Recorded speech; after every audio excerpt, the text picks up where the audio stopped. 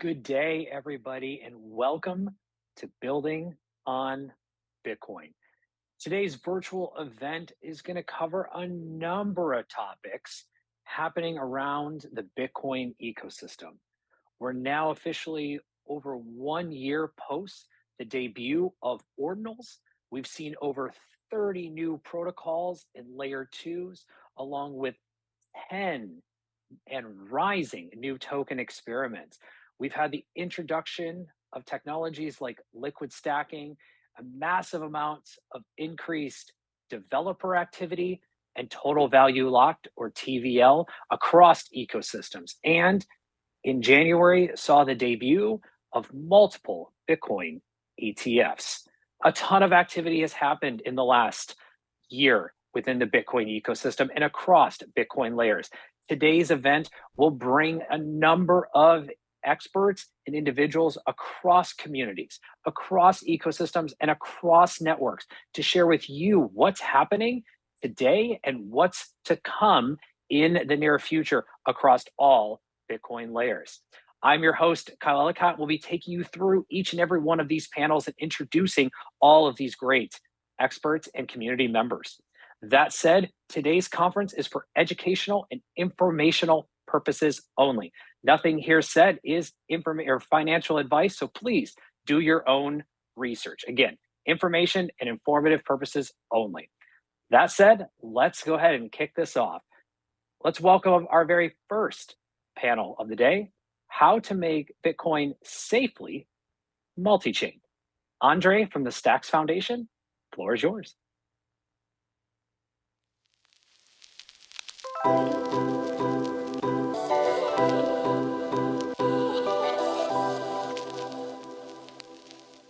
Hello, everyone. Good morning, good afternoon, wherever you're calling in from. Welcome to the Building on Bitcoin virtual event. My name is Andre Serrano. I'll be your moderator for today's panel discussion. And we're going to be talking about how to bring Bitcoin multi-chain and how we can do it safely, securely, and why users should care in the first place. And with us here today, we have a great group of panelists that are focused on moving the space forward. Alexei, Engin, Justin, welcome to today's program. Would love it if you could start off with just a brief introduction. If you could introduce yourselves and your project, and we'll go from there. All right, I'll go first. Alexei, Alexei, why don't we start with you? Well, so I'm Alexei. Nice to meet you, and thanks for having me on. I'm one of the co-founders of Bob. Bob is a new Bitcoin Layer 2 stack where we aim to unlock new use cases for Bitcoin and do that in a way where we can inherit Bitcoin security, but also be connected to other ecosystems. I'm a computer scientist by trade and have been working on Bitcoin bridges for the last, it's 9 years for me now. So really got into Bitcoin pretty early and have always been trying to unlock new use cases without forking it. And yeah, super happy to chat about this today. Awesome, thanks Alexei. And then Engin and then Justin. Hey Andre, my name is Engin Erdogan, and I lead product at Thesis. Thesis is a venture studio that is building on and with Bitcoin. Our flagship product is TBTC. TBTC is a decentralized trust minimized Bitcoin bridge and an asset that is ERC20 compatible and for utilizing Bitcoin across on pretty much any chain. TBTC is currently live on all Ethereum L2s, Arbitrum Optimism base, as well as Solana, with a TVL of over 100 million. Yeah, excited to be here. Thank you for inviting me. Thank you, Engin. And yeah, Justin. I guess my turn last but not least. My name is Justin, founder of Zeus Networks. And our goal is to bring Bitcoin natively to Solana without any censorships, without any centralized centralization, where I think so far, I think a lot of people realize that why we're trying to bring to Bitcoin to Solana is that you can stack your Bitcoin without everyone having his censorships, like controlled by Zeus node. At the same time, it's like you're earning yield from Solana yield. So I think it's pretty exciting for yeah. Awesome. Thanks, Justin. Yeah, as I mentioned, each of you and your projects have really been involved with bridging Bitcoin into other ecosystems for several years and have really been focused on pushing the space forward in terms of new developments and leading research and development and new products for Bitcoin. So it's great to have you all here today. Excited to get right into it. I'd like to start off the conversation at a high level. So I guess first for you, Alexei, what is the value proposition for bridging Bitcoin to other ecosystems? Why should users care about this? I mean, I think there's 300 million reasons, and that's the number of Bitcoin users, right? I mean, we have 300 million plus Bitcoin users, and it's growing every single day. Bitcoin is the #1 digital asset in terms of adoption, not only in the crypto ecosystem, but also globally outside of our somewhat crypto bubble, right? And Bitcoin is also more than just an asset, right? It has political power. It has this vision that kind of started the entire ecosystem. And to this date, 90% of people that get into crypto, they first get into Bitcoin, and then they start exploring with other things. And now, if you take all of this and you say, well, look, we have the deepest liquidity, we have the most users. And ultimately, if you look at the crypto ecosystem, Ethereum, Solana, Avalanche, Polkadot, Cosmos, the majority of people there actually love Bitcoin. They have Bitcoin. They bought Bitcoin very early and they would love to use it, but usually it's very difficult for them to use Bitcoin across these different ecosystems.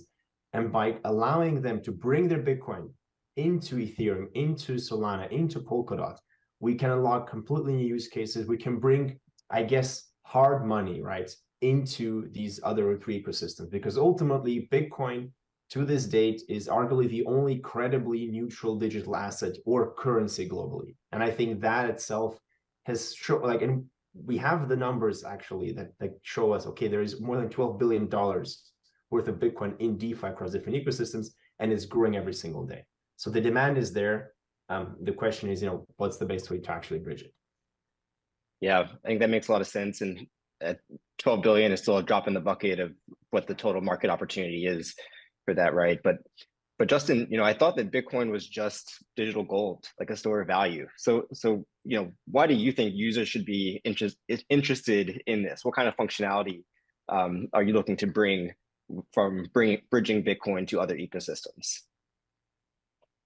I mean, let's not forget about when Bitcoin started, right? And Bitcoin started like way early, like 2007, 2006. And then when it started, like nobody thought about like actually like the functionality of Bitcoin, like is actually Bitcoin stakeable or not, right? I think we start hearing BVN for the last 7 months. That's what I heard from Amsterdam, right? So, I mean, a lot of Bitcoin holders are Bitcoin miners or Bitcoin maxis, and why would those people want to hold Bitcoin to I'll change somewhere else? I mean, it's questionable, right? Like, like 6 months ago, I went to Amsterdam. Like, I told one of the guys, I don't want to reveal his name. He's big time Bitcoin miners. Is that why would I want to give up my percentage of cold wallet holding Bitcoin to external chains? That actually hit me pretty hard in the point where why? Right? Why would you want to expose your cold wallet Bitcoin to EVN? Why would you want to expose your Bitcoin to Sui or Solana? Right? I think I talked to him. I was like, we have a solution right now, in the space. WBTC. You guys know how much percentage of WBTC holding in terms of market shares on a circulation supply? It's about 0.4% of supply. So that telling you we have about 99.6% of Bitcoin on a circulation doing nothing. Why is that? Do you guys know why WBTC not favorable? KYB, KYC, slow censorships? Why can't we have a permissionless wrapper that allows Bitcoin? Like for example, I hold a lot of, like I don't say I hold a lot of Bitcoin. I hold Bitcoins. Why can't I have a solution that enable me to to communicate over to any other chains Yeah, without no, censorship? makes a lot of sense to me. Want to make Bitcoin productive without censorship, do it in a decentralized way. That value proposition makes a ton of sense. Engin, I want to bring it over to you next. So, TBDC was one of the earliest projects that was live in production, bridging to Ethereum, and I know you're also in various ETH L2s and Solana. And so I'm curious to get your perspective on what are the use cases that you're seeing that are really in demand right now, and what have you learned from that experience so far? First of all, TBC and WBTC are the pioneers. Let's not forget that. I've been in the space since late 2014. Like TBDC and WBTC, they are the entity that we should respect for, right? But in the same time, that why can't we have the permissionless way that respect all these collateral BTC coming forward to any other wrap BTC chains? So why Zeus network is important for entire BTC networks is that let's say like SBTC or ABTC, CBTC, doesn't matter. Coming to Solana, we on the Solana side, when you come into like Solana, we have a collateral ratio, and let's say like Zeus network is about $10 million of collateral of a SOL. Then we should have a $6 million worth of equivalent of BTC coming to Solana. So, for example, I'll give you a perfect example. So, $10 million Solana, and we should have like $6 million of native BTC communicated over. That's like 7:3 ratio. You guys see what I mean? So when Solana goes down, BTC goes up, we have like a gap that we can fit up for. That's when we have a I don't want to reveal this kind of alpha right now, but like we have like this like bear interest Solana LSD coming forward. But this is what I'm saying is that BTC on the Bitcoin side, they're not doing anything. And I talked to a lot of miners. I've talked to a lot of miner institutions that it's not like they don't want to do anything with their custodian BTC. Is that they don't have a solution for it. They want to earn exposure from Solana, but they don't want to go for censorships, but they want to go for permissionless. Like I said, there are options. TBDC is one option, but in the future, ZBDC one of the options as well. But when you take over ZBDC to Solana, when you take 10 BTC, we have 15 BTC equivalent of collateral as well. So when you asset you think is risky, if something goes off, your asset protected by 15 BTC equivalent of Solana on the Solana network. All right, Justin, just for the interest of time, I want to bring it over to Engin. Engin, would love to get your perspective on this question as well. What are you seeing in terms of use cases? Of course, yeah. So, the macro view first, right? Bitcoin is the gateway asset for many crypto users. A lot of crypto users start with owning Bitcoin, and then they kind of go to Ethereum and other tokens as well, if they were there. So from that perspective, I think we can consider Bitcoin to be kind of a sacred token in the crypto world, right? Sacred also in the sense that people have like very strong, sense of ownership, and they don't want to sell it. They want to hold it. The whole hodl thing comes with Bitcoin, right? So when we think about use cases, it's really, just like working with that baseline macro view and thinking that like what are the desirable use cases where you actually get to use your Bitcoin without selling it, without letting it go altogether. I think, like, if you were to sequence like what comes in the market as like the viable, the feasible, the desirable use cases, the first things first is that let's utilize without actually getting rid of it. So that, you know, like if you look at the use cases of current TBTC distribution, it is providing liquidity and staking type of use cases that are already active on various chains, right? And then if you look at the future, again, like more native type of staking use cases and potentially lending and borrowing as well. These are like the primary use cases that come with TBTC. I'll add to this that one of the things that we are learning, and we can touch this a little bit later as well, but TBTC is, you know, we actually have a minting app where you can actually, as any user can go and deposit their Bitcoin and mint TBTC in return and use it in the chains where we are active right now. And one thing that we are learning is that it's actually important to be able to empower the platforms and different chains where they want to use TBTC in the way they envision is right for the evolution of their respective environments, chains, platforms, pools, and whatnot, right? So that's like why we have been investing more and more into our SDK, where people can actually embed the capability of minting without us controlling really the end-to-end user experience. They can actually insert that in as much flexibility or as much plug and play type of compatibility as they want, since we are in the process of also digitizing our own minting that into our SDK. Then people will be able to use it for whatever they see fit, really. TBTC, it's just like there to empower, you know, like whatever use case is appropriate for that target chain and target environment. Yeah, no, that's super interesting. It sounds like the first thing that I hear is that you're seeing a lot of demand just to make it productive and to earn a yield on your Bitcoin, right? So Bitcoin's $1 trillion asset class.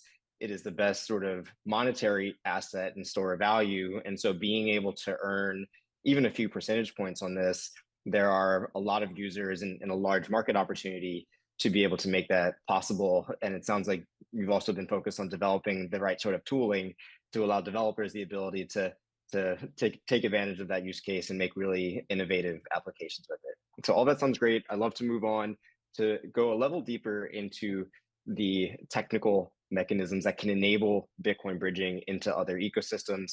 Alexei, I'd love to come back to you. Can you just give us an overview of like what are the technical approaches that we can take to bridge Bitcoin multi-chain, and yeah, just give us a sense for the landscape right now and maybe how you're thinking about it at Bob. Absolutely. I think like if we think about using Bitcoin cross-chain, there's generally two ways of doing that. There is swaps, where you essentially, I send you Bitcoin, you send me ETH, for example, on Ethereum, and we just coordinate that these things happen atomically. And there's a ton of mechanisms to do swaps using hash symbol contracts, using cross-chain proofs, but they haven't seen as much adoption. I think Thorchain, which uses some form of like middle ground with wrapping as well, is probably the most active example of swaps. Most of the other use cases you see happening on the wrapping side. So you lock Bitcoin on the Bitcoin side, and then you create a representation that represents that locked Bitcoin. And here, ultimately, it's important to realize that Bitcoin only exists on the Bitcoin side. So this means whenever we bridge Bitcoin to another chain, we create a representation. It's not really it's not Bitcoin itself. It's a token that represents some Bitcoin locked in some way on the Bitcoin chain.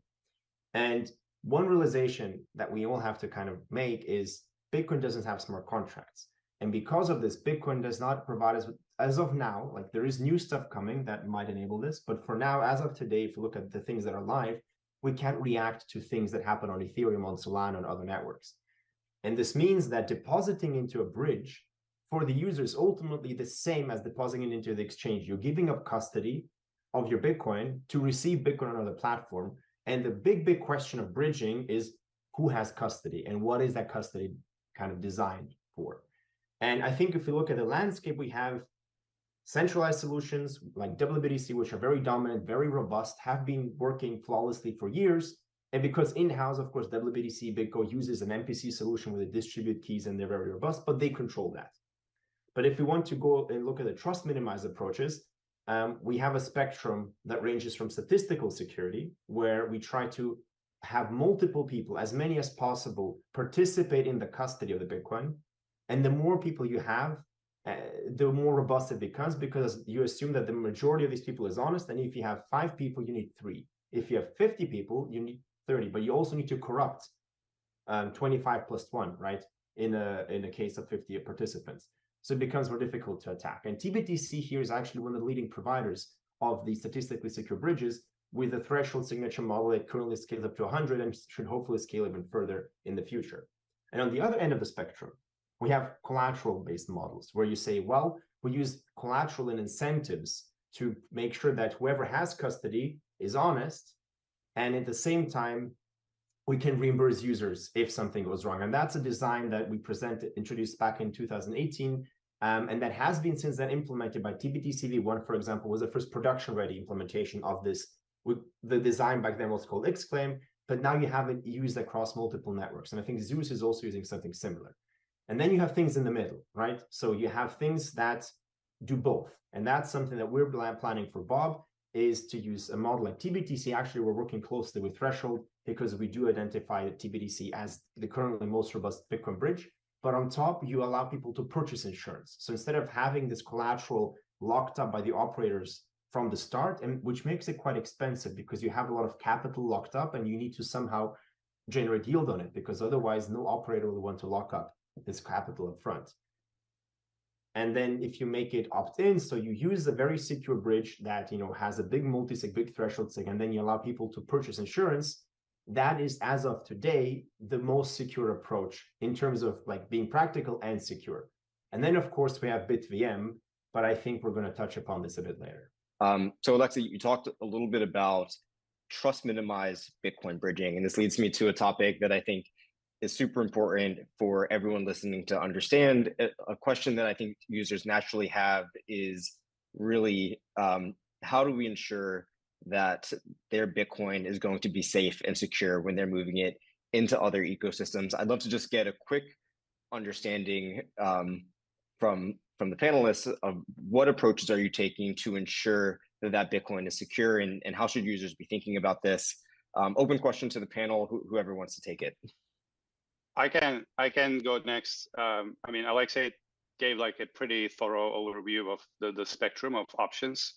And thanks for the nod there, Alexei. So, I mean, we can look at it in 2 ways when we talk about security. One of them is just pure math, you know, like technologically, how you're securing that bridge, that asset. And for TBTC, what we do is we utilize state-of-the-art threshold cryptography, MPC. So the deposit assets are custodied in a constellation of wallets that are dynamically created and managed, and whose private keys are encrypted and distributed per that underlying threshold cryptography. I mean, it's just like in a nutshell, that's how it works. Now, like how you manage and govern that system is the second aspect of that parameter, the question, right? So in terms of governance, TBTC is secured and governed by Threshold Network. Threshold Network facilitates the federation of nodes that run TBTC as a network, right? And that network has been live for a long time, and there are like a lot of participants in it. Big names, individuals, you know, whatnot. And we are working toward making that system, that network, together with Threshold Network, completely permissionless. Right now, we have, I believe, close to 150 nodes up and running. And then a subset of these are whitelisted to create and manage actively the new wallets, which I believe are, again, progressively increasing in that spirit of progressive decentralization. I believe we have about 26 of them right now. I would tell you that, I mean, both these challenges, just to zoom out, both in terms of the infrastructure security per, you know, math and technology, that's like one challenge. And there's always room for improvement in that per, you know, new algorithms or, you know, it's basically just like an improvement vector on its own. The tricky part that I find really is like the more unpredictable part of the challenge, where I'm proud to say that we made a long way, as Andre mentioned, is that bringing together an organization, a governance mechanism that's autonomous, right? Who can actually run this client software that's running on the nodes, and have people participate and make sure that everybody is heard and everybody is included in the processes. So this by itself is a state challenge, right? It's less of a technological challenge. I think that like any project that's getting into this this business of bridging, I think tend to start with kind of like the technological solutions, because most of us are coming from a software background. But the stateliness of how you actually accomplish this is like a real challenge, and yeah, I'm happy to dive into that more if that's needed. Yeah, no, that's really interesting, Engin, and I think speaks to how you can have a DAO, a decentralized autonomous organization that is working together to create these new software changes. Certainly seems like Threshold DAO is one of the more interesting examples that is doing this. Now, I want to move us to concluding thoughts. I know we're almost at time here for our panel. Maybe we can just go sort of rapid fire down the line around just sort of any takeaways that you all want to share to conclude today's panel. What sort of promising developments are you all looking towards around Bitcoin bridging? What's exciting you? And anything else that you want to leave the audience with? Maybe we'll start with Alexei, Engin, and then Justin can get the final thought. Cool. So, I mean, I think the one thing that I'm most excited about, and I mean, we've been hearing about this a lot, is BitVM. And to simplify this and just explain what it gives us, right? Today we have models and that are based on majority assumptions. So we have 51 out of 100 signers, so N of M, right? As long as the majority of people are honest, the custody of Bitcoin, the bridge is secure. Now what BitVM does, it takes this to 1 of N. So as long as one operator in 100 is honest, and this operator could be you, if you become part of the set, you know that the bridge will be secure. And the way BitVM does this is using challenges and fraud proofs. So we allow the one honest operator that we need to assume in the set to challenge the others and prevent them from stealing. And that in itself is a massive improvement in terms of capital efficiency and security. And hence, that's the one thing that I'm really excited about for the next couple of months. We'll see BitVM come to production towards the end of this year, and then we'll definitely see a new toolkit for bridges to use to become even more secure. Yeah, I totally agree. It definitely seems like BitVM is a really interesting solution to offer more trust minimized bridging. We're certainly taking a close look at it at Stacks to understand, can Stack signers integrate BitVM to offer more trust minimized bridging? So definitely something that I think is worth for everyone to be following closely. Engin, how about you? I would double down on BitVM. I almost think about BitVM as like a hybrid technology in cars. Okay, it may be a differentiating factor in like a very short period of time, but then has the potential to become commodity very quickly. Okay, so it's something to really look forward to. I'll bring like an exciting market view that I'm noticing here. I mean, historically, just as I mentioned, the sacredness of Bitcoin, I think there is like a forced binary narrative upon Bitcoin, which is about, like you hold Bitcoin or else, like that's kind of like the stoic, the Bitcoin max narrative. That what we are noticing is that maybe there is a little bit of a global warming of that type of narrative, where we start seeing more of the spectrum, different shades of it, where maybe it's not just like that binary of like you do this or not, right? But more that like, what are those in between shades where I can actually utilize my Bitcoin without, feeling like I'm a sellout to the core of the mission, so to speak. Okay. So in that sense, I think we are likely to see more and more utilities. Like one of the things that we are working on at Thesis is to bring a native liquid staking type of solution titled Acre to market this year. So again, like it goes to that, like for a lot of people who are holding Bitcoin and idly that we can actually give them a way to start utilizing without getting rid of the underlying asset. That's one thing. The other thing that we look forward to is really this. So one of the things that we learned running the bridge for a few years now is that the concept of bridging as an additional layer to the user experience actually adds a lot of cognitive overload to users, right? So like imagine that you want to say deposit your assets in Solana to some pool. Let's work with that type of use case. You actually have to first mint TBTC and then mint that bridge that minted TBTC to Solana and then do something there. It's like we're looking at like a 3-step journey. So more and more we are realizing that it makes sense to mint TBTC natively wherever you will be using it. That's why we are doubling down more on eliminating that additional bridging step and more highlighting the SDK as like the point of distribution so that people can incorporate it wherever they would like and use it wherever they would like. So that's the other thing that we are really seeing.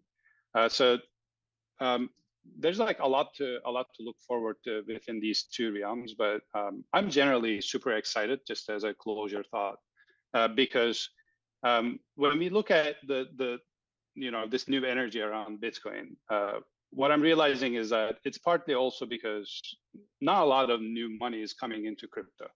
Okay, I'm not talking about ETFs. ETFs are the use of asset as like a diversifying parameter. I'm talking about the utilization of assets. Like not a lot of assets are coming in, and Bitcoin is that, right? Bitcoin is already crypto native; it's already in there, and this warming of the maxiness of the Bitcoin world is actually enabling possible new use cases and possible new capital flows into new areas, which is like very, very exciting. I mean, we are talking about like $1 trillion market here. So, yeah. That's super well said, and very interesting. And Justin, I want to turn it over to you. What do you think? Final thoughts? I think you're on mute, Justin. All right. So for our perspective, it's very clear that every Bitcoin coming to Solana has to be collateral. So there's pretty perspective where there are like $10 million worth of SOL collateral on the Zeus node. There should be $6.5 million of native Bitcoin moving to Solana. So I would say it's a bit different approach where we want to power Solana network. We want to make sure that LSD Sol in general can stake as a Zeus node to become a communication layer from Solana centric to Bitcoin. And a lot of you might have heard that stacks, we're looking into the code. It's feasible. So we could imagine that where SBDC wrap SBDC ultimate layer 2 and SBDC come into Solana earn additional yield. So there are a lot of ways we can play around this. It's not just BDC itself, right? We could do ZSTX coming to Solana earn yield additional yield. So I'm very excited. I'm just excited in as a fact that we have grasped the layer 1 of Bitcoin and now layer 2, the best layer 2 right now in Bitcoin stacks, period. Yeah, well, that's a great note to end on. Thank you, Justin. As you've heard it here, there's been a ton of new developments in the Bitcoin ecosystem. Building on Bitcoin is back, and a lot of these new bridging technologies are going to play a key part of it. So really appreciate to all of our panelists here. Thank you for sharing your insights, and until next time. Thank you very much, Andre. Thanks, Kyle. Hi, everyone. Welcome to the... What a great start to today's conference.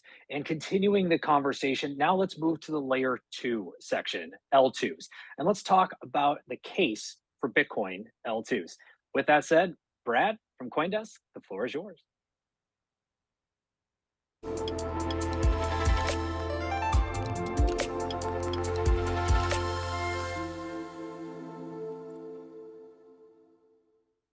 Thanks a lot, Kyle. Super excited to be here today. And we do have a pretty incredible panel, and it is a super hot topic, as they were talking about in the prior panel, the comment, there's a new energy around Bitcoin. I don't think anybody would disagree with that. But let's get right into it because we got some really some incredible panelists here. We've got Rena Shah from Trust Machines. We've got Willem Schroé from Botanix Labs, which is one of the developers of a new L2 on Bitcoin, and we've got Dovey, founder of Primitive Ventures, who actually has been investing in a couple of these layer twos on Bitcoin in various ways. In fact, just for introduction, I thought maybe we could just go and kind of 1 minute each of y'all, and just say just a tiny bit about what your job is, but then like what your angle is on Bitcoin layer twos. Rena, you want to go first? Cool. Hi, I'm Rena. I'm with Trust Machines. We build products directly on Bitcoin, both the L1 and the L2.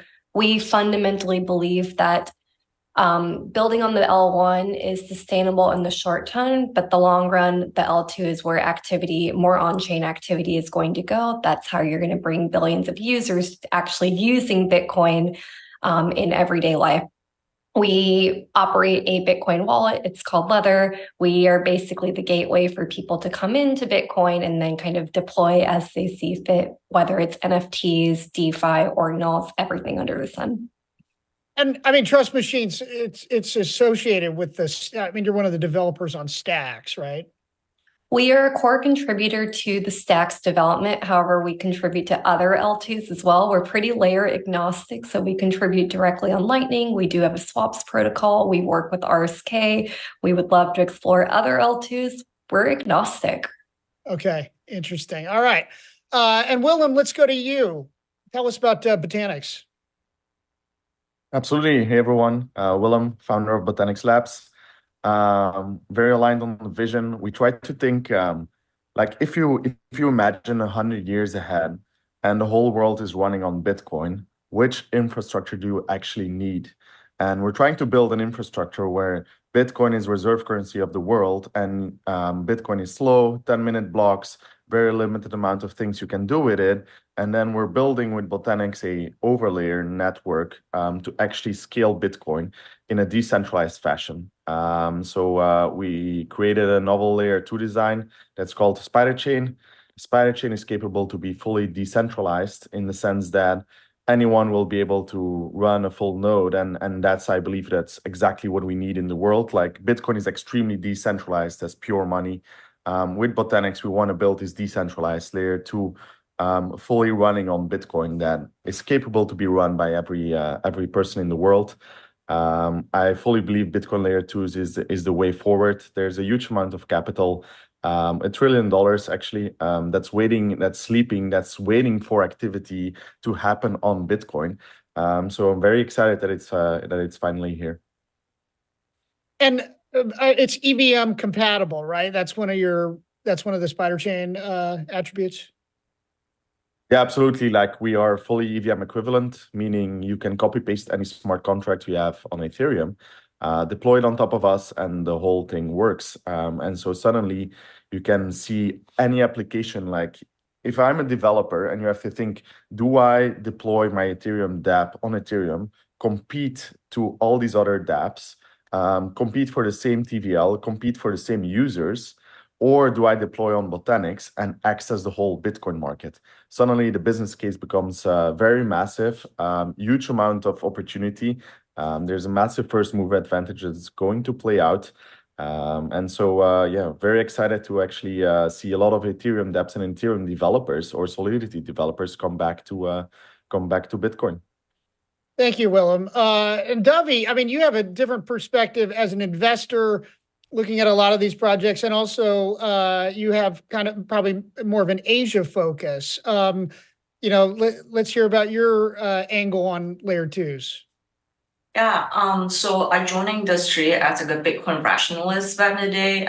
Like now it's my 10th year in the space, and so I remember in the 2014 cycle, and like we degen things like all the color coin, right? And like every cycle is kind of same to me. It's like always like center around new things to trade or like new way to trade. So like NFT, so like NFT is kind of like a color coin on steroid, and so it's just like more stuff like being just like set on the metadata. So when it comes to like Bitcoin layer 2, because we have been investing in a lot of just like layer 2 in general, or like rollups like Optimism, Starware, slash like StarNet, things like that. And like what we realize is like Bitcoin, like the whole Bitcoin ecosystem has a really good monetary gravity, right? So like it's becoming like the reserve currency, and then like even for like smaller central banks nowadays. And but the thing is that there's not much like monetary velocity like happening for the Bitcoin blockchain. And so just like follow what like Willem said before, right? And I think like the future is not just about hyper Bitcoinization as like a reserve currency, but like also our mental model is like what is like the percent of like GDP, so like that's actually denominated by Bitcoin, right? And so if we want to facilitate that future, and so layer 2 is like definitely the way to go. But the definition of layer 2 can be tricky, right? So so layer 2 from just like technical perspective, like can be like a full spectrum. So there's like a true layer 2, there's like off-chain DA, and like there's a plasma, there's a state channel.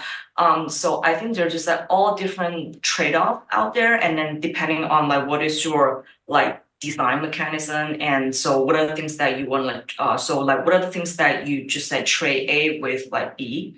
But like at the end of the day, so we simply try to separate layer 1 versus layer 2, as in like the layer 1 is just like a database, and that does not depend on any other system for its validity, and it's basically like the single truth of so it's the single source of the, so it's the single source of the, so single source of the truth, and also it's like the root of like, so it's also the root of the trust.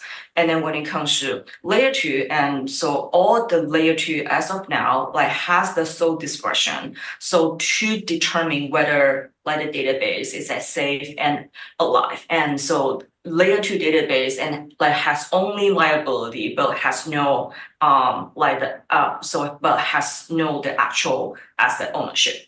But the thing is that like it will actually scale the Bitcoin on-chain monetary velocity like to another like 1,000-fold. And so yeah, so like we have been actively looking and investing. Thank you, Dovey.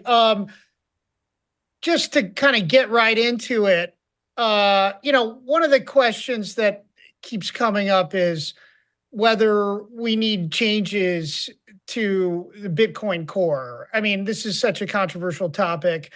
Willem, you know, one of your devs who works there at Botanix is behind this, you know, proposal to bring back the OpCat, you know, from the old days, and supposedly that would help, you know, with some of this stuff. But you know, I'm curious, is there any hope of getting any changes through the Bitcoin core?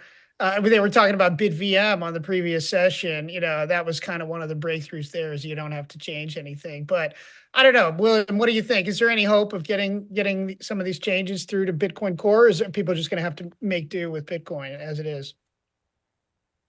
Yeah, very good question. I think it's a very hot topic and very controversial in the Bitcoin space. There's pros and cons. I think OpCat was in Bitcoin before. OpCat can make a lot of different things. It's actually really, really powerful. Even though it's a super easy code, I think it's like a very, very small code base. But for example, like a BitVM becomes way, way easier with an OpCat. The reason it's controversial is because governance, or basically the CTV or the OpCat, which would limit where you can spend your Bitcoin, is still not fully very accepted in the Bitcoin world, because yeah, you can imagine a world where governments basically limit where you can spend your Bitcoin, and that's basically the controversial aspect. However, we need also really to think like, how actually are we gonna scale Bitcoin? Like if Bitcoin actually becomes a currency of 7 billion people, of 8 billion people, then we cannot scale that. And so how are you actually going to do that? And so the whole Bitcoin community is very much looking like the best way to scale. I think there's no consensus yet, but there's a lot of very good proposals. And I think what Opcat has changed is like suddenly people are actually building with a lot of those soft forks, and we'll see how that plays out. But yeah, Opcat is very exciting. Yeah, I'm very proud that the CTO is at the forefront of that. And Rena, I mean, obviously, Stacks and, some other L2s, Lightning, obviously, are currently operating, with the current setup. What do you think about this question of whether it's possible to change Bitcoin Core to make some of this stuff easier?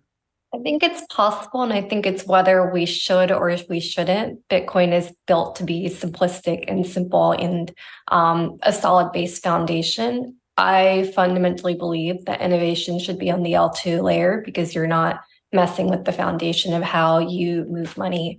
The way I think about it is Bitcoin has already achieved store of value. It has not achieved medium of exchange. And if you want Bitcoin to be a medium exchange, I want to experiment on the L2 so I don't mess with the store of value on the L1. And so when it comes to Opcat, I actually think there's a lot of world of possibility where if you go with Opcat with BitVM, you can make an L2 from trust minimize fully to trustless, which is the route that Stacks is trained to go.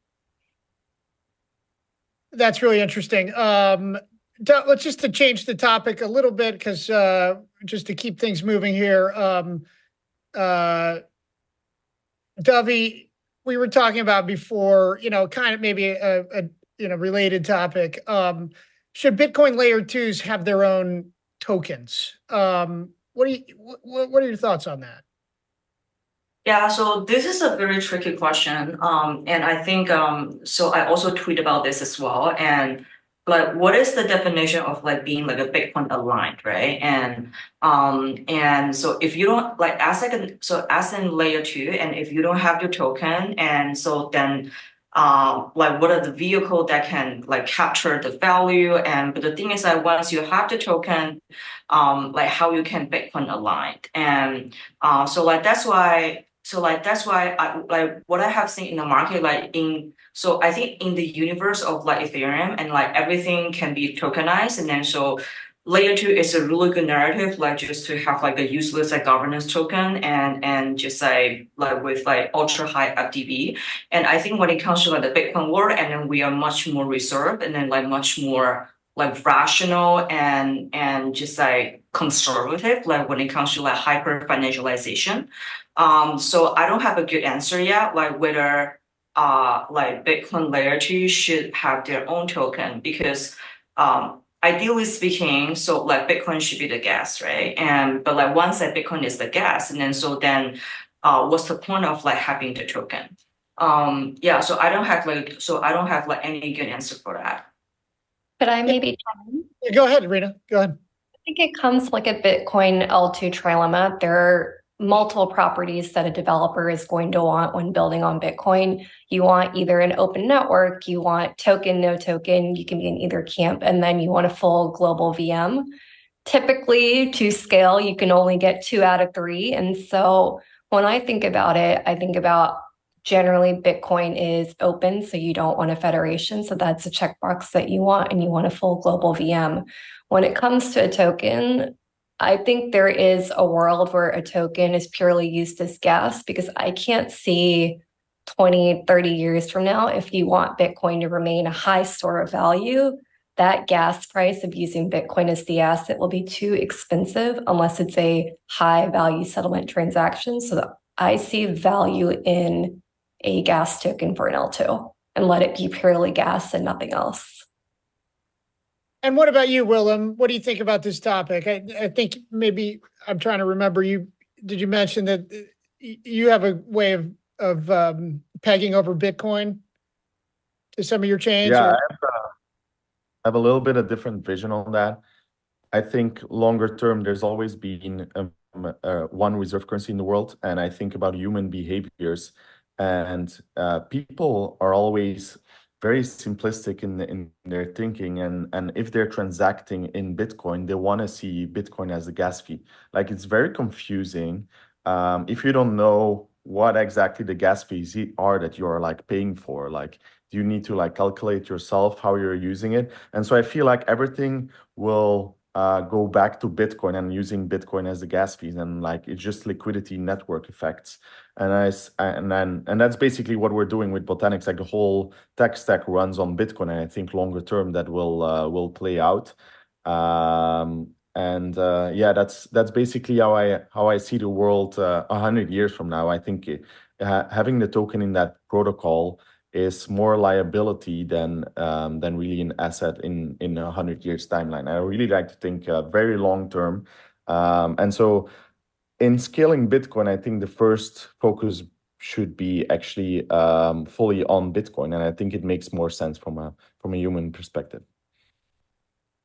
You know, just in my newsletter yesterday, the protocol shout out. I published a schematic that River Financial had tweeted out, and it was fascinating. In fact, somebody else randomly, independently sent it to me in my Telegram channel, but it basically showed who owns all the Bitcoin in existence. And, there's however many, there is left to be mined. And it's a lot, it's spoken for. And now there's all these new uses that are coming up. There's Ordinals, and there's Runes is coming out. There's all these layer 2s we're talking about. And, the ETFs are buying Bitcoin. I guess is how do layer 2s put an additional strain on that Bitcoin supply? And is that a problem? I don't know. Dovey, do you want to take this one? So the question is like how the layer 2 gonna impact Bitcoin supply. I guess, or is the Bitcoin supply sufficient? Yeah. So like I can totally chime in on this one. So first of all, and I think a lot of like Bitcoin, just like Bitcoin founders working in like Bitcoin ecosystem, and so they all realize that most of these Ordinal and like BRC20 trading activities are primarily just like Asian market centric. So like that's why there's a lot of like push behind like this like Asian miners, because like they are one of like the biggest like beneficial like players in like the whole like Ordinal craze and just like BRC20 craze, right? Like Bitcoin layer 2 as well, because like two of my Bitcoin layer 2 portfolios nowadays, so total, so they basically locked up almost like 2 billion in like TVL, and then like over half of those are like native Bitcoin, right? So I think like the more layer 2 we have, and then so like I said, layer 2 is like a gateway for the monetary velocity, and then also GDP generation of like on-chain Bitcoin activity. And like just like the more monetary velocity we have, and then so like the more productive like the underlying layer 1 Bitcoin gonna be. And then so like the incentive of all this LP, so why they want to lock their Bitcoin in all this like off-chain validating bridge of Bitcoin layer 2 is like, so they want to get yield, right?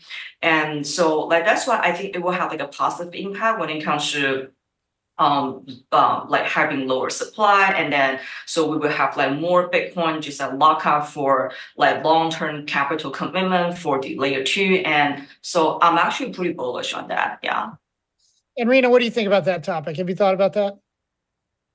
Yeah, I think Bitcoin L2s will have an impact to ETFs similar on how ETFs had an impact on Bitcoin demand. L2s will increase demand for Bitcoin. Bitcoin deposit in L2s will surpass probably the total BTC held in ETFs for coming years, because once you go into an ETF and explore about investing in the asset for the first time, naturally what's going to progress is I want to do more, and that's where the L2s will be prominent.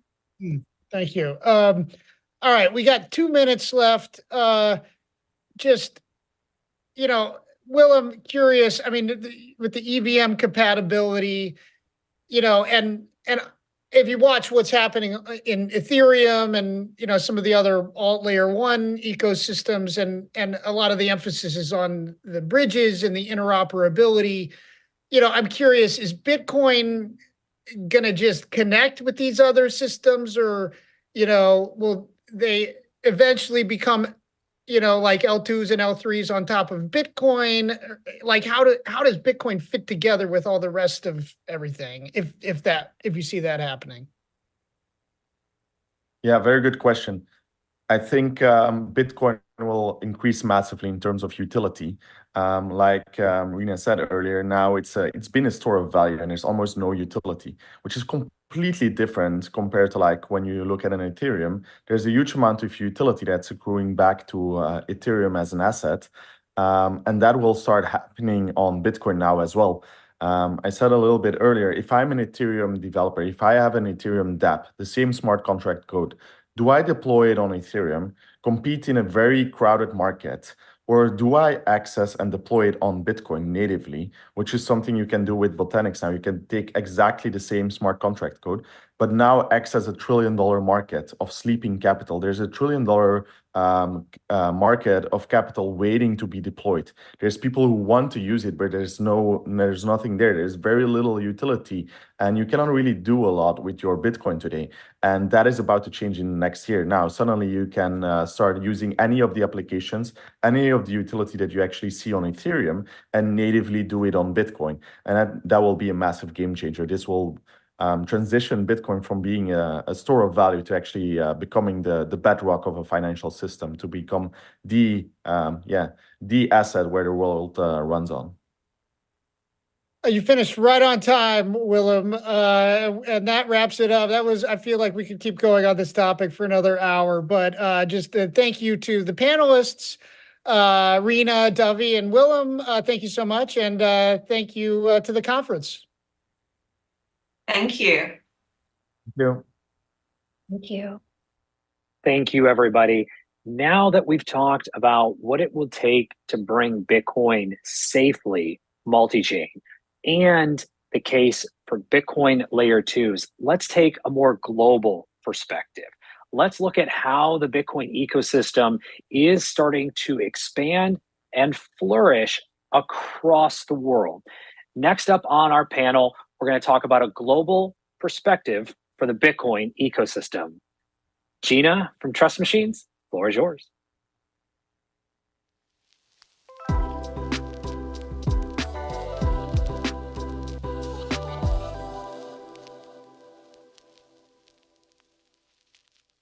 Hi, everyone. Thank you so much for joining us on this panel on a global perspective on the Bitcoin ecosystem.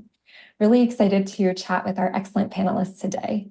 I'll be your moderator for today's chat. I'm Gina Abrams. I'm Chief of Staff at Trust Machines, a company that is really focused on building Bitcoin applications. And we're often thinking about the global perspective for Bitcoin and how to bring Bitcoin to the billions, and exploring use cases from Bitcoin DeFi to Bitcoin-backed digital assets, onboarding paths, and more. And so with that, I would love to start by hearing from our excellent panelists, particularly focused in terms of the lens that you're entering this chat in, and maybe the regions that you focus on. So Melody, I'd love to hear from you first. Hey, Gina. Hey, thanks for having me on the panel. I'm Melody. I'm one of the co-founders of Spartan. I'm very familiar with the Stacks ecosystem, and as well as being spending a lot of time in the Bitcoin ecosystem the past quite a long time, quite a few years. So from our perspective, I'm from China myself. I live in Singapore. We have our headquarters in Singapore and Hong Kong. And I spend a lot of time in the Asia region. China definitely, has the biggest number of miners and probably the biggest Bitcoin retail holders. Not only dormant Bitcoin, but actually most of the TVL we're seeing that went into what we're seeing, the Bitcoin L2 asset have been coming from this part of the world. So I would see Bitcoin Bitcoin is used as not only store of value, but also speculative asset very much, right, for this part of the world. Even though it's restricted in mainland China, but Hong Kong is actually very open and very actively promoting Bitcoin, and not only institutionally but also to retail. And I think similar in Korea and Japan. Korea, I think, is one of the biggest trading markets. I think Japan, we're seeing more uptick in volumes because the Japanese yen has been depreciating a lot. So Bitcoin is being seen as a more of a safe haven, even in Japan now. So very big markets in Asia, both in terms of trading, development, mining, like all these activities around Bitcoin. Thank you. And now over to you, Trevor. Hi, everybody. I'm Trevor Owens. I'm the managing partner of the Bitcoin Frontier Fund. We're a very early stage investor, and also Ninja Alerts and the Ordinals show. And I have spent about 7 years in Asia, and of course, spent time in the US. And we invest as well globally. So we've invested in US startups, Europe, Middle East, China, Korea, Southeast Asia. And you can't exist kind of as a trader or a collector in Ordinals without seeing the Chinese community. It's a big part of it. They drive a lot of the volume in the space.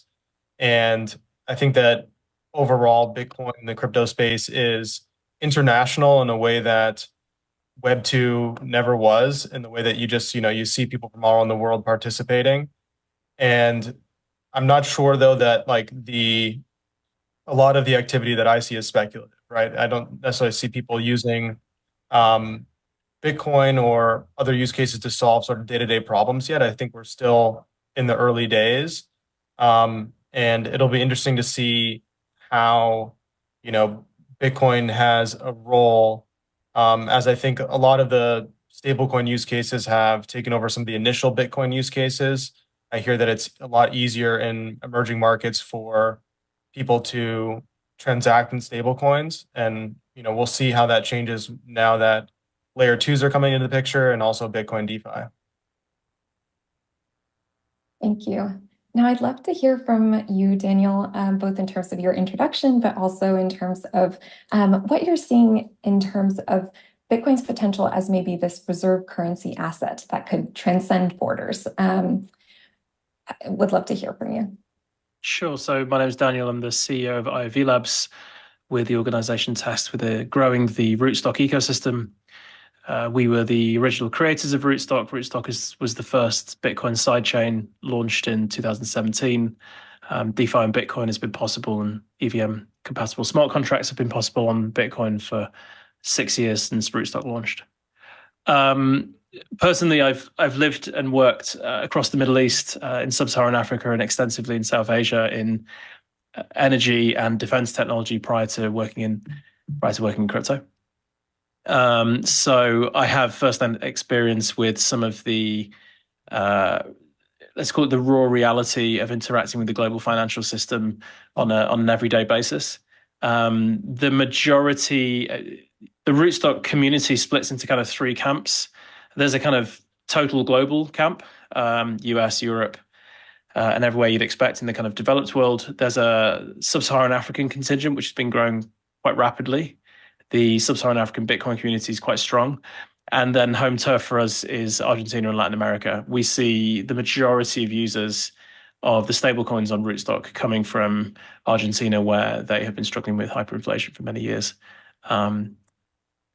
To come on to the second part of your question as to whether, I would sort of splice this next question around it being a global reserve currency into different fronts, or into different elements.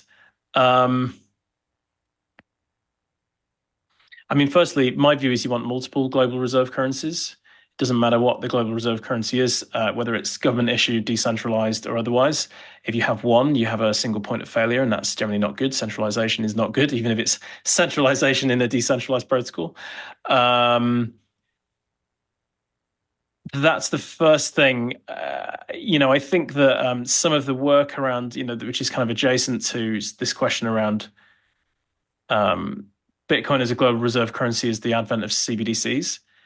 And I think that this is a controversial take in this sector, but I think generally speaking, this is a good thing. Of course, there are terrible examples and extremely of hostile states using CBDCs for financial surveillance, and that is obviously terrible. But the more benign examples are interesting ways that governments are trying to innovate with the issuance of digital currency. And I think that there are many reasons why that's a good thing, and that could be good for Bitcoin and crypto, but that's a longer answer than maybe you're looking for. Thank you so much, Daniel. Now, NFT supply, I'd love to hear from you, both in terms of your background and what you're seeing on the global perspective, but also particularly when it comes to any sort of surprising areas of adoption that we should be watching and looking out for. Yeah, absolutely. Thank you for having me.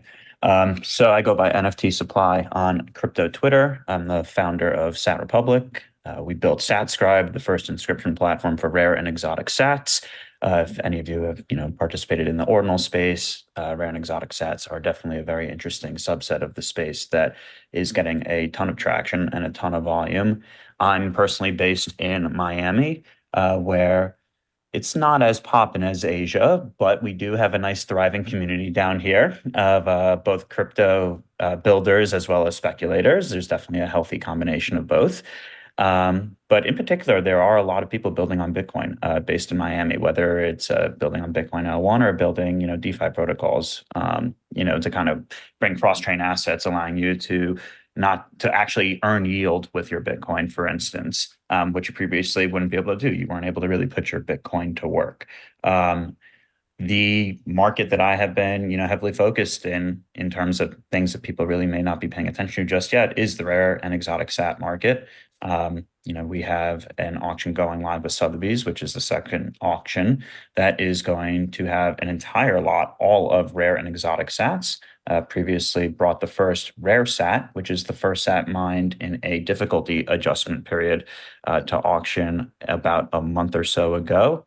And, the volume on those has been really impressive. Fascinating. Thank you, NFT Supply.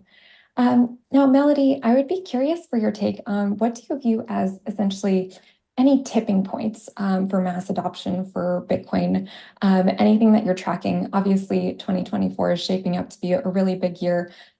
We've had Bitcoin ETFs approved in the States, and obviously the halving is coming up. So curious about not only the things that could really allow mass adoption, but also any challenges that are on the horizon.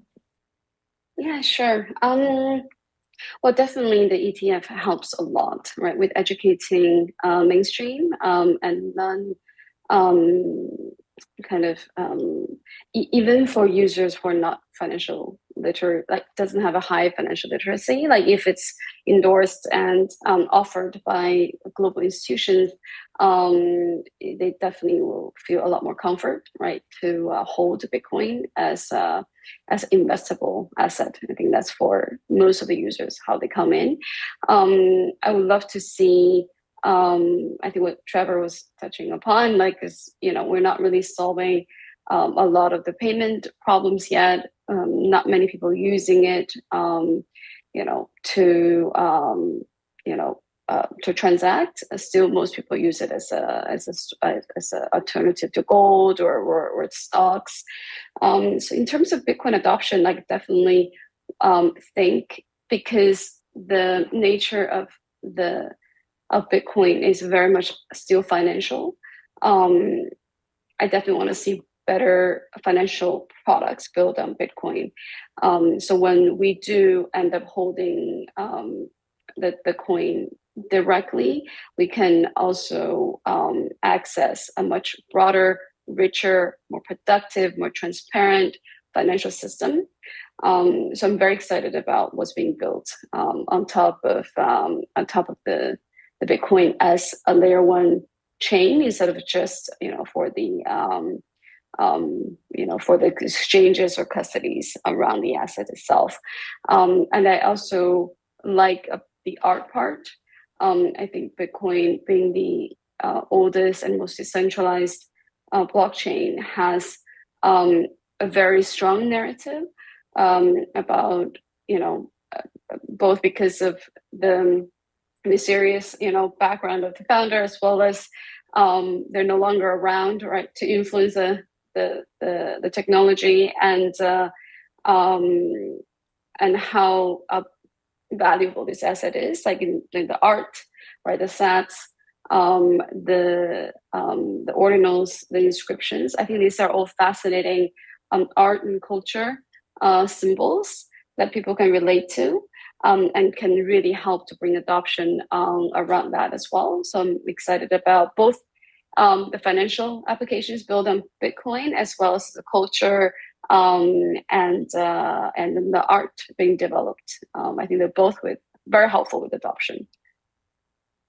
Thank you so much, Melody.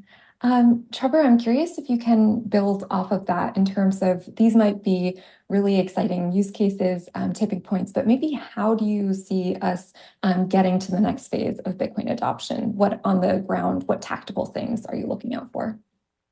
Yeah, I've been kind of looking for a theory to try to explain what that tipping point is going to be. And the real answer is, of course, we don't know. There's many things that could happen. There's the classic Bitcoin maxi theory about the fiat system collapsing and then everyone going to Bitcoin. I'm not really a big subscriber to that because I don't think it's very measurable or falsifiable.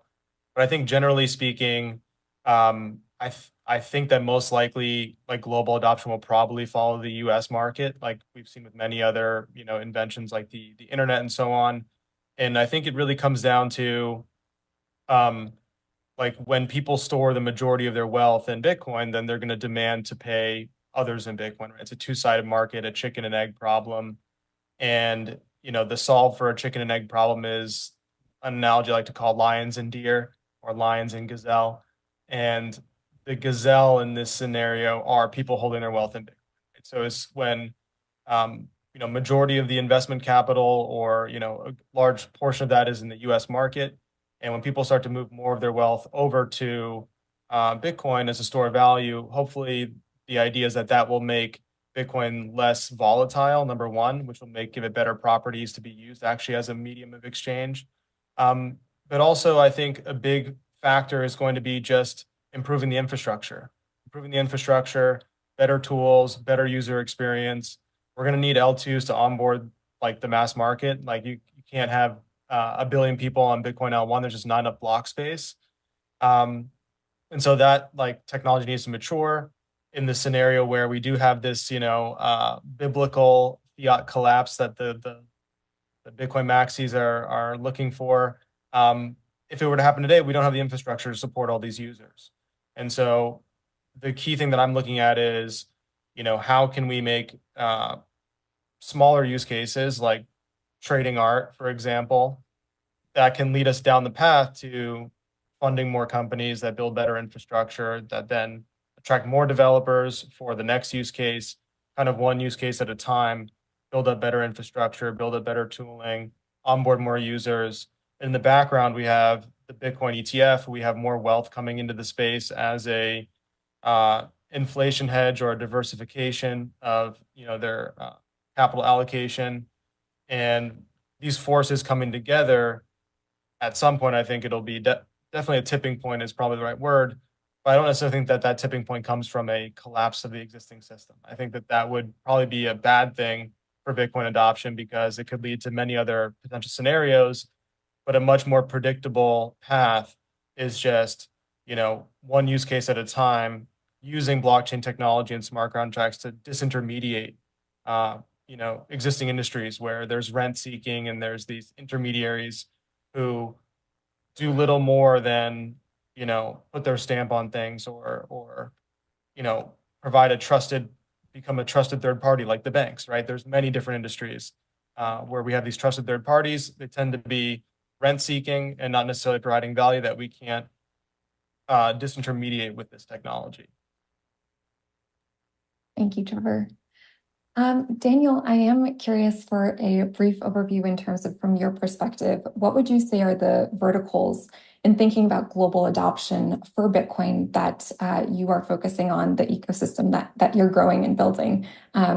What is next and what are the focus areas? Yeah, thanks. So we simplified the DeFi landscape into advanced DeFi and everyday DeFi, and you can see this as an analogous split between the financial markets, which is advanced DeFi, and retail consumer finance, which is everyday DeFi.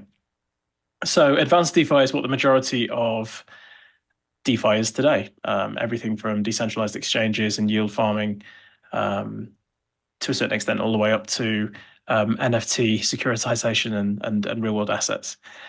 But in everyday DeFi, you've got a completely different bucket of use cases. You've got international remittances, cross-border payments, international salary payments, inflation protection, uncollateralized lending for small loan amounts, and this is dominated by stablecoins as well. We believe that while the advanced DeFi component of the sector is extremely important, because this is essentially a peer-to-peer global financial system, until you start bridging and building use cases that serve everyday DeFi problems, you're not really reaching for mass adoption. All you're really doing is building the economic foundation for mass adoption. So the things that get us most interested is when you see services, especially building on rootstock, that are building for everyday use cases. Bitcoin-backed US dollar stablecoins, uncollateralized lending like Tropicus in Colombia, and a couple of the projects that are going through the Bitcoin Basecamp that we sponsored at Outlier Ventures, which launched today. So yeah, I mean, anyone who's tried to make an international transaction knows that it can be done easily and quickly and cheaply today with services like TransferWise, but those services are not available to the large majority of global users. And I think that's where some of the everyday DeFi use cases on crypto that are coming through, and the ability those use cases have to serve untapped markets is something that we get super excited about. Thank you so much. We are about to wrap, but I would love to hear from everyone briefly where they can follow your project, NFT supply, starting with you, any takeaways and where folks can follow you. Yeah, for sure. So products that I'm mainly focusing on are mobile first infrastructure. I'm a big believer that the user experience needs to drastically be improved if we want any sort of mainstream adoption right now. I kind of look at product from, the mindset of, will my mom be able to use this? And will my grandma be able to use this? So I'm trying to build the tools that allow people like my mother to actually interact on Bitcoin, because that is how it is ultimately going to gain adoption. And of course, one of the things that we need to really focus on, especially in the US, is the vast majority of the regulatory uncertainty within Bitcoin and crypto in general. Great. Trevor, Daniel, Melody, do you want to quickly say some last words? Yeah, I'm just at TO on Twitter. Definitely give me a follow. Give all of the speakers here a follow. It's great to be here. Melody, Daniel, NFT Supply. Looking forward to more. Yeah, you can find us at rootstock.io and rootstock.io on Twitter. I'm Daniel Fogg, and our Discord is particularly lively. Come join the Rootstock Discord. You can find me on Spartan Group's official Twitter, and I'm on X as well. Yeah, looking forward to connecting with everyone. Yeah, and so I don't get kicked by my comms team. And we have a grants program that's live right now. Head over to rootstock.io/grants. There you go. Thanks. Great. Thank you so much. That's a wrap. Thanks to all of our great panelists, and thanks to everyone at the Building on Bitcoin conference. Thank you, Gina, and to the entire panel for providing us that global perspective around Bitcoin and the greater ecosystem as well. All that's happening in between. And as we move from global to marketplaces, there's been a significant amount of discussion today around things like ordinals, inscriptions, Bitcoin, NFTs. But how are traditional marketplaces looking to contribute? With that, our next panelists will talk about why Sotheby's is bullish on Ordinals. With that, Navasios, to you. The floor is yours. Thank you, Kyle.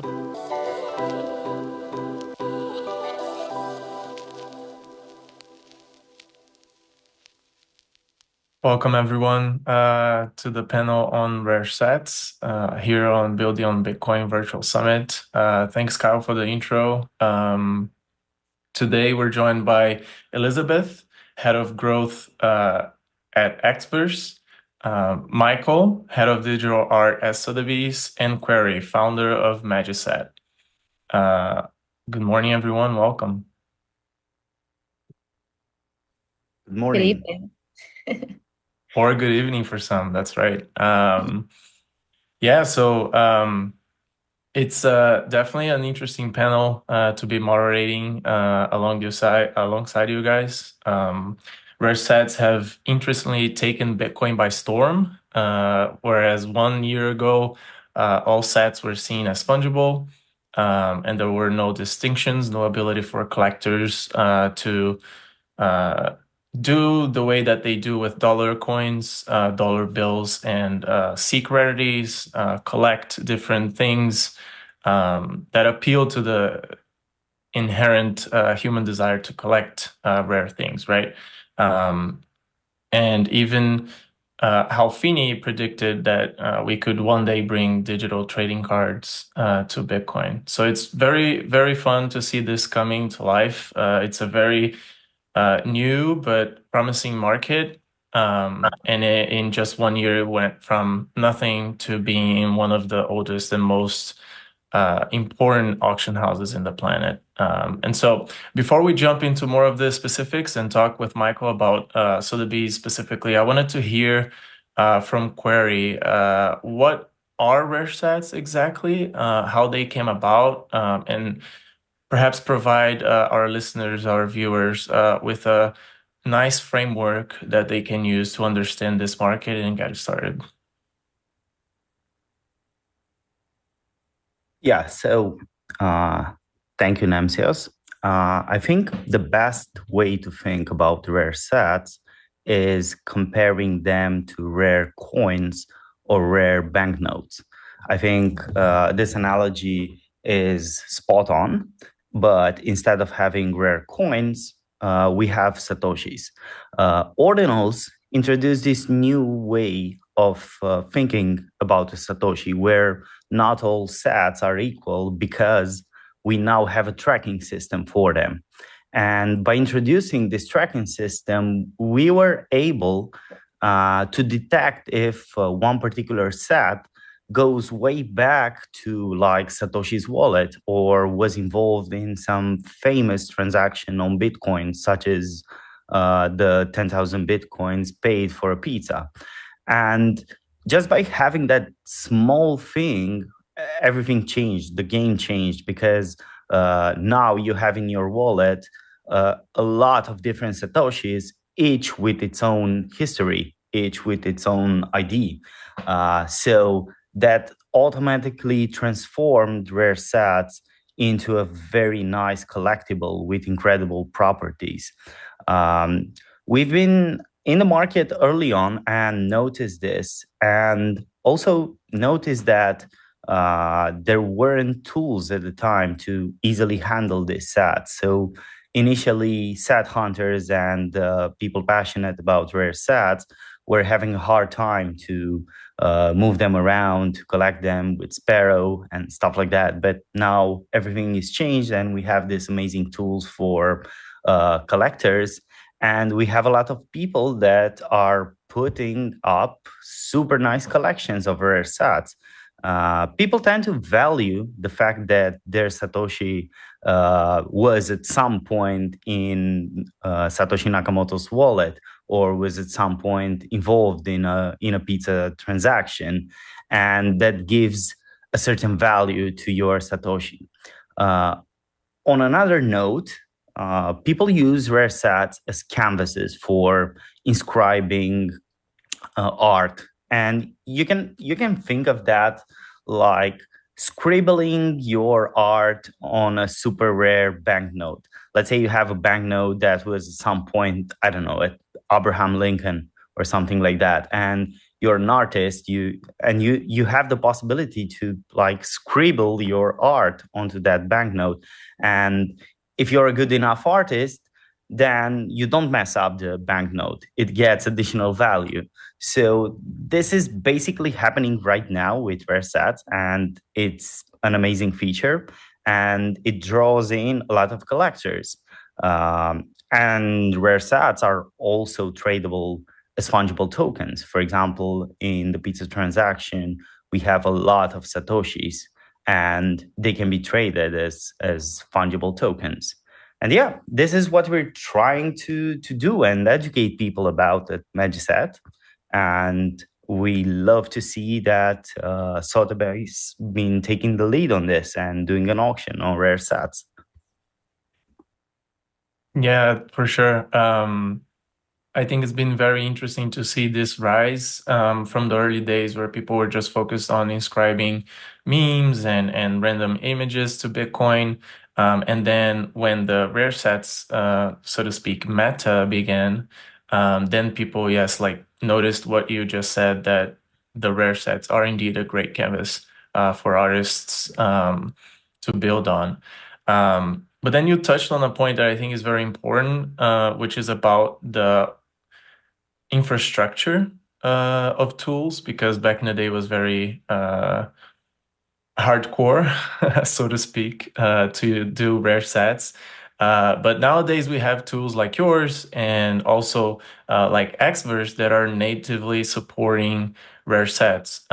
So Elizabeth, I'd love to hear from you your perspective working, backstage in an infrastructure provider, how challenging, how big of a leap it was to first become aware of this market and then to actively develop and deploy tools that are geared towards the artists and the collectors of rare sats.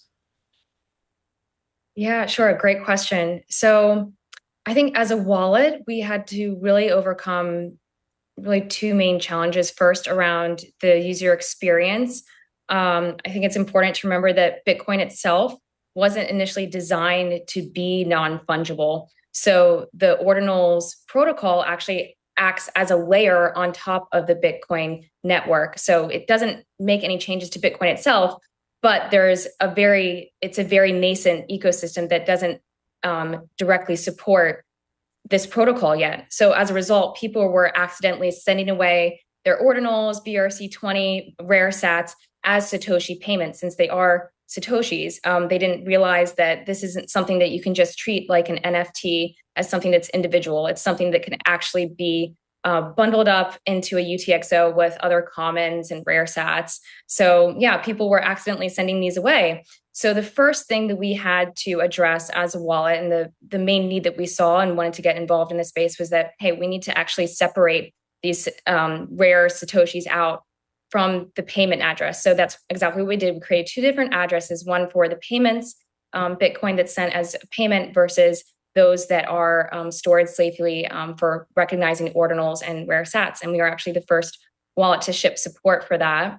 And now we also have become the first wallet to support rare sats, as well as producing basically a warning so that whenever somebody's trying to transact with their payment address and it still has rare sats in it, if they have yet to extract it using a service like Magicet or Rare Magic Eden, then they can actually go and see the rare sats and inscriptions in that transaction. So before they sign it, before they send it away, they can see, oh, look, I have a palindrome, or I have this inscription in my payment address, so I should go and extract that. So that's the first thing that we ship to support. And then I think another challenge that we have to face as a wallet is, okay, well, with rare sats, which ones do we support? Which ones do we show in the wallet?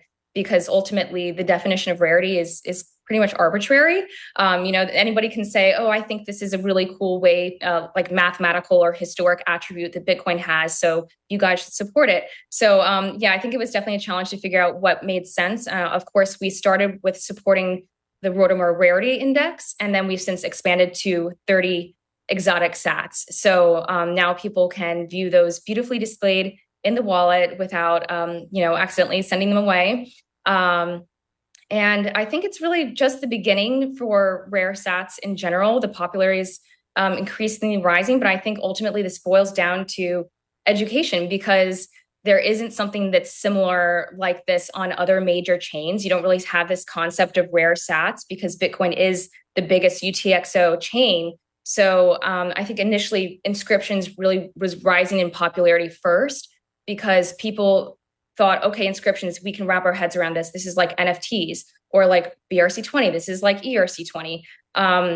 But now with rare sats, this takes, a new layer of depth and education that I think people are just starting to recognize and get excited about, which is fantastic because I think, people in the Bitcoin ecosystem, this is really a more, I would say, educated user base, people who are really into the tech. So it's really exciting for us as a wallet to see people get more immersed into the ecosystem through this lens. And I would also say that Xverse has contributed to the rise in popularity of rare sats, so that now people can see them and store them safely in their wallet. So yeah, it's been exciting last months for us. Yeah, I can only imagine how big of an uphill climb that was to add support to such a new thing. And that definitely laid the groundwork, right, for this market to go more into the mainstream and to arrive at something like Sotheby's, which has been around for centuries. And so definitely wouldn't have taken the spreadsheet hardcore wallet route. And so it's good to see this infrastructure arising. And so Michael, I wanted to kick it off to you to hear a bit more about when you personally and also Sotheby's as a company started to get more aware of rare sats, and what was the turning point that made you guys want to explore this as well?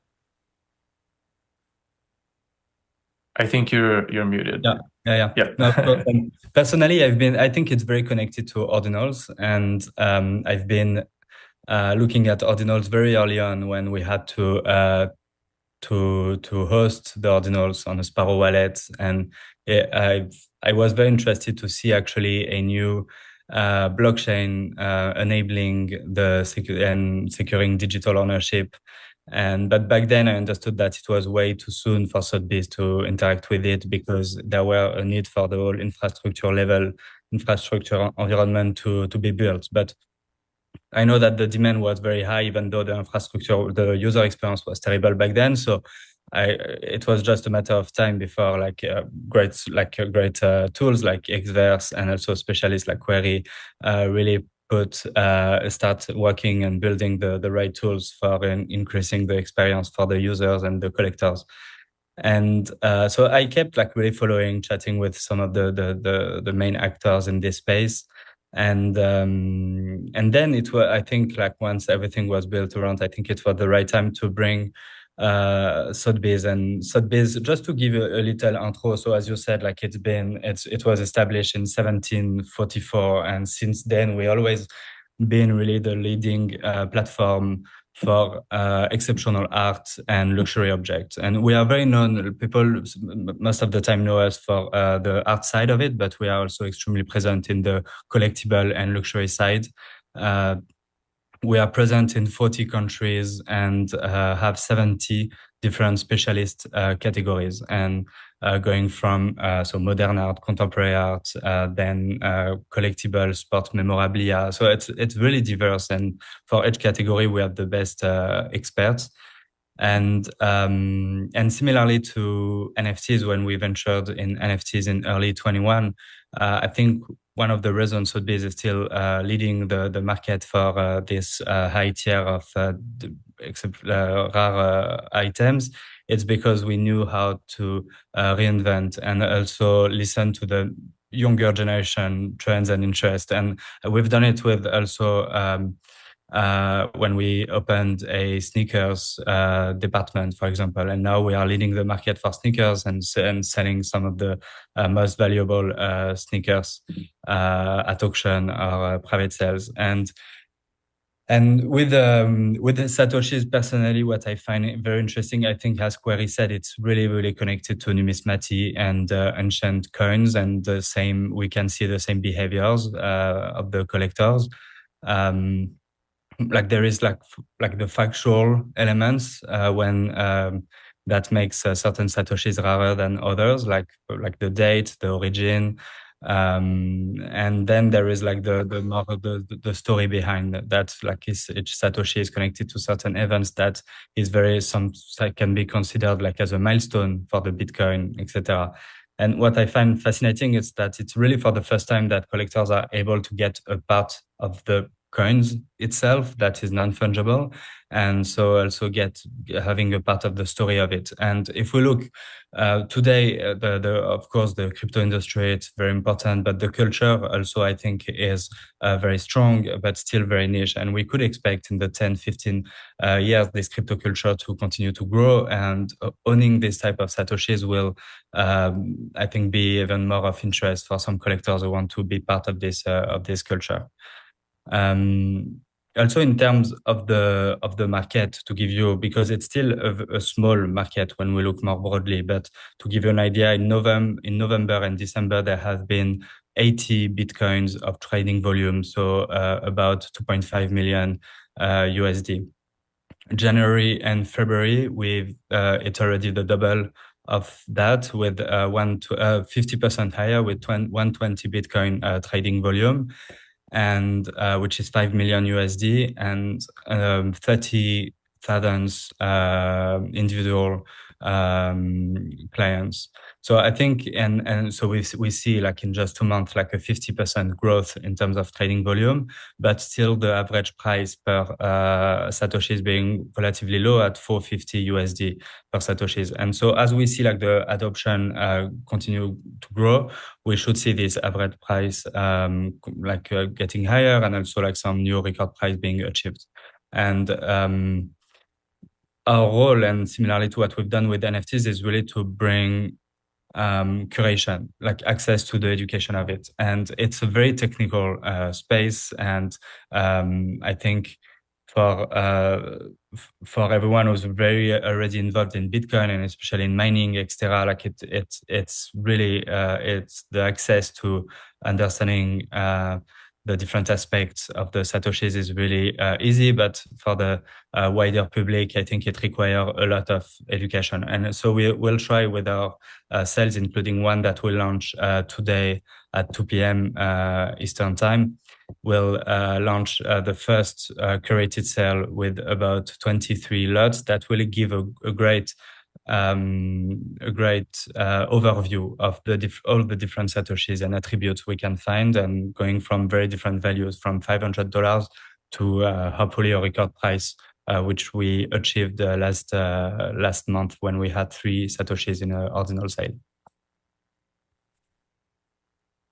Yeah, that's a very helpful overview of the from zero to hero at Sotheby's and Rare Sets. It's definitely a relationship between Sotheby's and the market that's very good to see, and I think also plays a big role in pushing it forward, right? I think when you mentioned education, that's also something big for us, both at Bitcoin Magazine side in the writing and reporting, and also on the Rare BTC side, our brokerage arm, to educate buyers and sellers as well.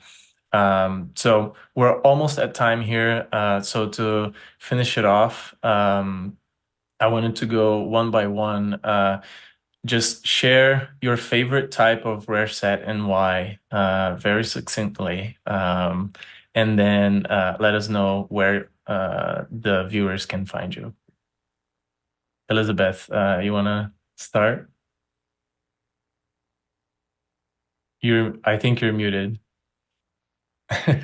Yeah, Yeah, sorry.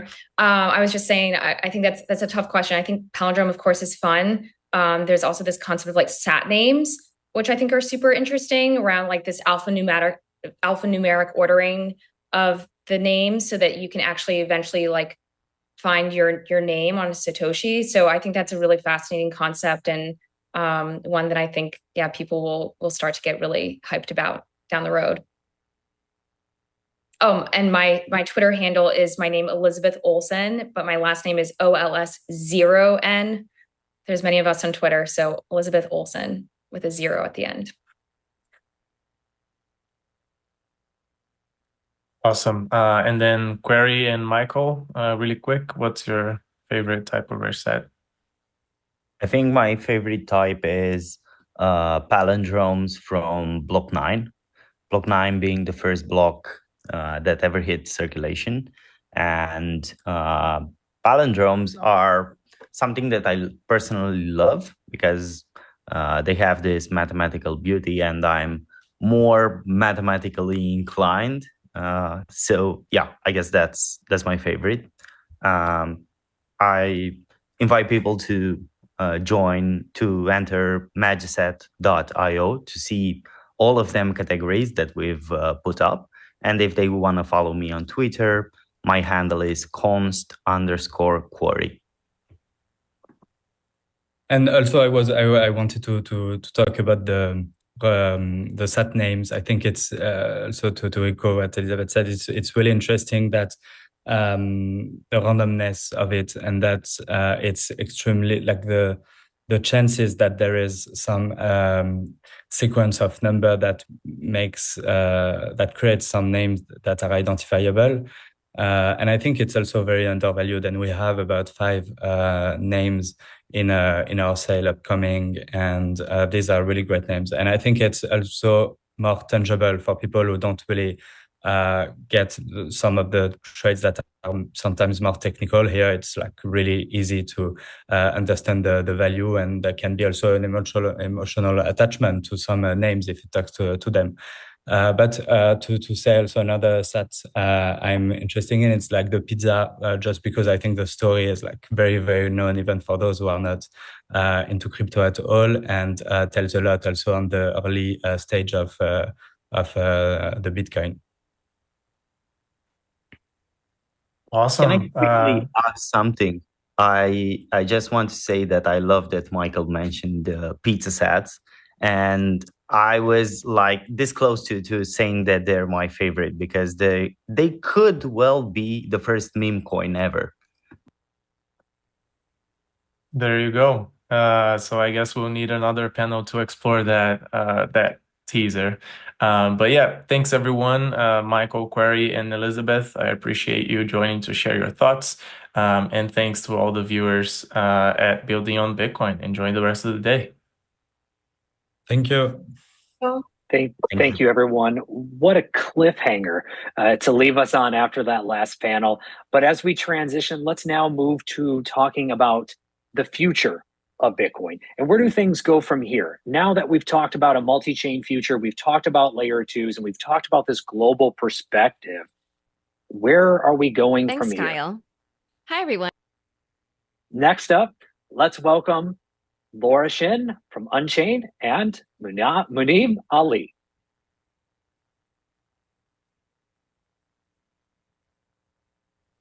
Thanks, Kyle. Hi, everyone. Welcome to The Future of Bitcoin. I'm here with Muneeb Ali, co-creator of Stacks. Welcome, Muneeb. Thanks for having me. I'm super excited to chat with you. So everybody, the title of this talk is The Future of Bitcoin. And I actually really love this just because the future of Bitcoin is at this huge inflection point right now. So Muneeb, assuming you agree, what do you think the future of Bitcoin previously looked like and how has it been changing? Yeah, so I agree with you. I think like in the last 5 years, this is probably the most exciting time for Bitcoin. And it's for a couple of reasons. I think one is that we saw more innovation and activity directly on the Bitcoin L1. So we saw Ordinals, which basically like Bitcoin NFTs, and Ordinals saw enough like interest and demand from both users and developers that the trading volume for Ordinals actually flipped Ethereum and Solana, and it remains there like pretty consistently. That's a pretty interesting stat. Like within 6 months, out of nowhere, Bitcoin NFTs came online, and now they're like one of the largest NFT trading volumes in the industry. So that was like really interesting to see. And that also sort of like proved the demand for Bitcoin block space, and Bitcoin fees started going up. That sort of like triggers a renewed interest in Bitcoin L2s, because I think everyone sort of like, theoretically gets the idea that Bitcoin L1 is not going to be the place where you use your Bitcoin because it's going to be very expensive, it's going to be slow, and so on. So theoretically, I think Bitcoin L2s, the idea has been around for a while, but until the gas fees on the L1 really started spiking recently, I think people weren't feeling the pain point. So as soon as like the pain point became very, very real, and it's like right there in your face, I think that renewed interest in Bitcoin L2s, which is a work that we've been doing at Stacks for a while, and we started seeing like tons of other projects like trying to build Bitcoin L2s, which I think is really, really good for Bitcoin as a whole, and we can get into some of the more details there. Yeah, I'd love to. But before we do, I do have one question, because I'm sure, as you've seen, Ordinals and also BRC20s have been pretty controversial with, people like core developer Luke Dasher saying that Ordinals are an attack on Bitcoin. And I know, you're a proponent of Ordinals and all this activity. So, if you were to kind of speak to that part of the Bitcoin community, like what message would you have for them? Yeah, so first of all, I think I'd like to point out that Luke is just one person, right? Luke is one person, and he's had like controversial opinions on things all the time. So I would separate him out from other core developers. A lot of the core developers who are actual, sort of like very active maintainers right now, they're pretty supportive of Ordinals. They see that, the chain is open and permissionless, and people can use it however they want. In fact, a bunch of core developers are actually doing work that helps things like Ordinals, because Ordinals was almost like stress testing the Bitcoin L1 netbook. And there were some edge cases that were showing in like the mempool or some other parts of the Bitcoin software that the core developers are actively working on. So if they thought that this is an attack on Bitcoin or something, like they wouldn't be doing the work that actually sort of like supports like this type of traffic. So I would just point that out. It's one person. And I think that any of the attempts to stop Ordinals have miserably failed in the market as well, right? Like miners continue to mine them because they're collecting fees. They're sort of like gaining more and more traction. So I would say that the free markets sort of like speak louder than anything else. Like people can have their opinions, they're individuals, but I think what we should look at is overall the Bitcoin network and the Bitcoin market is actually fully supporting Ordinals, and there's no resistance, right? Like it's a technology that's winning in the market.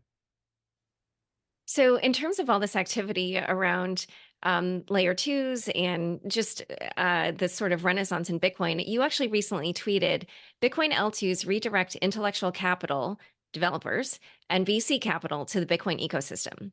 This will end up helping Bitcoin Core with a pipeline of new devs. This will also help mature APIs, indexers, dev libraries, and tools for Bitcoin. Can you elaborate on that? Talk a little bit about, what you're seeing in terms of this activity?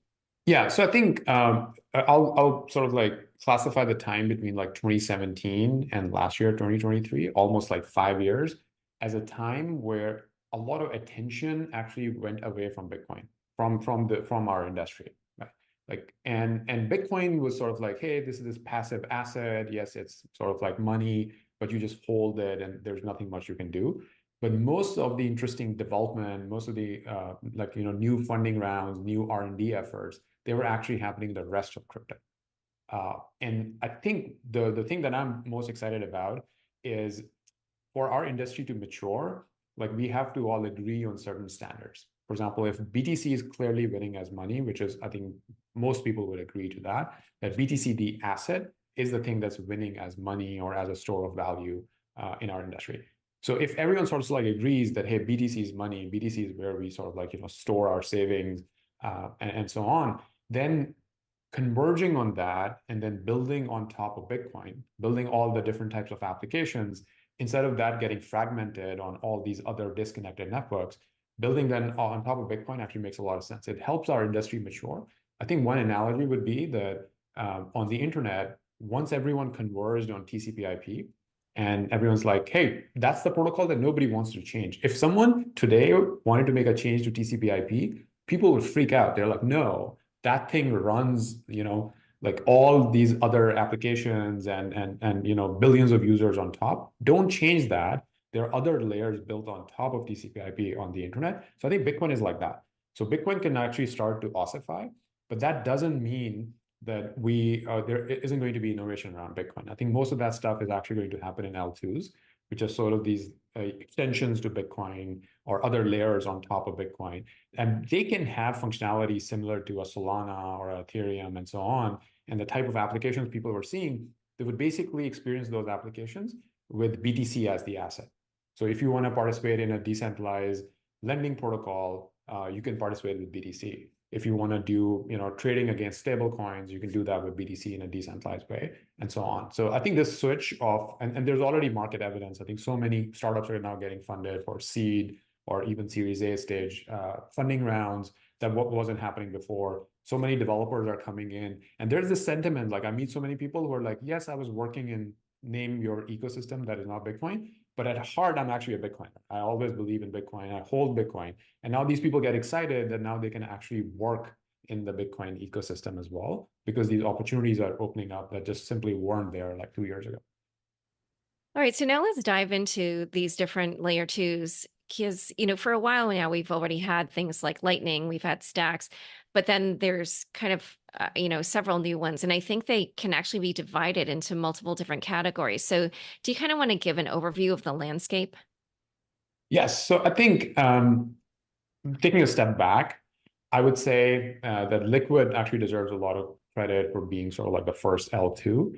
And Liquid follows a federation model, right? So there are a lot of sort of like trust assumptions that you're trusting the federation that is running the nodes, or they have the keys to the multi-sig wallet, how you're transferring BTC. So that's like the first generation, or sort of like the one end of the spectrum. And I think Ethereum has actually done a lot of research on L2s since 2017 onward. And state channels is something that, early on the Ethereum community looked at as well.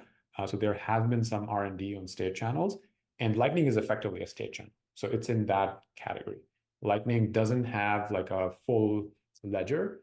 It doesn't have like full VMs. You can't write smart contracts. It's a state channel that sort of like settles on Bitcoin and is really focused on payments. And the good thing about Lightning is that it's very trustless. So in terms of, again, if you look at a spectrum, the most sort of like trustless thing would be that a user can unilaterally withdraw funds out of the L2, right? Don't need to trust anyone else. I can just send a transaction directly on the Bitcoin L1, and I can take my BTC out of the L2. Lightning actually qualifies for that. There are some sort of attacks that can happen, right? But putting that aside, I think Lightning basically is extremely trustless on that spectrum. And Liquid would be the other side of it, right? It's a federation, and you are completely trusting the signers on the multi-sig for withdrawing your BTC. And then there is like things in the middle, like for example, the stuff that we are building with Stacks called SPDC. It has a set decentralized group of signers, and you need an honest majority of those signers to process the withdrawal from the L2 back to the L1. And then there are things like BitVM, which we'll get into more, that sort of like drastically lower that trust assumption. So instead of M of N, meaning honest majority, it becomes 1 of N. So only one honest party in the set is all that's needed for withdrawing your assets out of the L2. And that honest party could be you yourself, right? So it's actually, I actually think that the difference between fully quote unquote trustless and 1 of N is actually pretty little from a practical perspective. And I think that was also one of the things. So a lot of people in Ethereum and other places, they would criticize Bitcoin L2s as, hey, these are not really L2s because you can't, unilaterally withdraw your assets. Because on Ethereum, that's possible. Ethereum has full smart contract language at the L1, so you can build those systems. And I think my answer to that is even honest majority withdrawals from a commercial and practical perspective, like they can work. But then things like BitVM completely changed the game. I think that was the final sort of like missing piece, because the cool thing about BitVM is you don't need any changes to Bitcoin L1. BitVM can be deployed without modifying Bitcoin at all. And I think that's key because a lot of people are skeptical about the timelines that it would take for making any change to Bitcoin. So if your L2 depends on a change to Bitcoin L1, then people are less interested in it because they're like, hey, this is theoretical. This is not going to happen until Bitcoin can adapt. But because of BitVM, and now that sort of like criticism goes away, you don't need any changes for BitVM. BitVM is sort of already there. Still some, work happening before it becomes practical. I think it would require like 6 months to a year, but it's basically straightforward at this point. There's no like breakthrough needed. It's just like more engineering work that needs to go into BitVM. Yeah, let's talk a little bit more about BitVM. As far as I understand, I guess it's sort of an optimistic rollup for Bitcoin. So computation can happen off chain, but then be verified on Bitcoin. And I saw that there was a little bit of back and forth where I think people assumed that it would sort of create kind of like an Ethereum-like environment on Bitcoin. And then the creator said he didn't necessarily see it being used that way, but more like as an improvement on Lightning. So can you talk a little bit about, what you think it might be used for, or where you see the future with that? Yeah, so it's very exciting, right? So basically the key discovery with BitVM was that Bitcoin's existing script is very limited by design, on purpose, so that the security attack vector is pretty small. And what Robin Linus discovered was that you can break any program into logic circuits. So think of logic circuits as like, the lowest level way of expressing a computer program, and just try to run the logic circuits directly using the Bitcoin existing opcodes, right? And that works. So it's almost like discovering that Bitcoin is accidentally Turing complete, right? But obviously that is very, very inefficient. Most of these programs are off chain. So whoever wants to run the program, most of the logic is off chain, and just the verification and the proofs, they happen on the L1, right? So people who are more familiar with Arbitrum, the fraud proofs model, I think that's probably the best analogy. That if you think of Arbitrum L2 as the off-chain component, like whatever you're doing is off-chain. And in BitVM, the off-chain component is a little bit different. It's not like Arbitrum, but just as an analogy, the important part is that there can be fraud proofs. So BitVM basically supports quote unquote fraud proofs on the Bitcoin L1. So whatever computation you were doing, maybe the thing that you're trying to prove is that I actually have capital in an L2 and I want to withdraw it. And the bridge was implemented with BitVM. So you can actually have a fraud proof that the Bitcoin L1 will execute and enforce. And I think that's the key part, right? So that, given that these computations, because they have to be expressed as logic gates, they're very inefficient. I don't think people would be running general purpose programs using BitVM, but very targeted specific things. Most importantly, I think a bridge, like a L1, L2 bridge, that just needs to be built once and then deployed. And most people would use it only under like catastrophic scenarios, right? Like, and so that's how I see the most like commercial use cases of BitVM. Okay, so really targeted things like bridges. So then it would kind of be like, would it be limited in the number of different types of applications that you would see, flourish from that? I do think like, we should never underestimate, ideas that humans can come up with. So I'm pretty sure people would do some unexpected things. But at least for me, the thing that I'm the most excited about is the type of functionality that we would want from Bitcoin L1 by, for example, some opcodes that we wanted to introduce. I think ZK rollups is another example that people wanted to have, some sort of op ZK verify or whatever, or start verify opcode. You can almost like build these type of primitives in BitVM without requiring any changes, and then try them out, right? And see like commercially how much interest there is, how do these things work, and then once you have the data, you can then sort of like go to the Bitcoin community and say, hey, look, there's so much usage that we are seeing in L2s using BitVM, and now I think maybe it's time to introduce that as a opcode, because that would make things a lot more efficient instead of relying on BitVM for executing these things. So I think that's where my mind goes.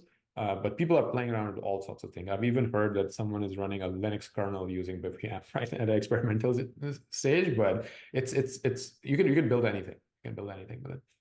Okay. Well, there's, I mean, so many layer twos. When I went to do the research for this, I thought I knew of a number. And then when I did more research, I was like, oh, it's like 2 or 3 times what I even knew about. So I'm just going to throw out a bunch of names. I saw Arc, Babylon, which is, I guess, something related to Cosmos, Botanix, Citrea, which is a ZK rollup, Interlay, which involves Polkadot, Mint Layer, which is sort of DeFi, RGB, Threshold Network. Like there were just so many. So I don't know if there's any particular, I mean, obviously then you have Stacks, but I don't know if you want to call out any of these other ones that you're especially excited about or why. Yes, so I think the thing I'm excited about is tons of experimentation, which is amazing, right? So I would say even a year ago, I was sort of like the more lonely voice in the industry, trying to educate people about Bitcoin L2s and why they're important and why I think that they could be a very, very big deal. And now it's a category, right? If there are 20 plus or 30 plus projects doing something, it automatically sort of like becomes a category in the industry, just like, you know, alt L1s or faster competitors to Ethereum was a category. And then capital comes in, developer comes in, people build like their different designs, and then they go and compete in the market. So I think that's going to happen in the Bitcoin L2 space. Big Ethereum L2s, for example, are already like a 70 billion market, right? And I think Bitcoin L2s are likely going to be larger than that. Like my guess is like 100 billion plus market. And when people see that, then they see commercial opportunities and they want to come in and try to pursue them. And I think that's how free markets work. So my stance here is, I think some people have this gut reaction that they become very cynical, or they start criticizing some of the projects that, oh, no, you're not really an L2 because you're doing X, Y, and Z. I think my response is a little bit different. I think my definition of an L2 is very broad. What I care about is BTC is being used as the asset, right? So if BTC is being deployed in applications, even better if BTC is the gas asset. That is something that, you know, Stacks is, for example, look into it as well. People can just pay gas fees. There's a proposal out there. People can pay gas fees in BTC. BTC is the primary asset that is getting deployed in smart contracts and DeFi applications and so on. To me, that's a Bitcoin L2. And then you get into how security works, and security is like bridge security, and then your consensus. Right. And there are different models, and let people experiment with all sorts of different things. Be very upfront about sort of like what is your design and what are the trade-offs. So that's sort of like exciting. I would typically, when I would look at an L2, I would look at 3 things in general. One would be bridge security. So I think one end of the spectrum is that Liquid is sort of like, you know, a federation. You're trusting the multi-sig signers, and that's the bridge security. And then on the other end, you have something like Lightning, which is, you know, completely non-custodial in a way. And I think BitVM to me is actually pretty close to completely non-custodial. Some people might disagree with that, but I think one-of-n security, for a practical perspective, is very, very close to being completely trustless. And a bunch of these projects that might have been working on other designs before now are thinking about how do they use BitVM for their bridge. So I wouldn't be surprised if a lot of these projects end up using BitVM in the next year or 2. I'm already seeing proposals in Stacks, like the Stacks bridge is going live that has honest majority sort of like assumptions, and there's already R&D work that's popping up that, hey, how do we use BitVM for doing that? So that's how I would categorize it. And then there are different ways of doing consensus, right? And over there, my sort of like takeaway is, because Bitcoin itself is slow and we have real world sort of like experience of doing that, the existing version of Stacks runs at Bitcoin speed, and it's a big pain point for users. Like they're waiting for 10 to 40 minutes for a single confirmation. So I think any L2 that is relying on Bitcoin L1 for, it might be a ZK rollup, or you're relying on finality to come from Bitcoin L1, it's a trade-off against UX. So these L2s would either discover, or maybe early on would realize that they really need to work on faster confirmations internal to the L2. I think practically that's the thing that matters actually more. Sure, there are different ways Bitcoin can actually give you the security guarantees, but practically I think the faster confirmations is the thing that's going to matter. And Stacks is already working on it, right? Like our Nakamoto release is focused on, giving people like really fast confirmations internally, and then other L2s are going to come up with their own ways of like how do they do it? Do they not have any internal confirmations? Are they just relying on Bitcoin? It's a trade-off, because maybe for security, going to Bitcoin for full execution is actually better in a ZK roll-up style, but maybe you're losing out on speed and so on. So I would say, and the third thing would be, programming environment, right? So Stacks has a safe programming language called Clarity, but now we are sort of, the ecosystem is launching WASM support, which opens up potential for other types of runtimes as well, including Solidity. But some people would do EVM, some people would do Rust. There would be all sorts of experimentation. And I think those are the three main dimensions on which I would try to classify the L2s. And I think experimentation is great. Let people come in, let them build all sorts of different things, just like what happened on Ethereum. There are like 20, 30 different L2s there. Yeah, yeah. I mean, there are some people who say that they expect a future in which we have 10,000 L2s, roll-ups. So, you referenced the Nakamoto upgrade, which I guess is going to happen in April on Stacks. And you mentioned that the block time will be shortened to 5 seconds, at least on Stacks. And then you're also going to be instituting 100% finality. And I was curious for both of those, like how you're achieving that. Yes, so I think basically the biggest upgrade that's happening is that right now, the current version of Stacks, the Stacks blocks are one-to-one with Bitcoin blocks, right? And you're sort of like breaking that correlation, and we can have cryptographic proofs that time is passing after a Bitcoin block, right? So whatever frequency there is, and now once you have those primitive in place, you can actually keep upgrading and keep improving the latency as well, right? So that's sort of like the key breakthrough, that we can tell time, like cryptographic proofs of time passing between Bitcoin blocks. And then we have a much faster consensus. So there are validators that are sort of like signing these blocks at a much faster speed. And then when a Bitcoin block arrives, then everything settles on Bitcoin, right? So you get let's say you were trying to do a BTC transfer on the L2, you're probably paying like cheaper gas fees, and you get a faster confirmation. So today, I think something like $700 million is locked on Stacks. So it's that capital that is signing off on like, okay, we sign off on the transaction and it's not going to reverse. But as soon as the Bitcoin block arrives, then the security guarantee is Bitcoin finality, right? So for someone to reverse the transaction, they would actually have to go and attack the Bitcoin L1 chain and try to reorg Bitcoin blocks. So transaction ordering and finality come from Bitcoin, which I think from a practical perspective is really great, because if a user wanted to do an L1 transaction, they have to wait for a Bitcoin block until they get a single confirmation. The L2 user would have the same experience. They would just get the faster confirmation, stuff goes through, but as soon as the Bitcoin block comes, their security guarantee is now comparable to the Bitcoin L1 transaction that you were doing. Huh. Okay. Interesting. So now I want to ask a slightly contentious question. I'm sure you've heard this kind of thing before, but why is it that people would want to do all this on Bitcoin when a lot of this functionality already exists on Ethereum or Solana or any of these other smart contract chains? Yeah, I think the first answer is that imagine there's $1 trillion of BTC capital that is just sitting there. Like you look at ETH, a lot of ETH is actually actively deployed in smart contracts and applications and is earning yield and so on. So I think it's just a market force. Like imagine if even, I think 25% of ETH is deployed or something. That's at Bitcoin's current market cap, not future market cap, current market cap, that's $250 billion of capital that's just sitting there for developers to come in and sort of like do interesting things with it. So I think one is just the market pull of like how large a capital-based BTC is. And I think the other thing is Bitcoin has established itself as the most sort of like secure chain, as the #1 brand name. Even in terms of active addresses, Bitcoin is up there. Like it has the most number of active users on a daily basis. Sometimes Solana flips it, but Bitcoin is up there. So it's a very large user base. And I think Ordinals sort of like showed us that people value their NFTs more on Bitcoin. When it's secured on Bitcoin, they value it more because Bitcoin's block space has that premium.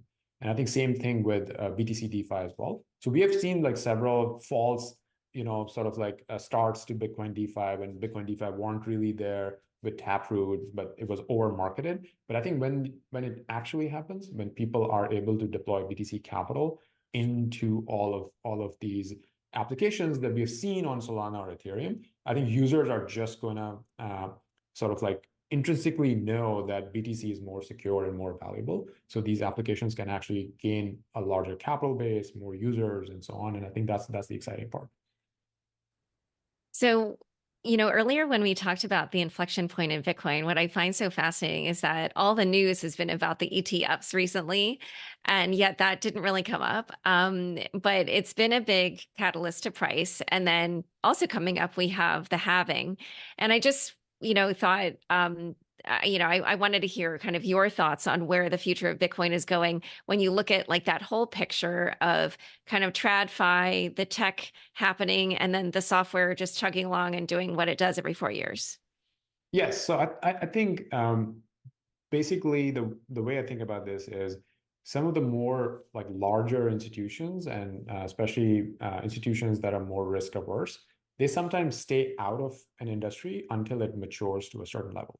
So that's why I think Bitcoin becoming clearly the only asset that is money, or in some ways becoming a standard for doing settlements, is actually a really good thing for adoption, right? Because once Bitcoin becomes a standard for settlement and BTC is the asset in which most things are happening, then the more risk averse mature institutions, they're like, okay, this industry is actually maturing enough that there are standards emerging and we can come in, because they want to come and build something that's going to last like 50 years, 100 years, whatever. They don't want to build on something too experimental that disappears in 2 years, 3 years, 4 years, or so on. So I think I look at all of this as like being very, very good for Bitcoin. And Wall Street is now plugged into the Bitcoin ecosystem through the ETF. Like ETF is sort of like an API interface for Wall Street, right? Like now they'll take all of their traditional products and they'll start offering them for Bitcoin and so on. And that's going to have a lot of demand on BTC, the asset.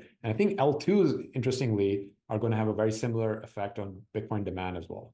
Like imagine something like 3% of BTC is already sitting under ETFs. And a very, very small amount of BTC is actually sitting on any bridge or any L2, like a very tiny amount. And I think that's going to change, where these L2s would have a ton of demand for Bitcoin. Bitcoin capital would basically sort of like move into these L2s, just like it's moving into ETFs. But in the L2s, it's actively deployed. So people are earning yields, people are sort of like doing active trading in a decentralized way. They're getting liquidity. Like a lot of Bitcoiners like myself, we don't like to sell our Bitcoin, right? But we wouldn't mind getting some liquidity by locking up Bitcoin in a decentralized smart contract and getting partial liquidity for our daily expenses or whatever, right? Like I don't want to get a tax hit. I don't want to sell my Bitcoin, but I'm a human in the end, and I want some liquidity for expenses this year, for example. Right. Yeah. I mean, that's obviously one of the most popular use cases on Ethereum. When I asked the question about other possible layer twos, I did mention a ZK rollup, and I just wanted to hear your thoughts on privacy coming to Bitcoin. Yes, I think that's a pretty big thing. I do think there are some challenges as well, because one of the reasons Bitcoin has been getting institutional adoption is that it's not completely private and anonymous, right? There are certain level of public information that people can track. So I do think that technically a bunch of these L2s it's just inevitable that they will end up doing shielded transactions and more private transactions with Bitcoin. But I think it's going to have a little bit tension with this idea that Bitcoin is sort of like has traditionally never had very strong privacy solutions. Obviously, there are things like CoinJoin and others, but not at the level of like ZK mixers, for example. Yeah, well, we'll have to see what happens with all that. Well, Muneeb, this has been so fascinating. Thank you so much for chatting with me. Awesome. Always great talking to you. Yes. Thank you very much, Laura and Muneeb. Now, moving on to a very special announcement. We have a special announcement focused around Signal 21. And to the stage, I want to welcome Mitchell from the Stacks Foundation and Jonathan from Gossamer Capital. The floor is yours.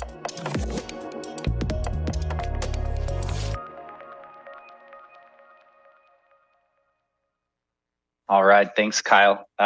Jonathan, good to see you. For those of you that don't know me, I'm Mitchell, the Stacks Foundation. I've got Jonathan here with some special news we're going to chat through, specifically signals and some of the strong signals in the Bitcoin ecosystem, what they're telling us. I think this is perfect coming right after Muneeb and Laura's session, given a lot of what they talked about routes back to data. But before we get into all of that, Jonathan, could you introduce yourself? I know you're not just here, but kind of everywhere in the ecosystem. For maybe those very few people that don't know you, tell us a little bit about what you're doing. Awesome. Thank you, Mitchell. It's a pleasure to be with you today. So I'm Jonathan Sadlow. I am the co-founder and general partner at Gossamer Capital. Since 2021, Gossamer has been the most active VC in the Stacks ecosystem and one of the first funds to develop a Bitcoin layers investment thesis. We've had the great privilege of backing incredible teams like Alex, Arcadico, Stacking DAO, Valar, NeoSwap, Xverse, just to name a few. Prior to starting Gossamer, I was chief marketing officer of Spacious, a venture-backed startup that took restaurants that were closed for breakfast and lunch and turned it into co-working space. We sold that business to WeWork in 2019. And then I was an executive at Google Cloud, helped launch products like TensorFlow, Google's machine learning platform. So I'm passionate about building great technologies, great startups that bring transformative solutions to the market.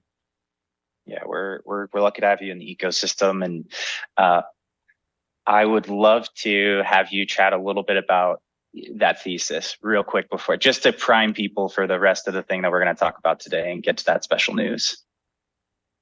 Yeah, so Gossamer's thesis around Bitcoin layers, we really established that around the time of Stacks mainnet, when we really understood that there's no replacing the security and the strength and the foundation and the market cap of Bitcoin. And we knew that technologies would be built on top of that, scaling solutions would be built on top of that, just as we were seeing on other chains. But what you can't reproduce is the security and the decentralization of Bitcoin. And so our thesis was to quickly get in as we understood Stacks and Clarity and smart contracts that were coming to Bitcoin. We decided to focus very heavily in the Stacks ecosystem. And then over time, as that matured, the wider Bitcoin ecosystem as a whole. And that continues to be our focus today. Yeah, well, it's clear you're all in. And I think today, if that's not clear, it's going to get even more clear. I want to tee you up to talk about something that I've had a hard time sitting on as a secret here. And little clue in your background here, but I'm just going to turn it over to you. I know you drop the news here for us. Thank you very much. And before I jump in, I just want to give a big shout out to the team who's been working tireless to get this project off the ground. We've got Russ, Bad, Chris, Sean, Ali. Incredible work, everybody.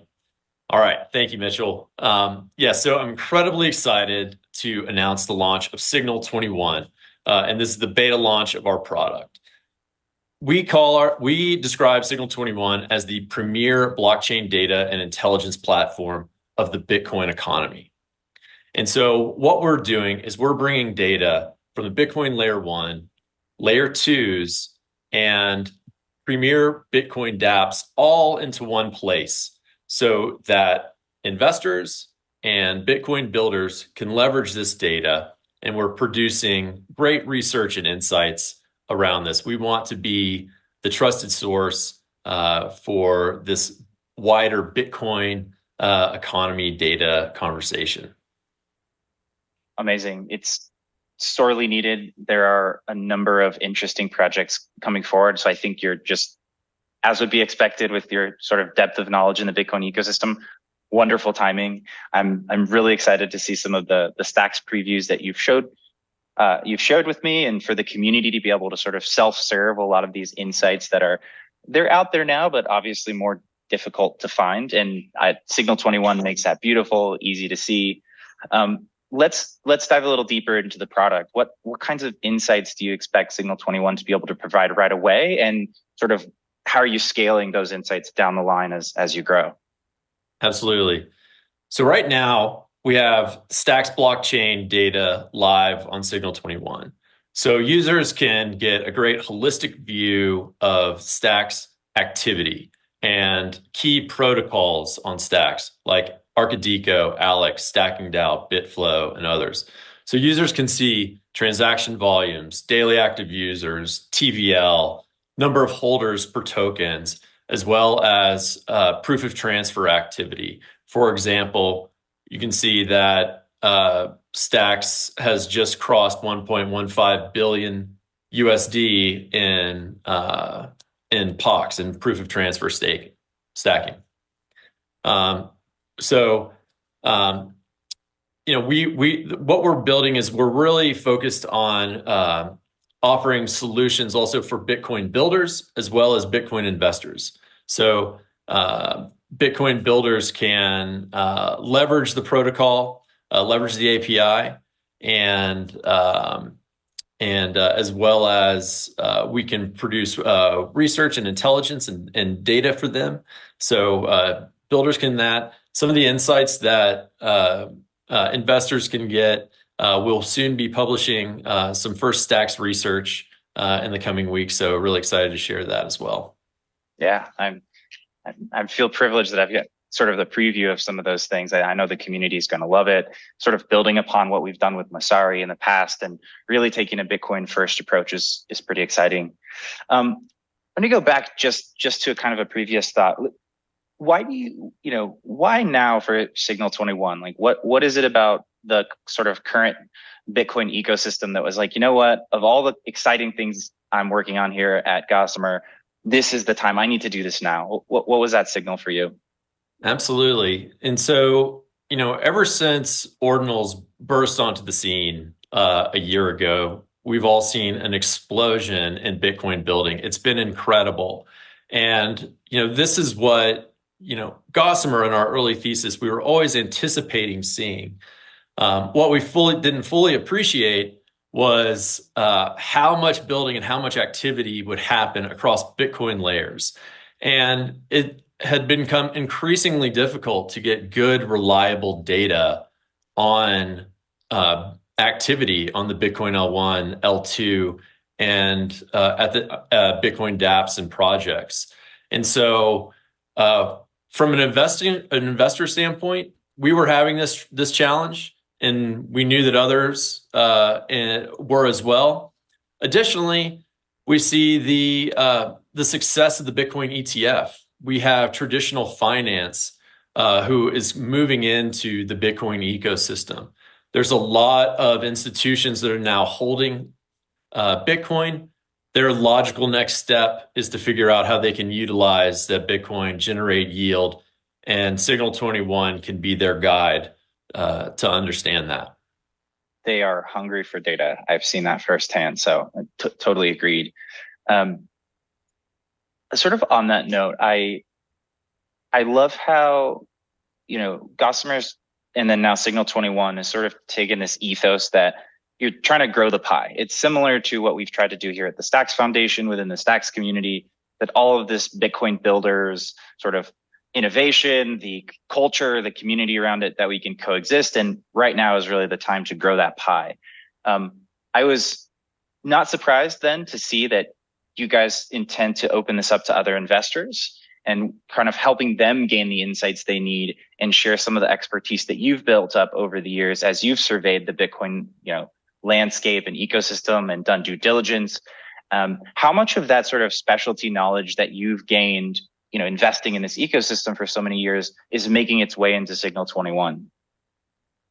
Absolutely. So, from building a product, we've been able to design this with a Bitcoin first, an investment first, and a Bitcoin builder's perspective in mind. And so, what we're trying to build is as you just said, growing the whole pie for the Bitcoin economy. And we use the term Bitcoin economy. We think that we see a world and pretty soon where people are going to be talking about, the Bitcoin's GDP and all of the economic activity that exist within the Bitcoin ecosystem. Eventually people will want to lend out their Bitcoin and generate yield so they can buy homes with Bitcoin or cars with Bitcoin and things. And we want to be tracking all of that economic activity and bring all of that into one incredible source that institutional investors can leverage, that individual investors can leverage, and most importantly, near and dear to my heart, that where Bitcoin builders can leverage our data to automate their applications by using our data and creating all sorts of interesting functionalities. I think things get really interesting too as AI starts playing a major role in activating all of this economic on-chain data as well. I think you're right on, and I'll give a quick plug to the newest working group in the Stacks ecosystem, which is the Bitcoin and AI one. So head over to the working group page if that's interesting to you. Totally agree. You can't have good AI without good data, and it'll be fascinating to understand how all that unfolds. If you don't mind, I'd love to. So here at the Stacks Foundation, we too have a huge bias toward the builders, the developers, people putting pedal to the metal. Can you maybe take us through a specific use case for how a builder might leverage Signal 21 maybe today and then maybe like a year from now? I know there's some APIs and so forth. Tell us a little more. Absolutely. So for Bitcoin builders, you can work with us in several ways. One, we can conduct and cover research on your protocol and publish that research and help get it in front of institutional investors, get it out in front of the community so everybody can see how exceptional your product is and your project is. Second, we provide our API. So builders can plug in, leverage our on-chain data to create functionality for your application. So I'm really excited to see what teams can build on top of this data once we have, as this data continues to grow and evolve. Another way that we can help out Bitcoin builders is just being that business intelligence resource for you as well, and creating these dashboards that can help you monitor and make decisions about your product and your business as it evolves over time. So those are kind of the three core ways that we're supporting Bitcoin builders right now. I love it. And I saw in the preview too, I don't know if this is alpha or not, but there's some other projects within Stacks that you've already started to figure out indexing as well. Do you want to say more about that, or? Absolutely. So okay. Wasn't sure. Excited to hear. Totally. So right now, live on the site are premier projects in the Stacks ecosystem: Arcadico, Alex, Stacking DAO, Bitflow. We have dashboards for Welsh and Leo tokens right now. So all of that is live. We're adding more and more every day. The team is shipping like crazy. And we will start publishing research for Arcadico for the first part of the year in just a couple of weeks. So we're really excited to start sharing all the exciting things that are happening with Arcadico right now. So great. No, several of those teams you named, almost all of them have been on a roll lately. So really cool that we have now a way to kind of share that with the rest of the world in a very compelling way. So love that. I know, you started with Stacks. It makes sense. That's where you've spent the most time, but I also know you care passionately about other ecosystems and layers and ways of building on Bitcoin. Are you able to share today sort of where you're going next, or what, you don't even have to say which is next, but what are some of the other ecosystems that folks can count on Signal 21 to be indexing as well? Absolutely. You can, our goal, as I was mentioning, is to really be a holistic view of all of the premier Bitcoin layers, Stacks being the first and the largest today. we soon will be bringing on rootstock. We want to bring on RGB, liquid, all of the kind of key layers that are happening today. And that's really, you can go to Glassnode and some other places to get good Bitcoin L1 data, but we're really putting a special emphasis on getting that Bitcoin layers data, the Bitcoin layer 2s data and protocol level data. That's our real emphasis. And so those dApps and projects that are built on those other layers, like Sovereign, for instance, we're working hard to bring that information live to have all in one place as well. It's going to be incredibly useful to see it all in one place. You're right. There's still quite a bit of fragmentation. So I'm personally excited to be able to visualize things in some different ways than we can today. I've got one more question for you, and then I'll give it to you in case there's anything else you want to close on. But before we sort of wrap up, I'm curious if in the course of your journey indexing the Stacks chain so far, or any of the other work you've started to do with Signal 21, are there any interesting nuggets or data tidbits or insights that you think the community here today would be interested in knowing? Can you share them? Yeah, absolutely. So as I just mentioned, Stacks just crossed the threshold of 1.15 billion in USD in POX, so in proof of transfer stackers. It's an incredible number. But additionally, it was just announced, through Stacks Q4 2023 reports that Stacks closed out the year at 60 million in TVL across DeFi protocols. It's just incredible. However, over the last 2 months, in January and February here today, that sits around 114 million. So it's nearly doubled just in the first 2 months of this year, showing how much activity is happening on Stacks and how much liquidity is coming into the ecosystem and to the greater Bitcoin ecosystem. So, there is a treasure trove of data and research that is live, real time, that you can see. We will be publishing monthly reports on Stacks activity, so month over month growth and activity.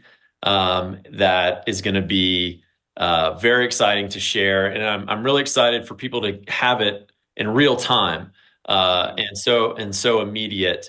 I think it's going to be very, very needed and really useful for the community.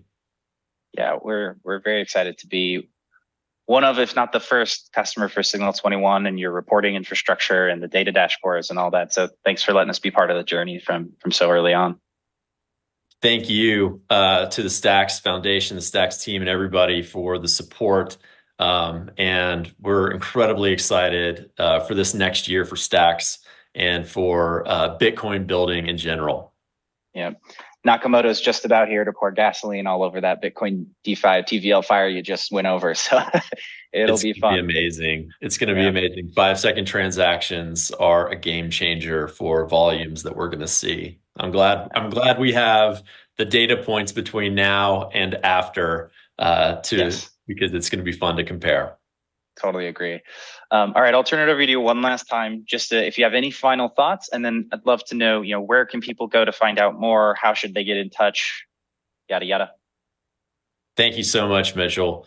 So we are at signal21.io and at signal21BTC on X. Please give us a follow. We'll be posting lots of great data, research, analysis, insights all the time to help builders as well as Bitcoin investors. So thank you so much, everybody. All right, Jonathan, thank you. Kyle, we'll turn it back over to you. Jonathan, thanks for the time, and thanks for all of you in the audience. Talk to you soon. Thanks. Thank you very much, Mitchell and Jonathan. And Jonathan, congratulations again to you and to the entire team on the launch of Signal 21. With that said, we're going to take a short break and we'll be back here at 12:40 for the next set of panels.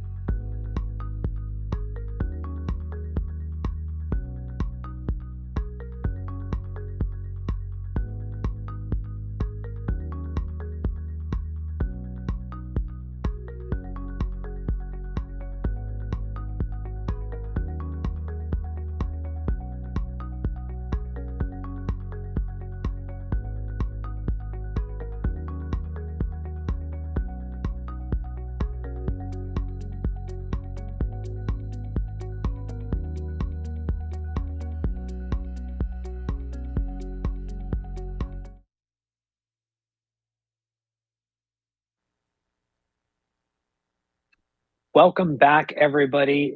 What a great first half of the Building on Bitcoin Summit. Now, let's start the second half of today. And with our first panel, we're going to be talking about Bitcoin ETFs and institutional Bitcoin 2.0. What is now happening after the ETFs? That said, quick disclaimer.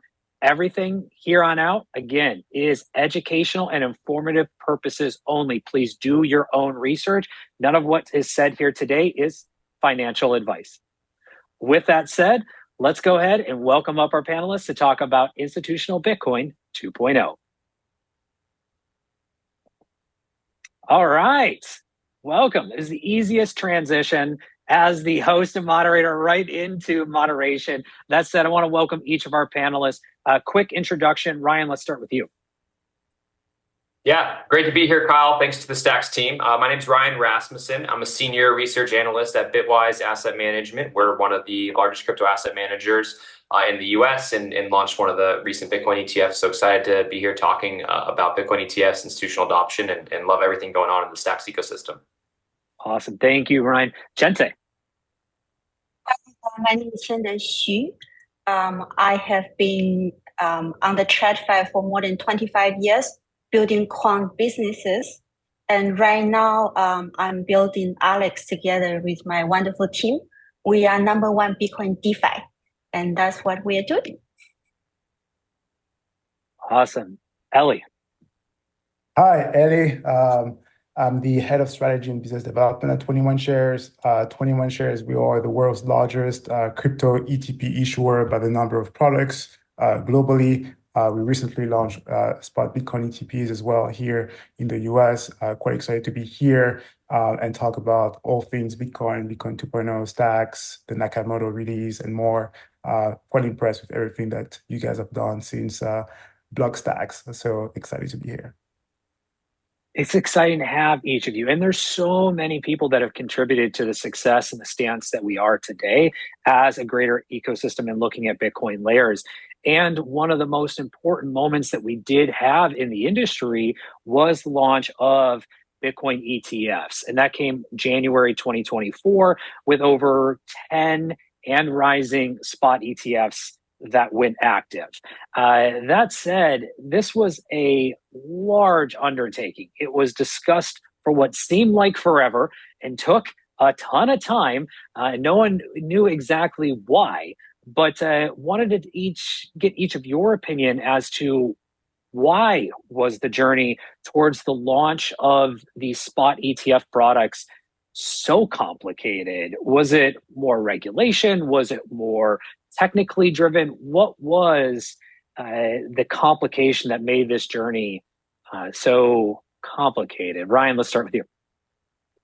Yeah, it certainly was a long journey. I think the first spot Bitcoin ETF application was submitted to the SEC back in 2013. So this was a 10 plus year journey to get to where we are today, where we have 10 spot Bitcoin ETFs trading. They have 10 plus billion in assets under management, setting records in their first month of trading. So it's been a really exciting journey. I think the path to get here was so bumpy and maybe so long because of the regulatory hurdles we had to go through and because of just how new of an asset class crypto and Bitcoin is. I mean, this was invented in 2009. ETFs have only been around for about 30 years. So you have these kind of two types of assets emerging almost in parallel, and ETFs really didn't start getting popular until the early mid 2000s. And so I think because of that, it just took a while for us to get there. The Bitcoin market had to mature and had to get to a place where regulatory agencies felt comfortable with being able to surveil the markets, being able to ensure there wasn't manipulation. And, that takes time, unfortunately. The traditional system, the governments move slower than technology, slower than the crypto industry. And so because of that, it took us some time to get here. But ultimately, we brought these things to market and they've really, I think, blown all expectations out of the water. And I think Wall Street's now awake to what Bitcoin can do for a portfolio, what Bitcoin is as an asset, and it's getting really excited about it. Yeah, I mean, I think you're starting off. I'm seeing shaking heads across the panel, so I want to make sure everyone gets additional time to talk. I mean, 10 billion plus in AUM around these is huge, and again, just in 4 short weeks, We also have BlackRock today, who's hosting an institutional digital asset summit as well. So it seems like there's momentum. But Ellie, want to come to you next, and then Chente to get your thoughts on the same question. You know what's fascinating with Bitcoin is that you have to look at the technology and the market structure to understand the evolution as to how we got into having finally a spot Bitcoin ETF. And when you look at the technology, it took about 12 years for Bitcoin to have 300 million people globally having access to crypto assets, and mainly actually Bitcoin and then the long tail.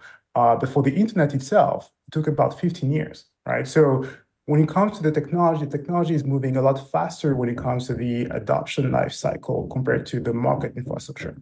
And the reason is because people were able in the past to have access to crypto assets and Bitcoin through platforms like Coinbase and Kraken and over crypto assets, exchanges.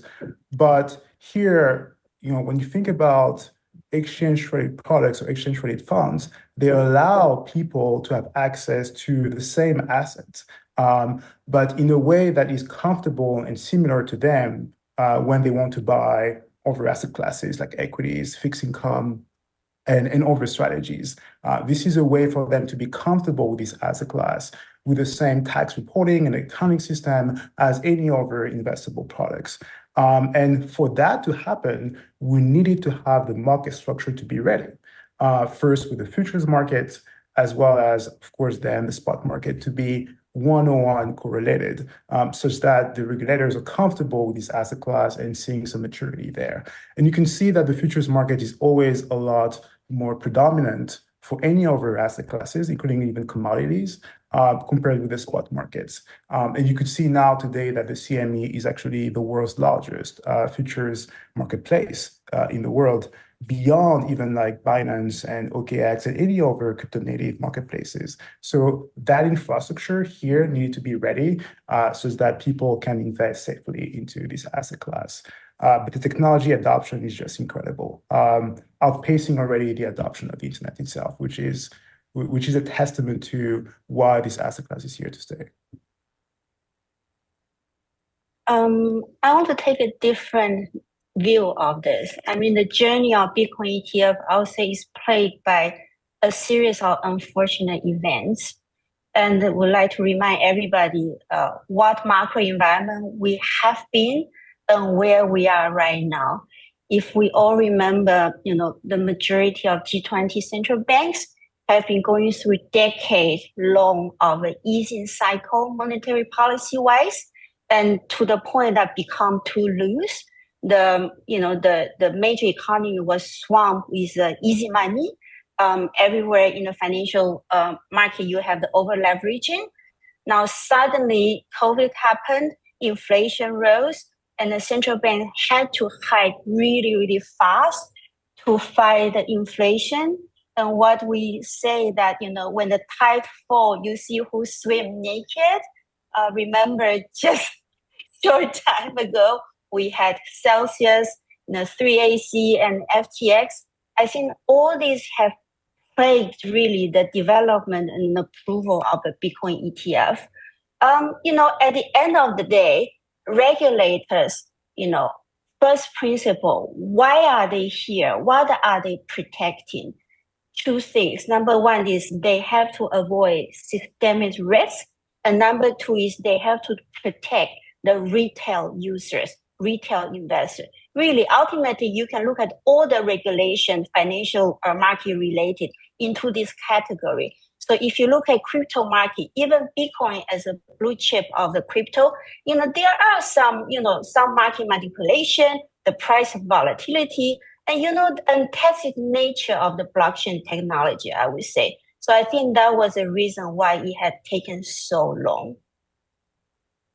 Well, and with that point said, Chente, maybe looking quickly ahead. I mean, we took a long time to get here for these products, and they've only been out for, again, a couple weeks now.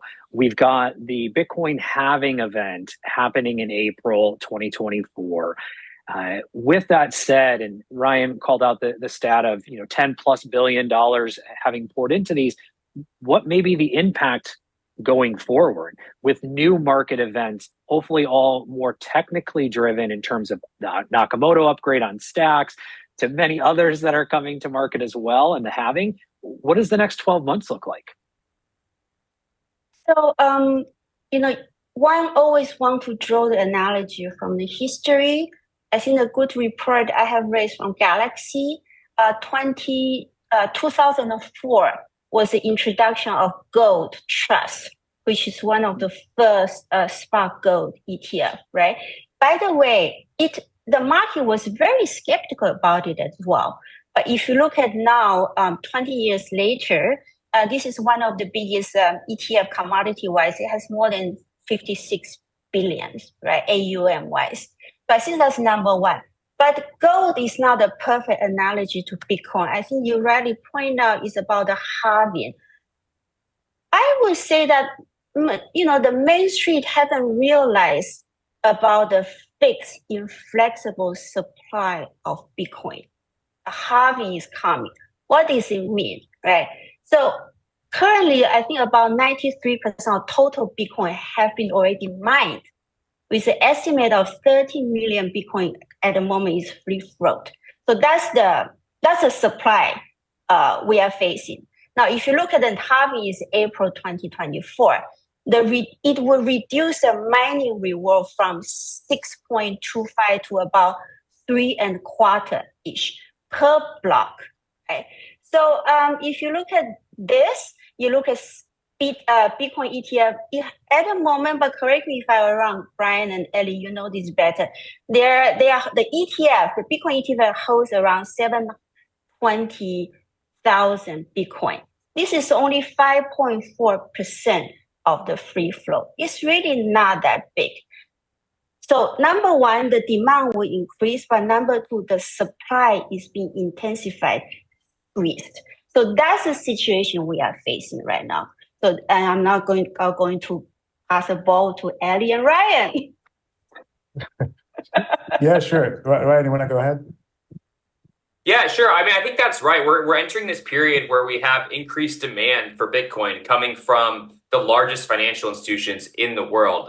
RIAs, financial advisors, big banks and financial institutions like this, they manage trillions of dollars in assets on behalf of investors, and they just now, really for the first time, have open access to Bitcoin through these ETFs. And so you're going to have a huge increase in demand. That's going to create some demand shock, and at the same time, that happens to align pretty closely with the next Bitcoin halving in April, which is going to have a supply shock that goes the other way. And I think those two dynamics really should have a strong impact on the price of Bitcoin. I mean, just like other commodities, the price is set by supply and demand, and big increase in demand, having in the new supply that's coming to market. To me, that just sets up a really interesting dynamic for where this could go. And I agree. I think most of the mainstream investors don't understand this dynamic around Bitcoin and don't understand that free float and limited supply that Bitcoin has. And I think that's just an amazing opportunity and an amazing setup. Yeah, I couldn't agree more with you guys, especially when the beauty of the Bitcoin blockchain is the transparency, right? And once you have an army of crypto specialists, like 21 Shares, being able to build out the dashboard for you to see in real time when exactly the halving would happen, we actually have a countdown on Dune Analytics where you can see when the halving would happen depending on the settlement time of the Bitcoin network. It happens on average every 10 minutes, right? But we know that sometimes whether the market is saturated or not, we could also see longer or faster settlement times. What is really important about the halving is two things. Number one is the inflation rate, right? The inflation rate is going to get cut significantly below even 1%. So when you look at the CPI numbers today on Trueflation, for example, the CPI numbers in the US are well above 1.7%, according to Trueflation, and Bitcoin is way below that. The second thing is past performance, as you guys know, is not indicative of future results. But we've seen that historically in the cycles, Bitcoin always reach a new all-time high 6 to 18 months after the halving. And the cool figures that we have actually at 21 Shares is When you look at the drawdowns of Bitcoin as well, because it's also equally important to look at the other side of the performance, only 43 times in 10 years, Bitcoin dropped by more than 10%.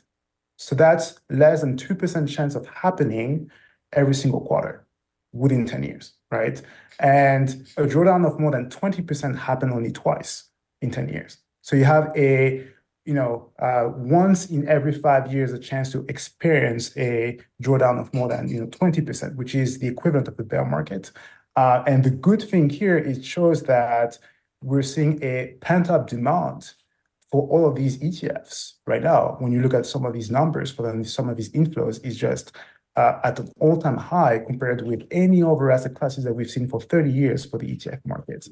And that's significant. It shows again that moving forward, we're going to see more and more platforms, wirehouses allowing these ETFs to be traded for so many people that have been waiting for that for so many years, but they were not allowed to invest because it wasn't falling under the mandate to actually access to Bitcoin through other platforms than ETFs. So this is the exciting part where we're seeing that now more and more people are going to be able to have access to Bitcoin. Then most importantly as well, other jurisdictions are going to open the doors to these kind of products moving forward as well. So we're looking forward to the second order effects of the ETF approval in the US that can, also influence other jurisdictions, mainly in Europe too. So access to Bitcoin. One thing I wanted to bring up, we talked a little bit about this pre-panel. There's also been much debate around this topic, and that is the custody that these products have, or how they are handling custody as well. And so wanted to get Ryan, Ellie, your opinions around the debate of custody. How does custody work from a technical standpoint with some of these ETF spot products? Who holds the keys? As we know, I saw a few, and if not almost all of the ETFs are now actually showing the wallet address to where and how the assets have been managed too. But we'd love to get your opinions as how you and your teams have looked at custody in some manner.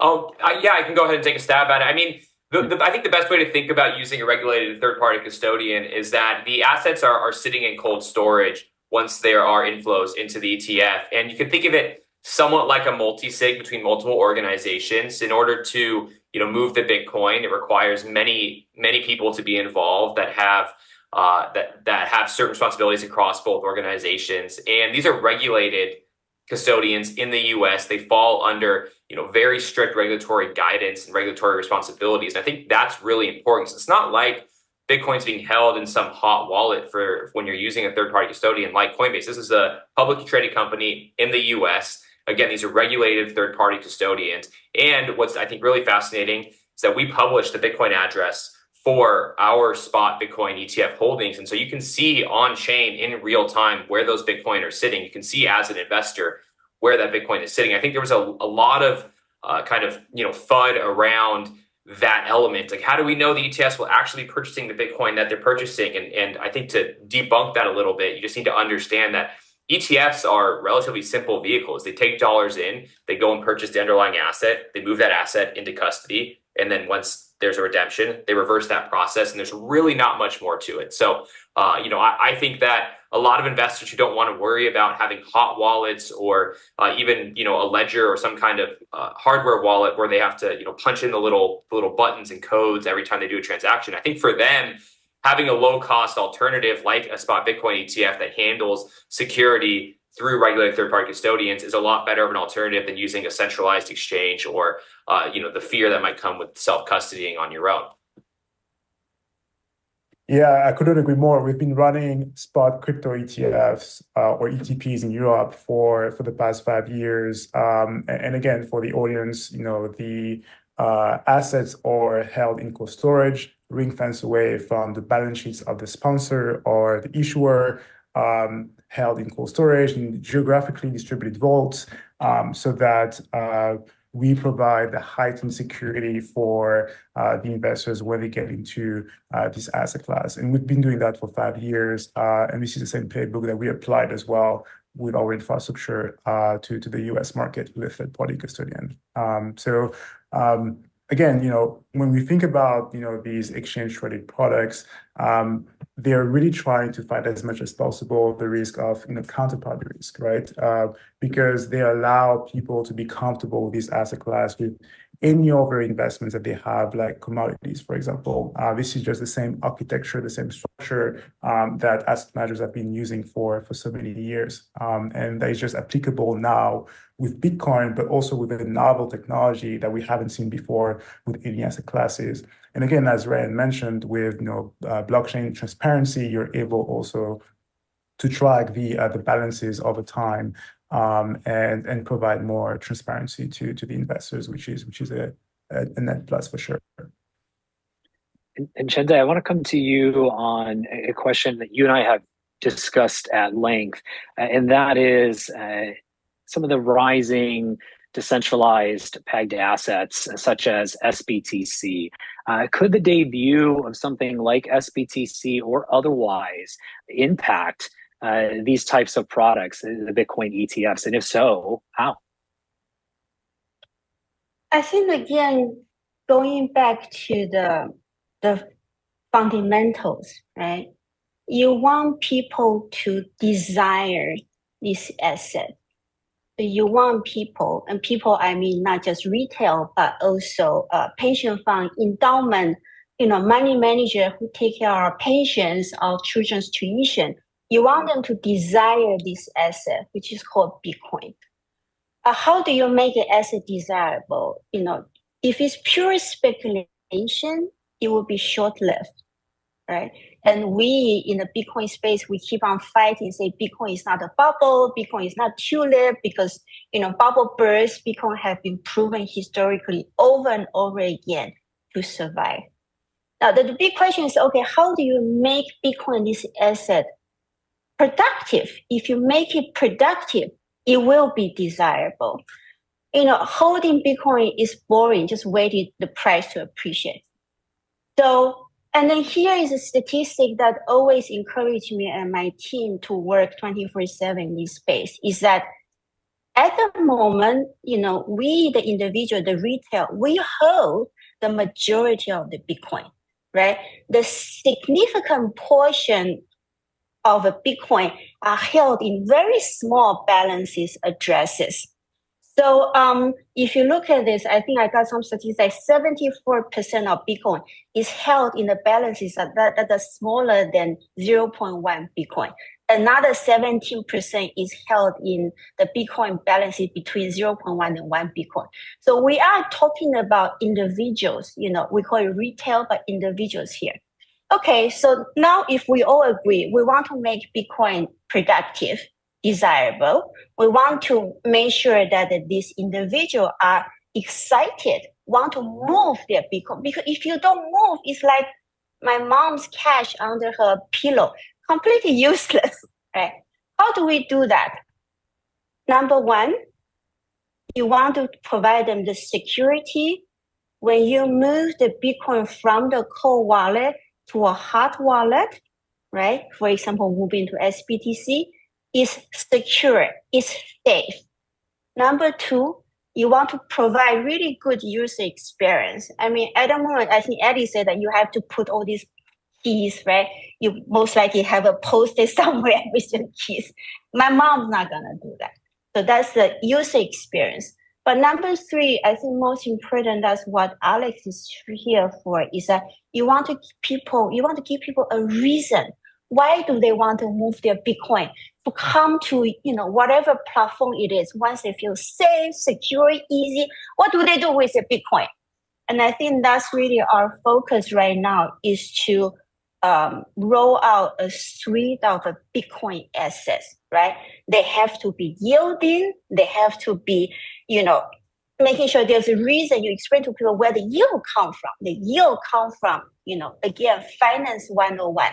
Most of the yield come from lending and borrowing, this kind of activity, financial activity.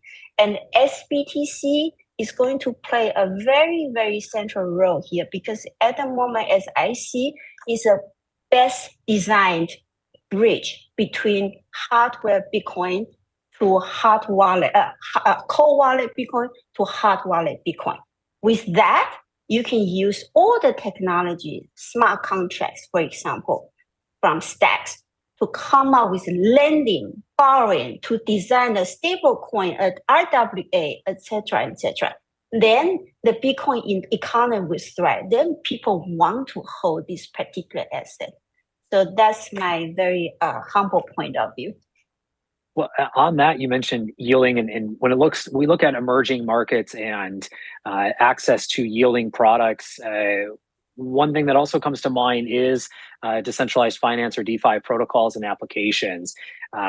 With the introduction of liquid stacking in the Stacks ecosystem and staking in others, is this something that those that are participating in the ETF spots product sets could maybe utilize in some capacity, and in your opinion, quickly as well? Yes, I just want to say that it's a funny history. My CTO, Shah, and I, we came up with the first volatility ETF many, many years ago. So we grew up from the ETF space, and we have seen the evolution of ETFs. First is a SPA, later it will be a 2x, 10x inverse, and yield the ETF. Why? Because Ethereum by nature is a yielding asset, crypto. So very naturally, one of those big houses will come up, most likely Ryan or Eli will come up with a Bitcoin yielding ETF. Then you have to ask yourself, where does the yield come from? And very naturally, it will come from those financial activities I just mentioned. Lending, borrowing, Unchained in particular. Why Unchained? Because there's no counterparty risk. It's much more efficient. So yield that is remaining is much, much, much more interesting for the users. So definitely, I think this is the next step to go. I would agree. Go ahead, I would agree with what she just said, because when you look at the European market, we launched the world's largest product suite of crypto ETPs, and we have baskets, we have shorts, we also have launched the world's first staking ETP as well. And I think it shows again the plethora of products that could be available for people within their brokerage account or their banks as the asset class matures, especially when the correlation between all the crypto assets is going to decrease significantly, especially on the downside when we measure the Sortino ratio. It's important to see the diversification of the crypto assets within baskets, and also thematic as well, right? When we look at DeFi, it's a more than $50 billion vertical within crypto already. So there is also appetite for baskets as well. But again, when it comes to the yield, as Shinte mentioned, it's very important to have the right disclosures and a disclaimer to make sure that the investors understand the risks ahead of time, whether it's smart contract risk or platform risk, counterparty risk, or whatnot. It's really important to have the transparency on where the yield comes from. And I think all these new primitives that are native to Bitcoin as well as stacks are actually very interesting. But again, for very large investable, infrastructure and products, it's important to look at the liquidity. It's important to look at the custody support. Important to understand the risk as well. There is a lot of education to happen before it gets to that stage of being accepted as an exchange-traded product, whether it's in Europe, globally, or any other jurisdictions.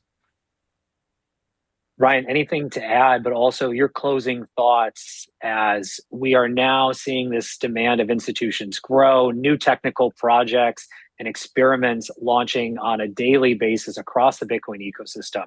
Where do things go from here in your closing thoughts? Yeah, I think that's right. Exchange-traded products are really about providing easy access to a wide variety of investment vehicles, whether that's index-based or rules-based strategies, whether that's spot strategies, lending, short, long, et cetera. So I think if there's demand there, we'll certainly see products come up and meet investors with that vehicle. And so I think that we're just getting started. I know we're really in the early innings of not only this next cycle, but the evolution of Bitcoin as an asset class. I think the ETFs really weren't the finish line. They're really more towards the starting line. So I'm really excited about what's ahead. I'm really excited about the new use cases that are popping up on top of Bitcoin, whether that's ordinals, whether that's stacks and protocols like Alex. And so, yeah, really excited about the future. I think we're in the early innings still. Wonderful. Ellie, same to you. Closing thoughts on where do we go from here?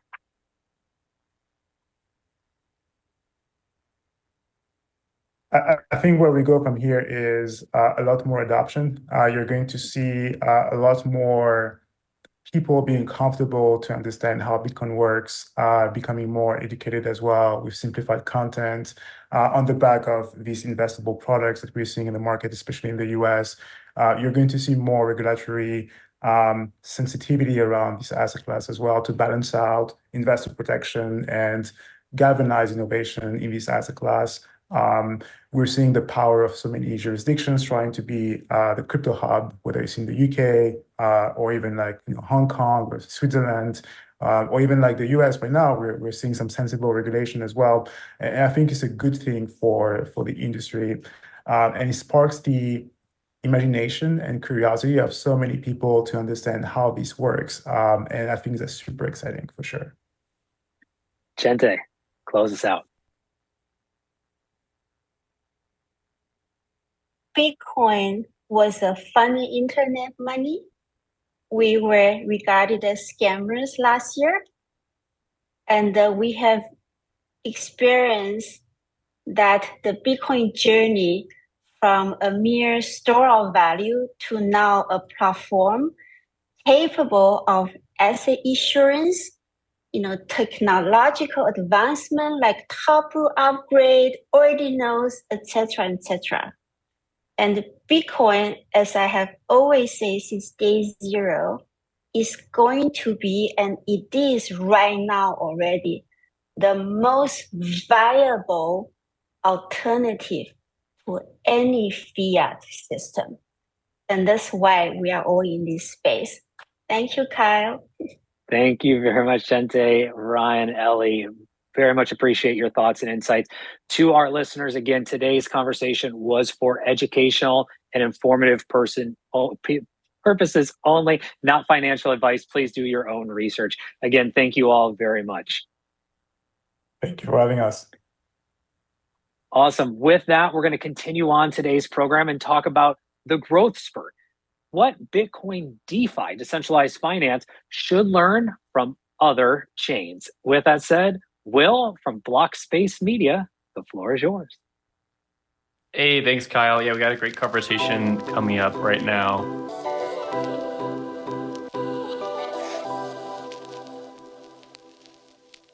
Thanks for that, Kyle. Growth spurt. So let's talk about what's happening with Bitcoin. A lot of people are comparing what's happening with Bitcoin right now to the DeFi summer of 2020. In order to facilitate that conversation, we have Alex Miller, Hero, Jake Bargeles of Galaxy, and Sungka Banyurji from Babylon, 3 builders, ecosystem community developers, and even like tooling gadget wizards with us today to kind of go through all the different parts of this ecosystem that are, quite frankly, exploding on the scene right now in terms of funding, development, VC money, interests. This is the place to be. So this might be actually the conversation of the day, in my opinion. Alex, we're going to kick it off with you and ask a question that might be a little unfair, but I'm going to make you pick. If you had to have the next big tooling set out there, or the next big tech gadget, or have a robust community, which one would you pick? I'm putting you in a catch-22 here, but which one would it be? Sure. I mean, this isn't going to be as hard to answer as you think it is, but I'm going to go with the community side, actually. I think this is true for almost any startup, any company, anything that you're building. The demand from the user side, what people want, the engagement from them, like that is what drives what you go out and build. And so at Hero, as you said, we're a developer tooling company. We build tools for the Bitcoin L1 and for L2, particularly stacks. The first thing we always look at is what are people trying to build? What are people already coming to us asking for? And that's where we focus our resources. So absolutely, like I'm going to take an influx of new people coming to me every day and asking for things over like, I don't know, some sexy technical innovation that nobody understands how to actually make something with that people want. Jake, we'll get to you in a second since Galaxy does focus on community development, but I do want to hear from Sungka on that part because Babylon is building an L2, or is it like adjacent, like a meta protocol to Bitcoin? It's very difficult to explain for someone who's just sort of a layman in the Bitcoin space. But you guys are obviously going for like maybe the other side of that question, right? Where you guys are going to build a community over time, obviously. But right now, you guys sort of have like the tech lead on everybody. So how do you think about this question? Would you rather have the tech, or would you rather have the community, or is this just missing the point entirely? No, I think I'll also go with the community. And I think if you just to resonate with what Alex said, is Bitcoin is actually one of the most sticky community in crypto. So people who hold Bitcoin, they have been holding Bitcoin without really a use case when they have been seeing other ecosystems where there's a lot more innovation. So I think the Bitcoin community and anybody getting onboarded to the Bitcoin community are very precious. So as a product builder, I would definitely go for the community. Okay, and then last but not least, Jake, your thoughts on this? I'm assuming it's community since that's what Galaxy focuses on, but maybe you have a different take. Yeah, definitely. I'm going to side with everybody. It's definitely community. Tech, we believe, is the foundation, but I think community is really the lifeline. Innovation, it lays the groundwork for any Web3 platform. But the community, it breathes life into these technologies. And really, without a vibrant, engaged community, even the most revolutionary tool can become obsolete. So really, our focus is on building and nurturing communities to our platform. Interactive campaigns, they've really been the key to our sustained growth and engagement. And I think the really great thing about it is, projects of all life cycles come to Galaxy, pre-product, pre-TGE, post-TGE, projects that have been around for years already, and they still need to engage with their communities, build a community, and also manage and reward their current community members, give those community members the blueprint for how they can level up, and also, help them understand and explore different parts of their ecosystem. So it's definitely the community and being able to identify, those loyal, valuable supporters that are behind all these letters and numbers in a wallet address. Definitely. Okay, let's go to the DeFi Summer aspect, which I led the show with here. DeFi Summer, beginning of or middle of 2020, we saw these fruit and food tokens pop up on Ethereum network. And at first it was kind of like a gambling thing. Maybe the whole thing was a gambling thing, but we did see some actual products launch out of that from, Aave to larger stablecoin projects like Curve. And it really did become a pretty fundamental part of what Ethereum is today. I think there's probably an argument that we're seeing that right now as well. From your guys' perspective, how similar is DeFi Summer with Ethereum in 2020 versus the moment right now? And what are some lessons we can pull from that, whether that be from a community organization standpoint all the way to the tech side of things? I'll throw it right back to you, Jake. A little unfair because you just answered a question, but yeah, no problem. Truthfully, I really wasn't in the space for DeFi Summer, but I think what I can say is, it taught us, from my understanding, the importance of building sustainable platforms rather than chasing hype. And what we do at Galaxy is we emphasize on creating this value through real utility in our offerings, ensuring growth and our partners' growth is both organic and long lasting. And I think what we're really able to do is, I'll kind of circle back to being able to identify these loyal supporters. So with Galaxy, you can, identify users that have traded X amount of volume, that have been active for a year, 3 months, 4 months, and have been a really, really strong social contributor.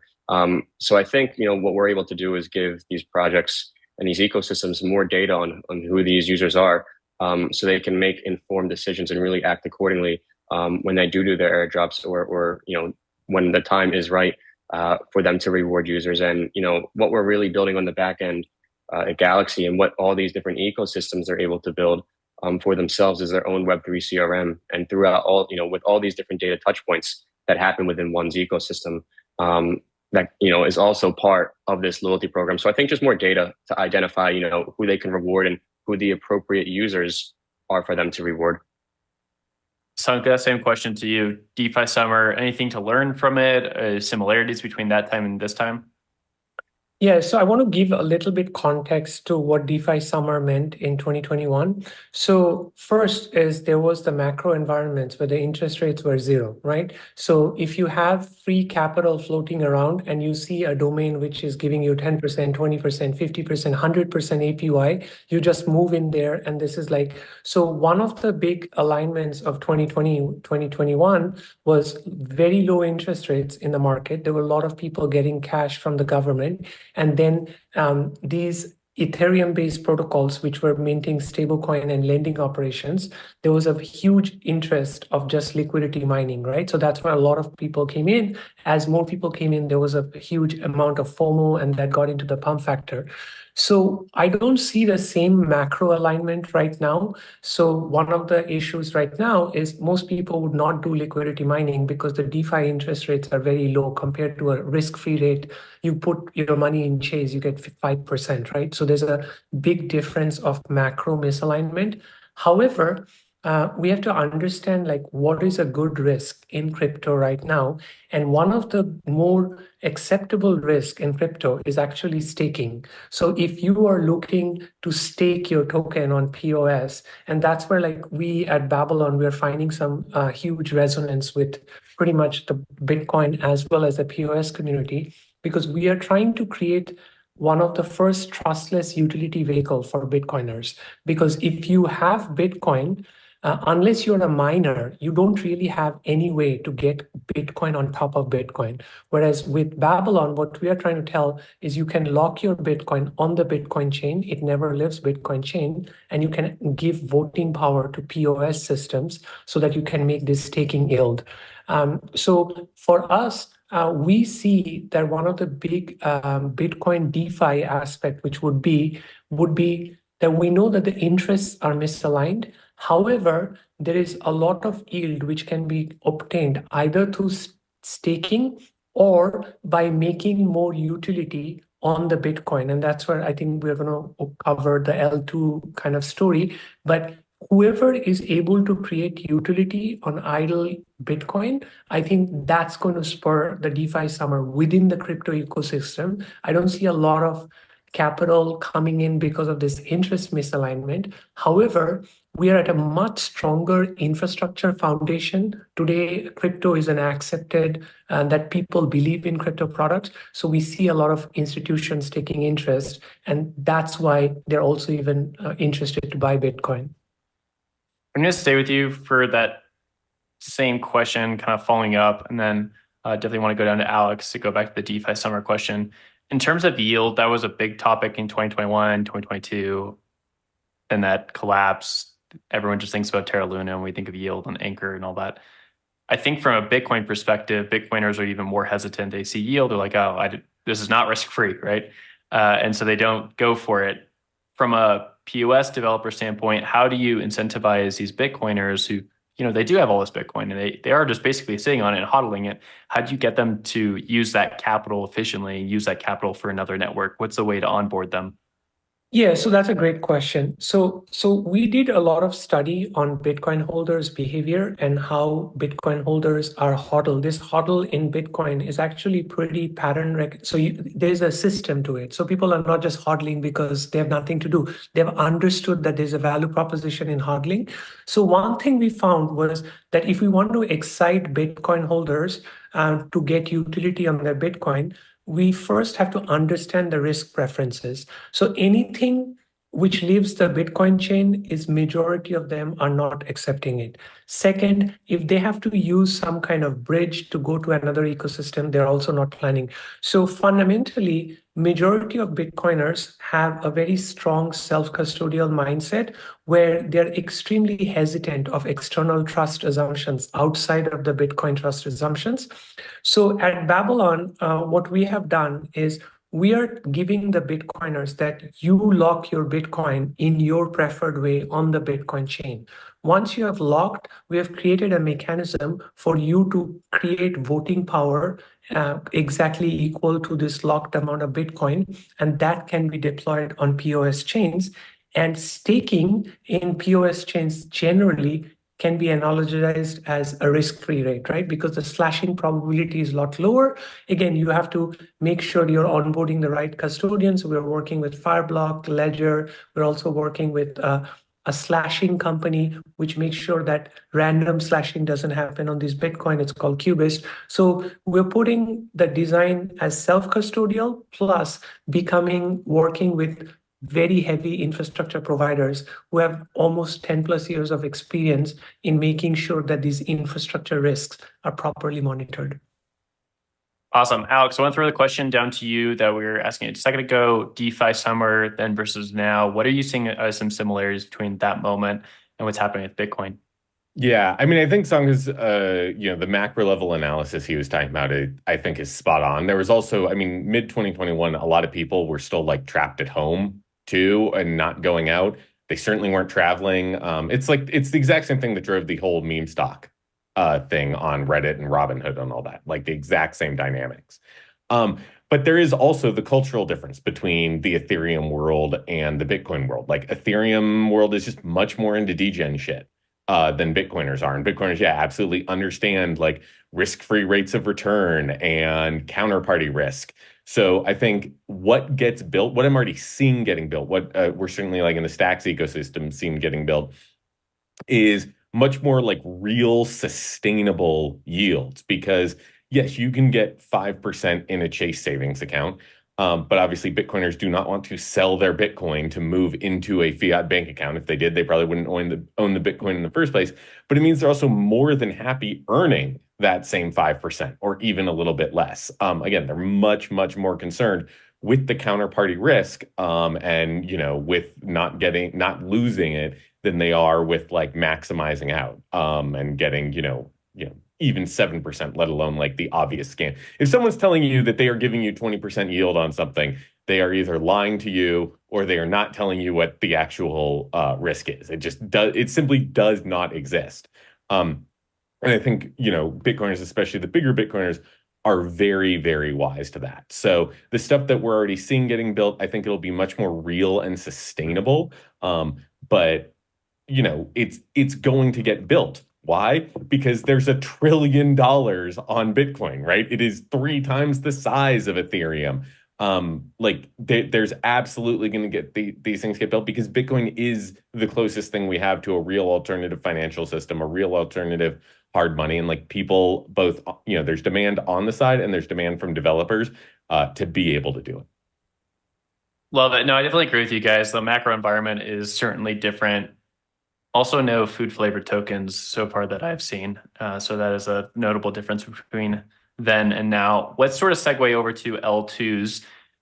Bitcoin L2s, big conversation right now. I think a lot of it is because of inscriptions, and a lot of teams are taking that moment where the Overtone window is broken in Bitcoin and say like, hey, we can do more things, there's more expressivity. However, there's still a fundamental problem with Bitcoin. There's not enough expressivity. There's people who've been trying to work around that for quite a while, Stacks being one. And there's some newer ideas out there, of course, runes from Casey Rodermore maybe being one of those. How are you guys looking at these L2s and sort of weighing which ones are useful or interesting, specifically from like a business standpoint? Which ones are worth spending time on, and what are some red flags that you guys are looking for? Jake, I'll throw it to you for that one. This Galaxy is very focused on community development. At the core of community development is trust. Yeah, definitely. So I think that we have some exciting news to share. Within the next few weeks, we'll be integrating Stacks to Galaxy. We'll be entering a pretty close strategic partnership. And there's going to be a lot of fun, exciting stuff for the community and also for Stacks, where Stacks now has the opportunity to engage with 15 million unique users. And it's great for the Bitcoin ecosystem because we've integrated it, I think close to 30 different networks, most EVM and non-EVM. We've worked with over 4,500 brands. And now we have the opportunity to educate users about the Bitcoin ecosystem. Bitcoin L2s, Stacks, the great work that they're doing, educational campaigns. How can we onboard these users to Stacks in the Bitcoin ecosystem? So it's a really, really, really valuable opportunity for Stacks to tap into all these different EVM chains and also the non-EVM chains that Galaxy has worked with to onboard these users and show them the great tech that they've been building and amplify everything that they've been doing. So there's going to be a lot of programs that we're going to be rolling out, as I said, educational style ambassador programs. And I think with this, a lot of these, applications that are building on Stacks, we're going to be working closely with them so they can run their growth campaigns. And there's going to be NFT minting functionality, such as, complete Quest A. Obviously, these you can track and incentivize anything on Stacks. So it could be deposit, it could be swap, it could be bridge, follow Twitter.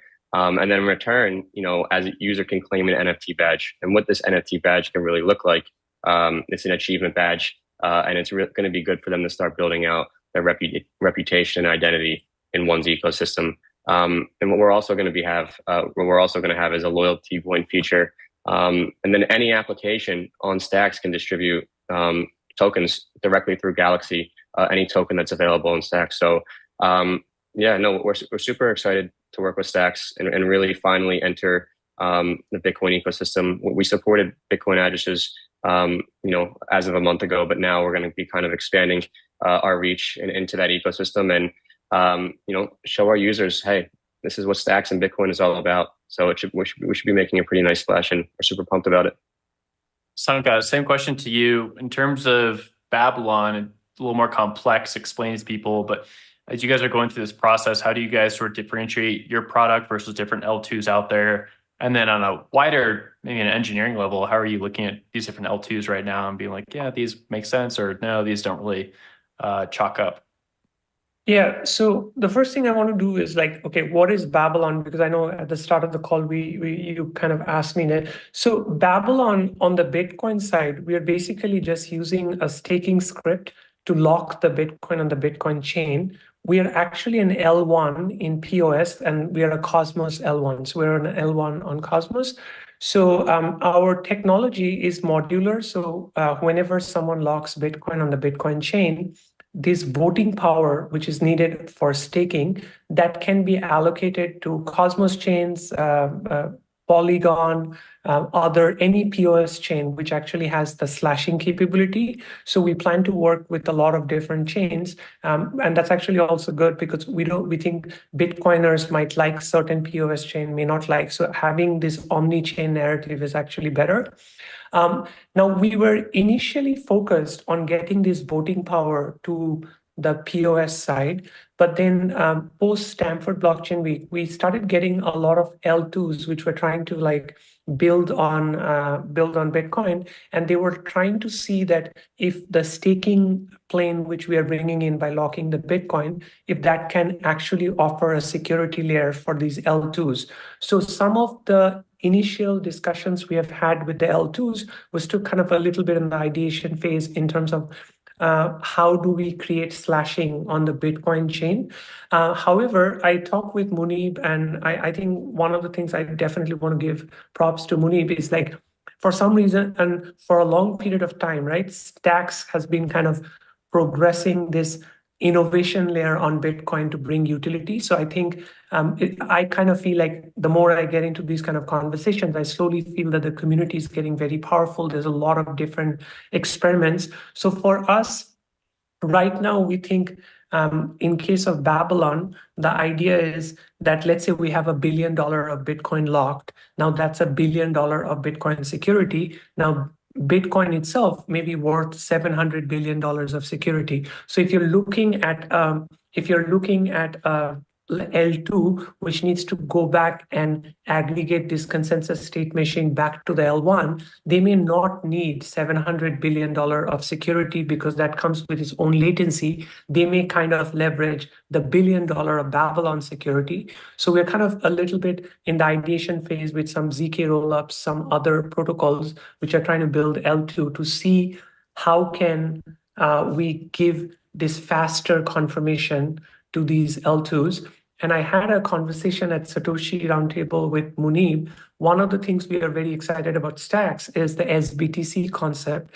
And if the SBTC holders would be willing to lock their Bitcoin and then give voting power to the POS chains, right? So that's something we're trying to work with Stacks to see if there's some potential integration possibility.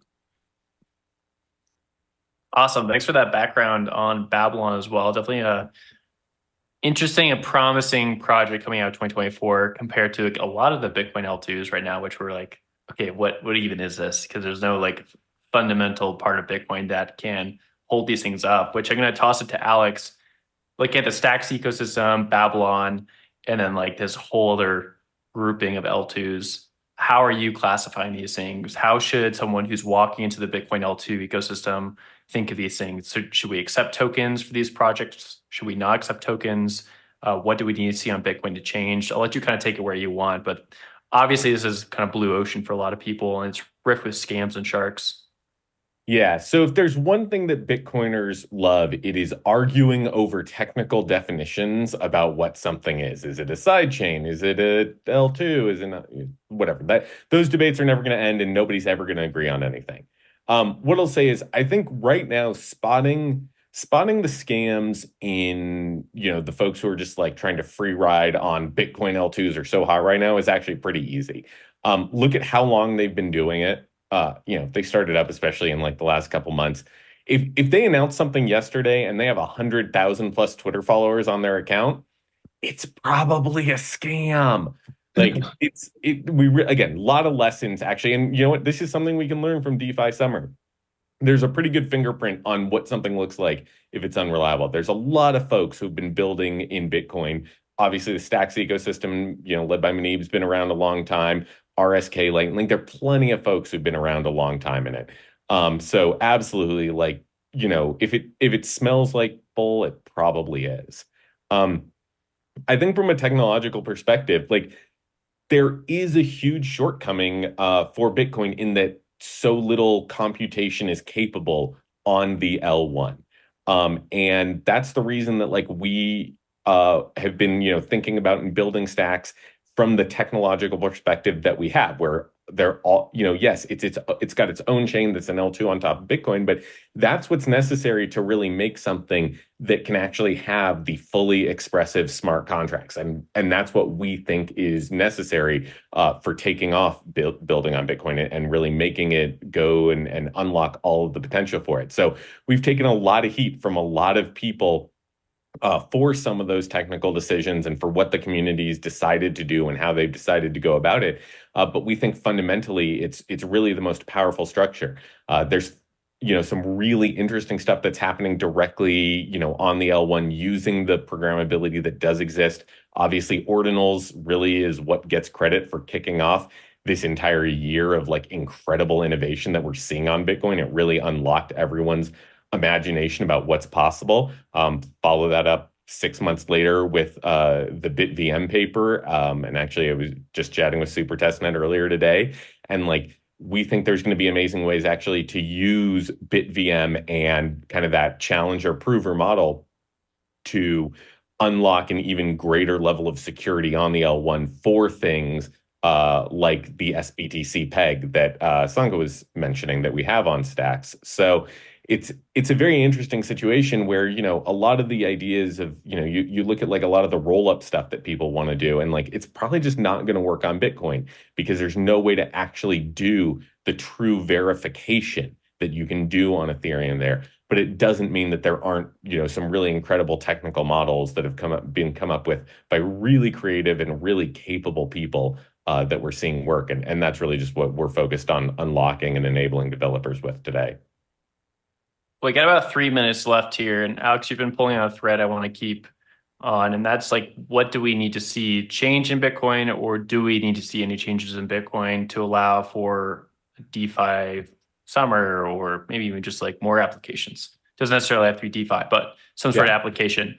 What are some things? And I'll contextualize that with, in Ethereum, we saw a lot of different EIPs go through because of DeFi projects.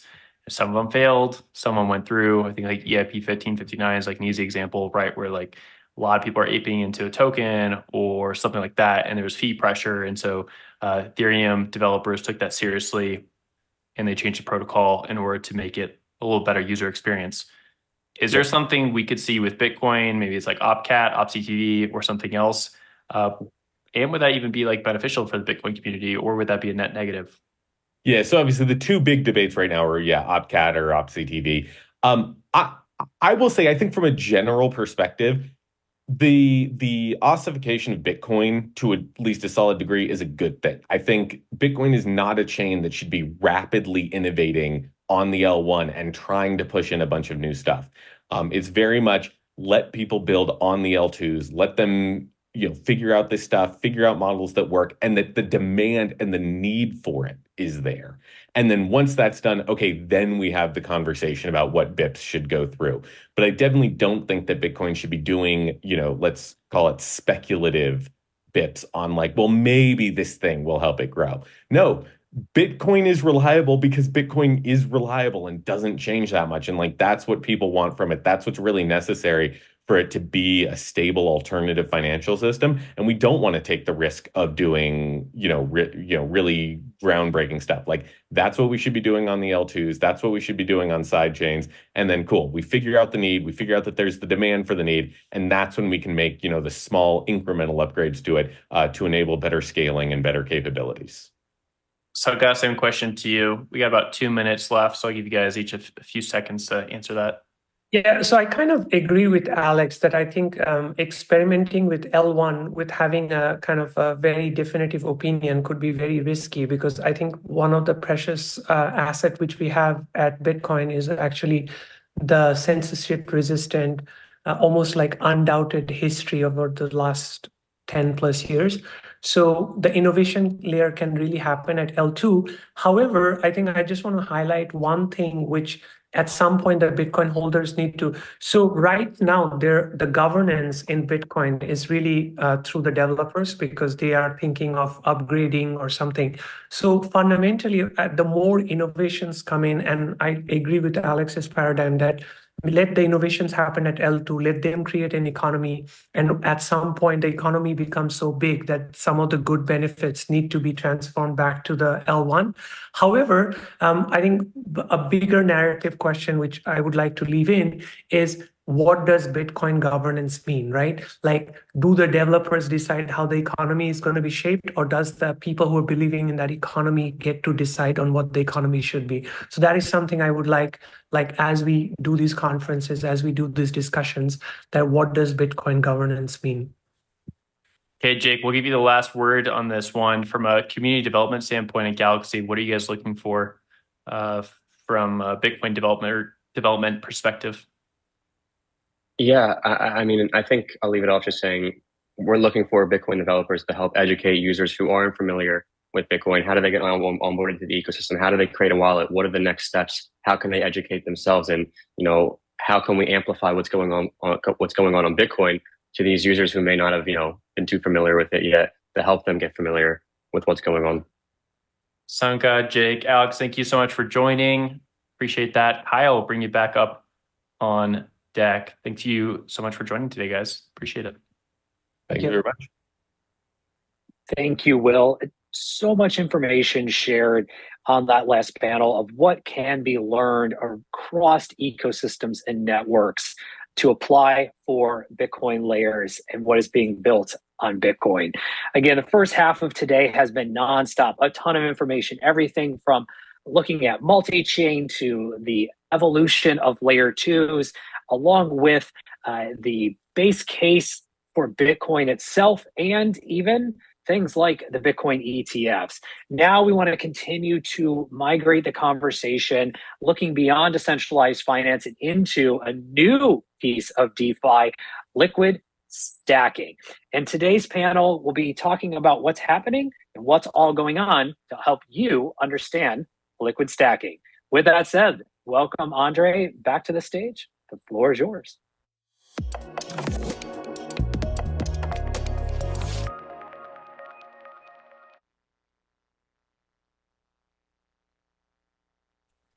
Hi, everyone. Good afternoon, good evening. Welcome back to the Building on Bitcoin virtual event. My name is Andre Serrano, the Stacks Foundation, and today's session is going to be on understanding liquid stacking. We're going to be discussing everything that you need to know about why it matters, its impact on Bitcoin DeFi and the Stacks ecosystem. And we're joined here by some of the leading projects and infrastructure companies that are really pushing the space forward. So join with me here today. We have Tycho from Stacking DAO. We have Tim Varner from Papaya. We have Jacob from Hermetica and Anuj from Luga Nodes. Gentlemen, welcome to the panel today. Thank you so much for joining us. I'd love to start off just with some brief introductions. If you could take a few moments to introduce yourselves and your projects. And we'll go in the same order. So Tycho, why don't you kick us off? Yeah, absolutely.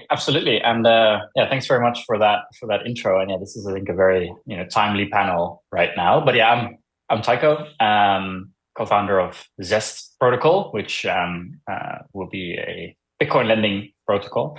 And the first product that Zest Protocol will launch is lending markets on Stacks. And that's one of the reasons why I also started Stacking DAO. which is now grown to becoming the largest LST on Stacks. About $60 million of liquidity, and yeah, in that sense, really powering DeFi and powering apps like Zest Protocol in the future. Awesome, and yeah, Stacking DAO launched in December of this year. It's already gone on to achieve more than $60 million in total value locked. So it's been great to see that impact on the ecosystem. Tim, why don't we turn it over to you? Yeah, I'm Tim Varner. I'm one of the 4 co-founders of Papaya. We are building liquid stacking for Bitcoin rewards as part of the ecosystem.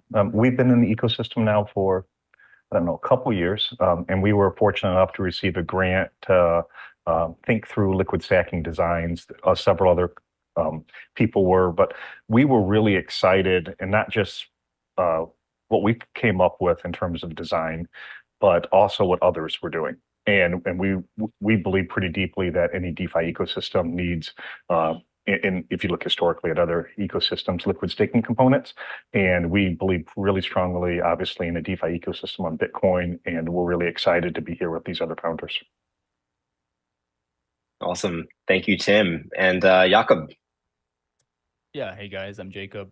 I'm the founder of Hermetica and have been in the space for a couple of years building Hermetica, and we're really taking the liquid staking approach as well. I'm going to talk a little bit about that in a second, but our basis is we're bringing non-custodial yield solutions to Bitcoin and Stacks assets now as well, meaning we have a first set of products that are coming online in the next couple of weeks that allow you to essentially put your Bitcoin to work in one of our vaults. We execute advanced option strategies, derivative strategies against that to generate more yield.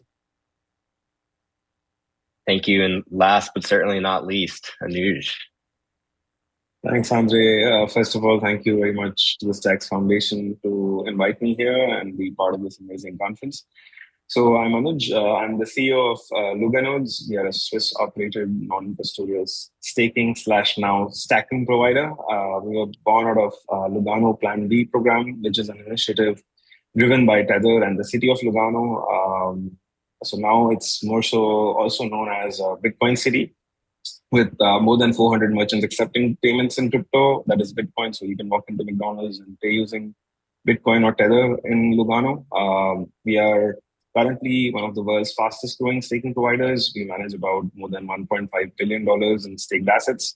We're live and working with a lot of different protocols, almost 40 plus now. And yeah, we are here now supporting Stacks. So super excited to join this conversation. Yeah, absolutely. And of course, just a few weeks ago, Luganodes announced that they would be supporting the Stacks Nakamoto upgrade, becoming what would likely be one of the first and largest signers on the network. So really glad to see that. We're great to have you here join us for this conversation. Okay, guys, I'd like to start off just high level, help people understand the opportunity here. What are the opportunities that liquid stacking presents for developers and users in the Stacks ecosystem? And why is this such a big unlock for the ecosystem? And let's maybe go in the same order. Tycho. Yeah, I think I think in general we had also nice spaces about this at the Stack DeFi show, which we do every Tuesday, and there was a researcher there from Masari who was kind of talking about the Stacks ecosystem and maturity and how to think about that, right, compared to other ecosystems. And they said that like there's basically two things that are important, right, for an ecosystem DeFi to take off, and like one is stablecoins, and the other one is to have like a good liquid stacking or liquid staking derivative, right? Because that just unlocks like the liquidity of the native token, and people can borrow against it. People can start to sort of execute all kinds of other yield strategies against it without foregoing like the native staking yield, right? So in that sense, it's like really this kind of foundational building block, right, of DeFi on any chain really. And then with Stacks, it gets sort of extra interesting, right? I mean, it grew very quickly, right? It's now a top 30 market cap token, which means that there's a lot of capital to be unlocked, right? There's a lot of collateral to be unlocked for different applications, right? For example, for Zest Protocol, for Arcadico, and for others. So yeah, in that sense, it's a really exciting opportunity. And then also, and that's sort of the final thing that I'll say, like for the validator network, right? I mean, Stacks will go through the Nakamoto upgrade in 2 months, and we'll shift to this model of validators. And yeah, essentially, like the question will become, okay, how do you get the most STX, the sort of the best validators producing the best yield, or how do you decentralize that, right?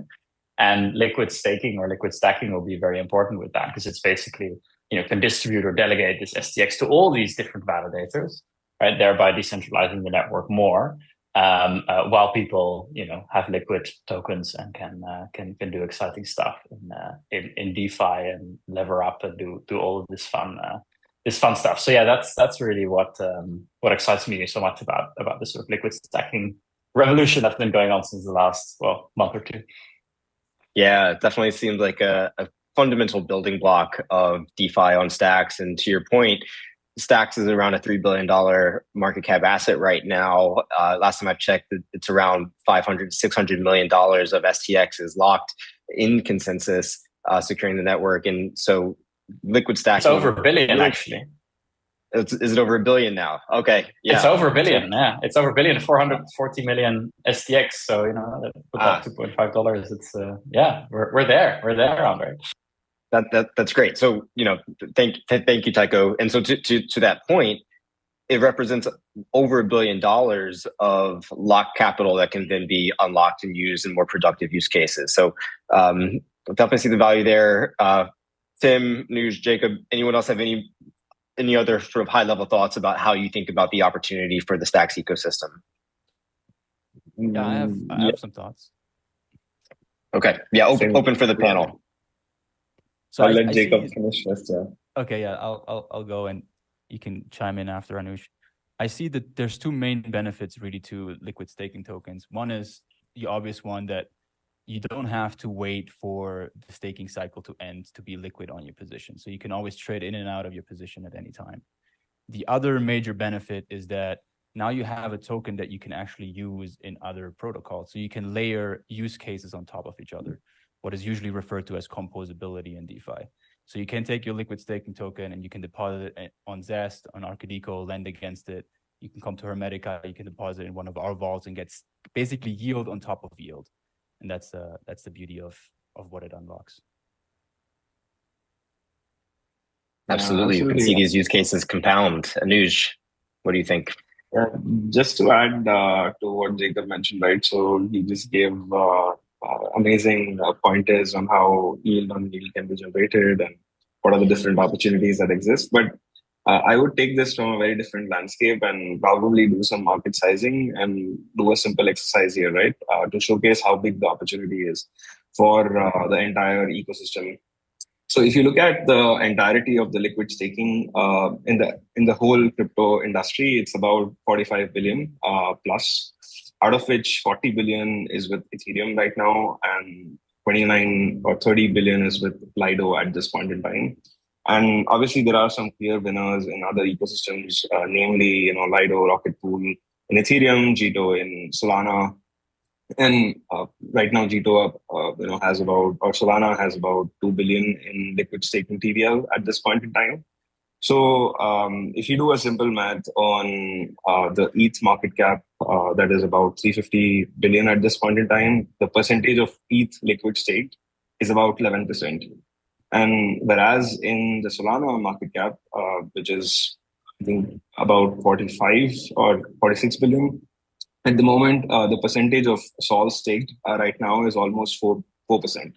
So now let's do a comparison with Bitcoin, right? So Bitcoin is almost sitting at a 1 trillion opportunity here. And even if we imagine 1%, that's a straightforward 10 billion opportunity, which is lying ahead of us. And as you guys just discussed, and to Tycho's point, right now the entirety of the TVL of Bitcoin ecosystem is about 1 billion, which means that it's very early days. Like, we have just gotten started. And obviously Stacking DAO is leading the front, with almost 60 million, as we just mentioned, which is fantastic. And they've been like top gainers during the course of months, doing multiple, almost growing at 300%, if I'm not wrong, the last I checked. So I still feel that this whole opportunity of liquid staking or stacking is like massive, and it's about to explode. So this is the right time to get in for all users and to ride the wave So yeah, that's something that I wanted to share. Yeah, definitely. And to your point, unlocking that staking capabilities for Bitcoin is considered the holy grail in a lot of ways, right? Being able to earn sort of like a passive yield on your BTC. Tim, I want to turn over to you. Last thoughts on this question before we move on. Anything else you'd like to add? Sure, I'll be brief. I'll just start by saying I echo everything that's been said. All very good points. One thing that I think is worth underlying is that there's a real history here. I mean, DeFi is relatively short in the world, but liquid staking has been the sort of hub of all DeFi ecosystems, and all the innovation that comes into an ecosystem and the ability to have enhanced liquidity and to have increased participation from both developers and LPs, and then also capital efficiency, all sort of gets unlocked by liquid staking and other ecosystems. Certain that'll happen here with liquid stacking. And in addition, now we have a much more secure L1, obviously. And so one was really excited about like unlocking all of that available market cap and seeing liquidity pool grow. And I think it'll happen pretty rapidly.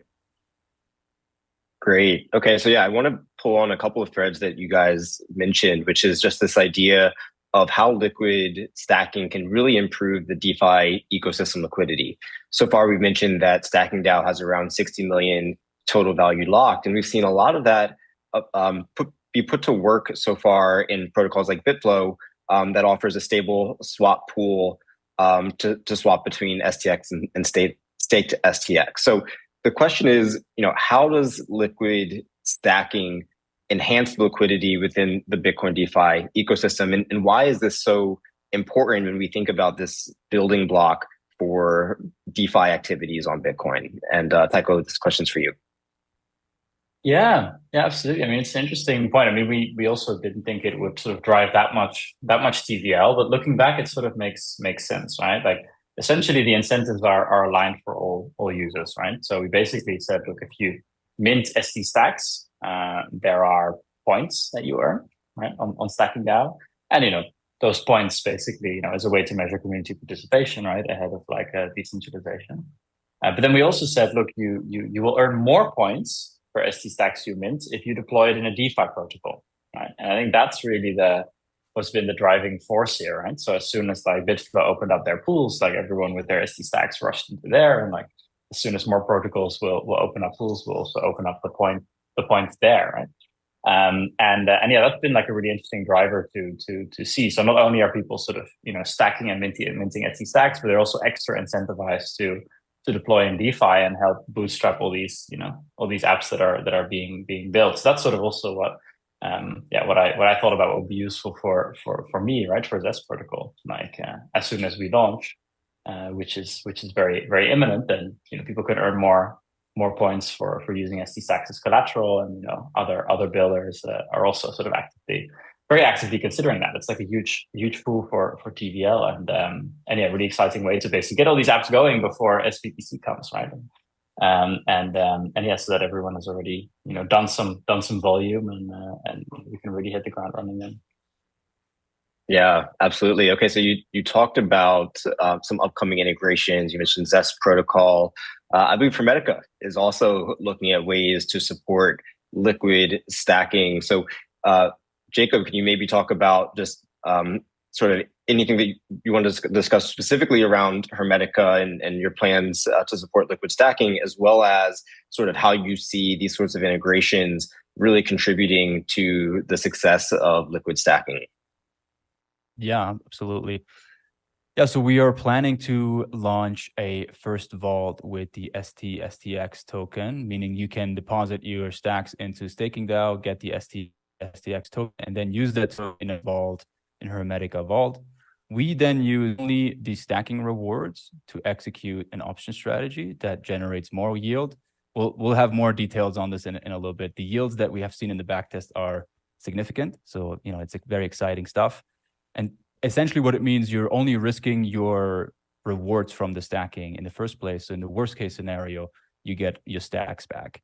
But in the best case scenario, you make more STX. We're such big fans of this concept of liquid staking or liquid stacking that we are applying this idea or this technology to our vaults themselves. So if you deposit STX into our vault, you get a token back that represents your deposits and essentially is an STSTX earn token. And so you are still liquid and you're earning two yields at the same time. You're earning the stacking yield, you're earning the trading vault yield, and you have a token that you can trade in and out of. So I think this is extremely important. And I think is one of the benefits of DeFi in general. We have the ability to issue tokens against deposits. That's really what it is at the end of the day. And therefore create layers of liquidity on top of each other. That can obviously, there's some dangers to it, right? You don't want to over leverage too much, but it unlocks all this liquidity to be able to earn in all these different places. Yeah, maybe it's worth just spending a moment on like what are the risks that are involved with that. You mentioned like sort of like additional leverage on top of that. I don't know if Jacob, if you want to respond to that, or if anyone else has thoughts. I mean, I can give my 2 cents, and I'm curious what the other folks think. I think that anytime you engage in a new protocol, anytime you stack, if you take a token and deposit in another protocol, you take on the risk of that protocol. So you want to be sure that that is built correctly. And in terms of leverage, it really depends on what is the protocol doing that you're engaging with. For us, for example, we're buying options. So there is always limited risk. There's never actually leverage in that you can get liquidated. So at the end of the day, it depends on the product and the protocol that you're engaging with. But on a technology end, you're taking the risk of stacking multiple smart contract risks on top of each other.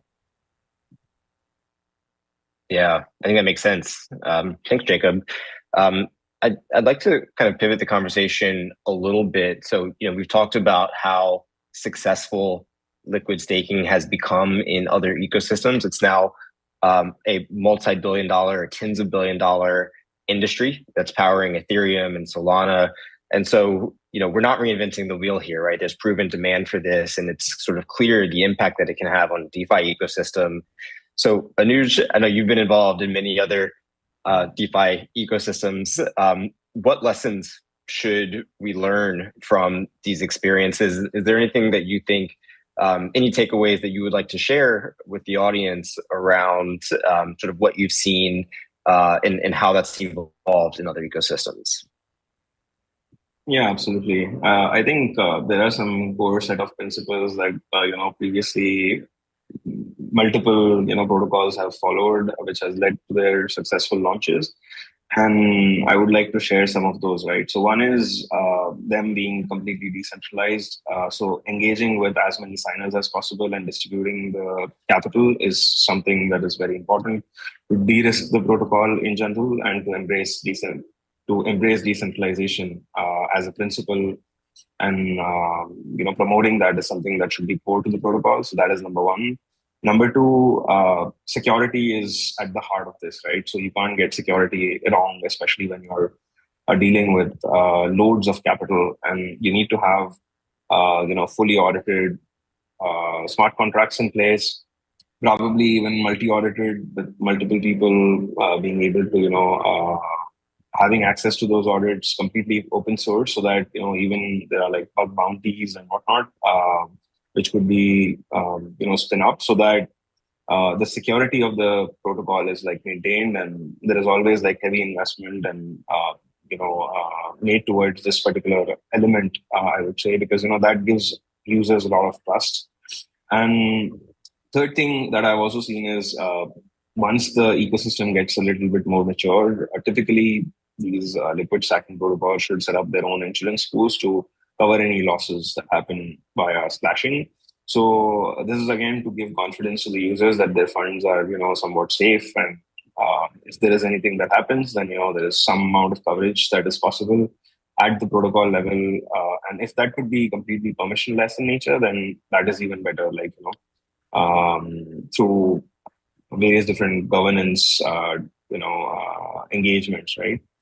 There is another dimension that is obviously debatable, which is obviously existent in the Ethereum ecosystem, which is like selecting a set of signers versus having this permissionless model where anyone can come and become signer or a validator, for instance, in the Ethereum ecosystem, right? So that's the difference between Lido and Rocket Pool. So I'm not sure like which one is going to be more embraced in the stacking space, but that is something that we'll be seeing more and more people focusing on, like both these models and testing it out and seeing like which one gets like more attention and distribution in terms of capital. So that's going to be interesting to see how it plays out.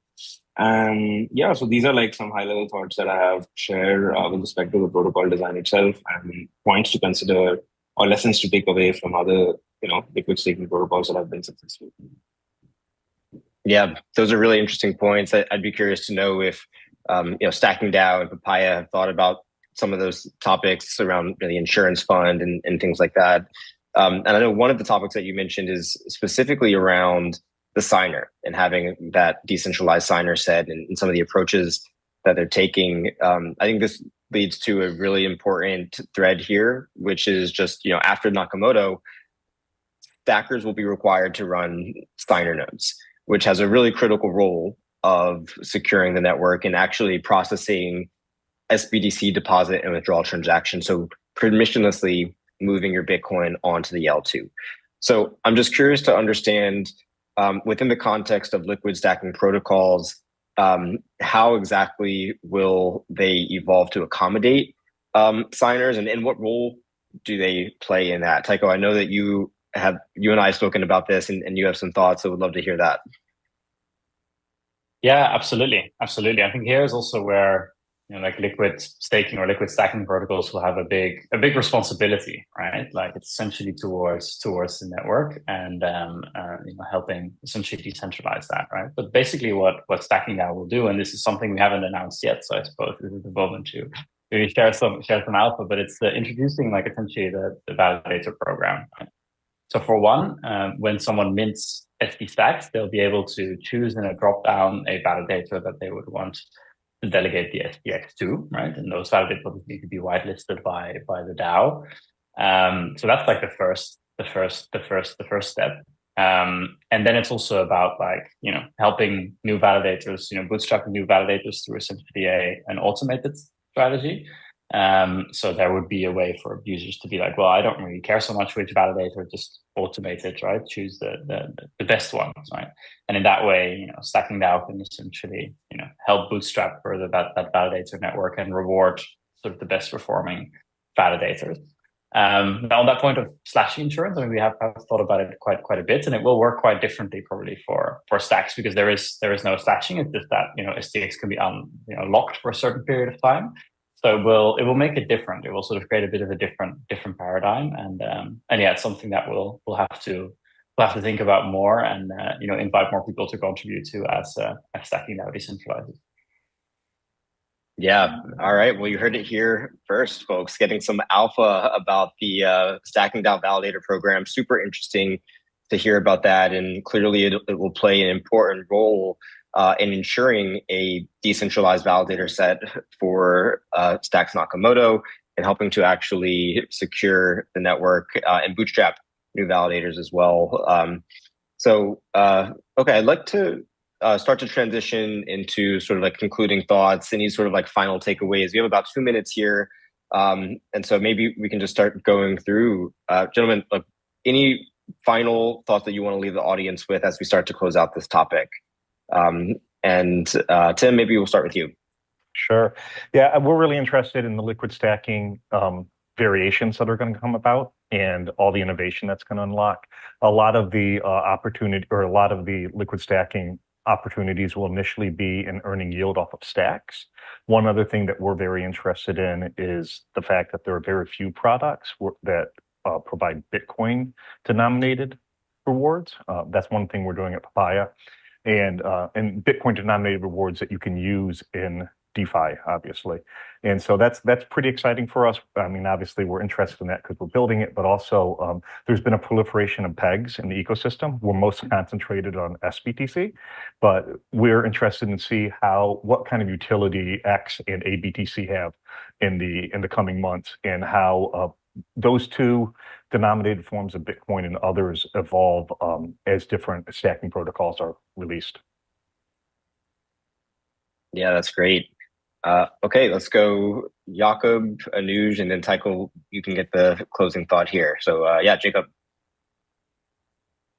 Yeah, I think most has been said. We're very excited to launch our version of liquid staking, which is a liquid yield vault, which essentially uses the same technology. I think that is to some degree also new in all of DeFi. So very excited to see how we can integrate actually our token in more protocols. And yeah, happy to be part of this. Awesome. Anuj.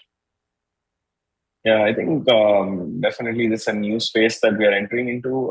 We've been very familiar with the Ethereum ecosystem and other parts of crypto. We have not been like deeply involved in the Bitcoin ecosystem. So now it's super amazing to see great protocols like Stacking DAO, Papaya, and to collaborate with. So we are super optimistic, and we want to be like more deeply involved, given we see that this is a massive opportunity.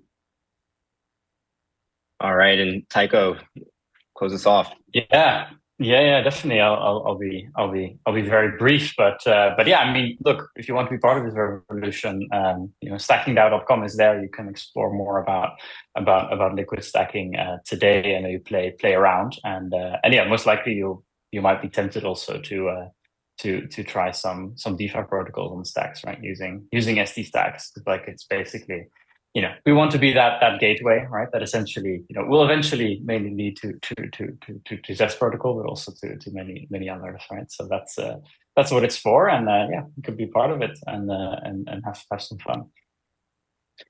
Okay, guys. Well, we're at time. Thank you so much, and until next time. Thank you. Thanks for having us. Thanks, Andre.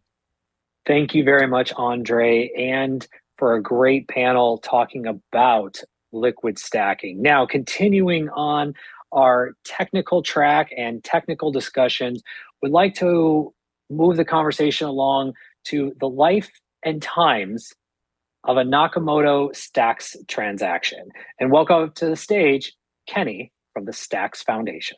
Kenny, the floor is yours.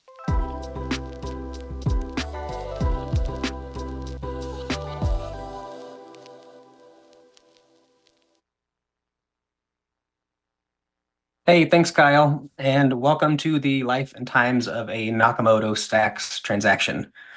So today what I want to talk about a little bit is just kind of take a look at exactly what happens to a Stacks transaction under Nakamoto rules from when it's first broadcasted up to the Stacks network, all the way to when it's settled on Bitcoin, finalized on Bitcoin. We'll talk a little bit about what that means on the way as well. Real quick, before we get started, my name's Kenny. I am the developer advocate at the Stacks Foundation. So at the foundation, I focus a lot on developer education, outreach, working on documentation, tutorials, workshops, community growth, pretty much anything that developers are involved in, I'm involved in, and anything that developers need, I try to help kind of facilitate that along. So that's my role at the foundation. Now, let's get into two things. We've all heard that Nakamoto is going to bring fast blocks and Bitcoin finality, but those terms can be a little bit nebulous and hard to define. And so I want to talk a little bit about what we actually mean by that. And what I want to do today is I'm hoping to make these concepts a little bit more concrete for you by walking through exactly what happens with a Stacks transaction under Nakamoto so that you can start to get a little bit more of a concrete picture of what these terms mean and what's actually going to happen with Stacks transactions under Nakamoto rules. So what we're going to start by is covering the ideas behind fast blocks, Bitcoin finality. We're going to kind of cover those at a high level, and then we're going to walk through the journey of a hypothetical Stacks transaction step by step and see exactly when and how it achieves Bitcoin finality. And then we'll look at an illustrated hypothetical example to kind of give a little bit of a visual representation to exactly what's going to be happening. So this is the difference between the user experience of a Bitcoin transaction and a Solana transaction. 10 minutes versus a few seconds. It's a huge difference, but we've got a trade-off being made here. The hardware requirements to run a Bitcoin node are very, very low, and the script that runs transactions is very, very simple, which means that Bitcoin can be highly decentralized and secure, but slow as a result. And this is by design, but this is just a trade-off that we need to be aware of. And Solana kind of went the other direction. And they have higher requirements for running a node, but transactions settle very, very quickly. And so it's got a better user experience when we look at it from that angle. And the goal really with Nakamoto is to get the best of both worlds by using stacks as this fast L2 on top of Bitcoin with smart contract functionality. So we're getting the fast transaction times of stacks, we're getting the expressive smart contract functionality, but we're anchoring to Bitcoin so we still get that benefit of Bitcoin security. So there's really two things we're trying to achieve with Nakamoto. Fast blocks. In order to provide a good user experience, transactions need to settle within seconds. So the first goal of Nakamoto seeks to accomplish making that happen, but the second is Bitcoin finality. Accomplishing both of these things means that we can create an L2 that'll achieve the security of Bitcoin while having the speed of a faster chain like Solana. So we get the security and we get the user experience. I want to dig into a little bit more this term Bitcoin finality and what we actually mean by that. So the way that I like to define it is the point at which it becomes as hard to reverse a stacks transaction as it is to reverse a Bitcoin transaction. And this is really how I think about Bitcoin finality in the context of stacks and of stacks transactions. So with that little bit of sort of a high-level overview of what are we trying to achieve, what are the goals, let's kind of walk through the journey of a stacks transaction. We'll go over the Nakamoto design and the process, then we'll look at an illustrated example. So step one, journey of a Nakamoto transaction. The transaction is broadcasted to the network. User initiates a transaction on their wallet. That transaction is then broadcasted up to the network, gets into the mempool. And then step two, a miner adds it to a block. Assuming that transaction is valid, the miner whose tenure it is, and we'll get more into that in a second, will detect that transaction and add it to the current stacks block. And this process happens on the order of seconds and repeats several times throughout a miner's tenure. So let's go back to that term miner tenure, because this is really key to understand for how we can achieve these fast blocks and finality under Nakamoto. So rather than stacks block production being tied to the cadence of Bitcoin block production, Nakamoto instead uses the concept of miner tenure. So each Bitcoin block, a new miner is cryptographically selected using proof of transfer, and they're cryptographically selected to be the sole producer of blocks during their tenure, which again corresponds to the length of about one Bitcoin block, and they're producing multiple blocks at a fast cadence throughout this tenure. And really this decoupling of stacks block production from Bitcoin block production is how we achieve fast blocks. But that does bring up then a question. If a single miner is responsible for producing several stacks blocks, how does the system prevent them from just adding whatever blocks they want? Since the cryptographic selection process only applies to the tenure, once they have tenure, they're the only miner producing blocks. So how do we sort of add in a control mechanism for that? That's where step three comes in, which is where the miner then sends those blocks to signers for validation. So at this point, our little hypothetical stacks transaction has been sent up to the mempool, it's been included in a block, and now the miner's taken that block and passed it along to signers to validation. Next step is that those signers are either going to accept or reject that block. So now our transaction's packaged up alongside a bunch of other transactions in a stacks block, and now it's been passed from the miner into the hands of signers, and 70% of them need to agree on its validity for it to be added to the chain. So by creating this cooperative relationship, we can have fast blocks while actually improving the security of the whole block production process in general, because both of these parties are economically incentivized in order to do their job faithfully and do it well.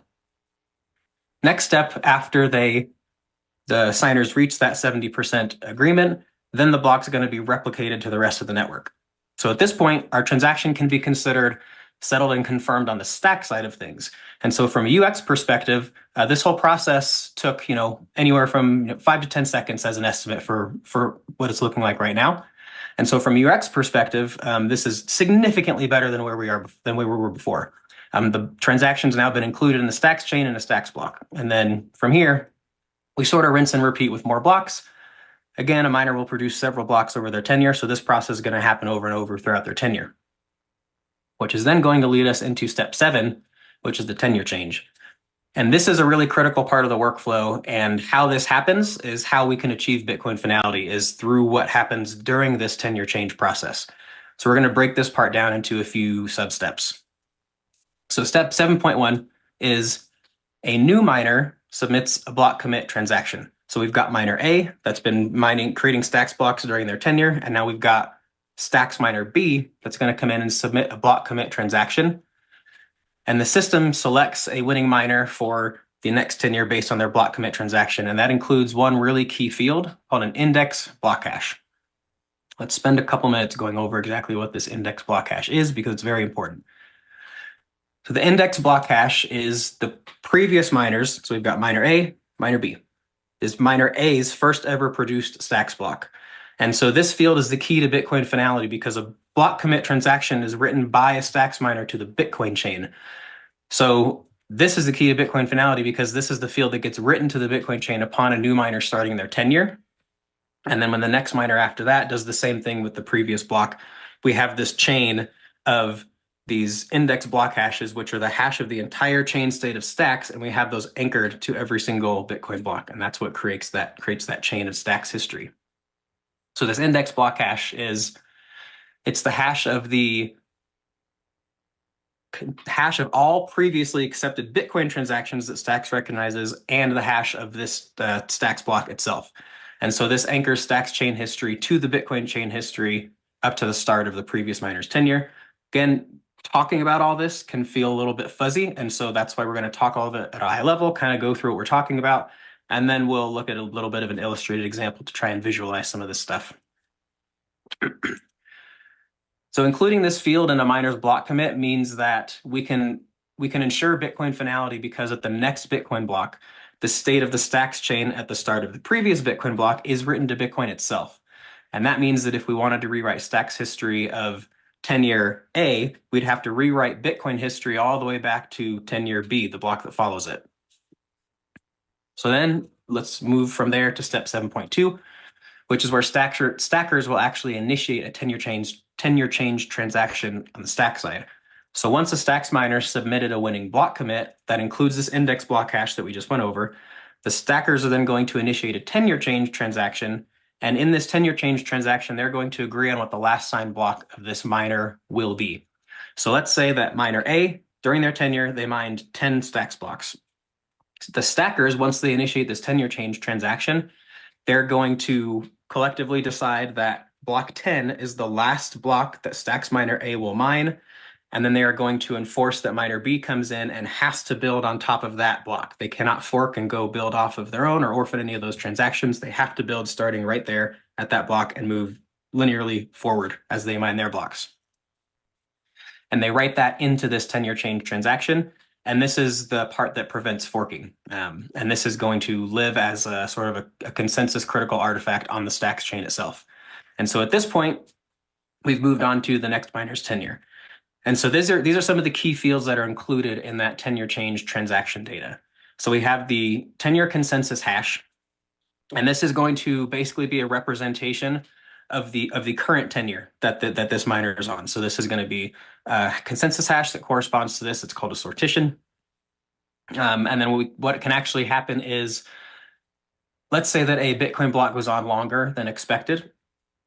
What can happen is that stackers can extend a tenure. And if they were to do that as part of that transaction, we would keep this consensus hash of this tenure in that. So we would know that those two periods were correlated with this same miner tenure. And then we have the previous tenure consensus hash, which is just what it sounds like. It's a hash of the previous tenure. The burn view consensus hash is the hash of the last seen Bitcoin block. And then the previous tenure end is going to be an index block hash. So that's going to be the last stacks block from the previous tenure. And remember, we talked about how we need that field to tell the next miner what block it needs to build from. So that's why this is included there. And then we also have the number of blocks that were included in the previous tenure. So that's kind of a high-level overview of what this tenure change transaction actually looks like. And then what will happen is the tenure change block found transaction. Once a winning miner is selected via their block commit transaction, then this tenure change block found transaction is then initiated. And what this does is this creates a transaction that is made available to for miners to download so that miners can include it in their first block. So miner A and B are both going to monitor for the availability of this data so that they can determine when miner A must stop producing blocks and that miner B can begin producing blocks. So once miner B gets the data from this transaction, then a couple of things are going to happen. First, miner B is going to process any currently unprocessed stacks transactions up to, but excluding the Bitcoin block, which contains its tenure. So up to, Bitcoin block that corresponds with Bitcoin miner A. Then it produces its tenure start block, which is going to contain this tenure change block found transaction as its first transaction. So that's when it officially has begun now mining stacks blocks within its tenure. And then it'll start mining those transactions out of the mempool. And so this way we kind of make sure that when miner B comes in, it's taking everything that's currently in progress from what miner A hadn't actually officially mined yet, collecting all those, getting them mined along with this tenure change block found transaction. That officially marks the start of that miner's tenure, and then it's going to move on into mining transactions out of the mempool. So at this point, we have the final step. Step 7.3 are transactions finalized on Bitcoin.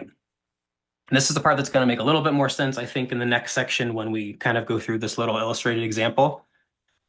But at this point, we've got miner A, and our stacks transaction was submitted and mined during miner A's tenure.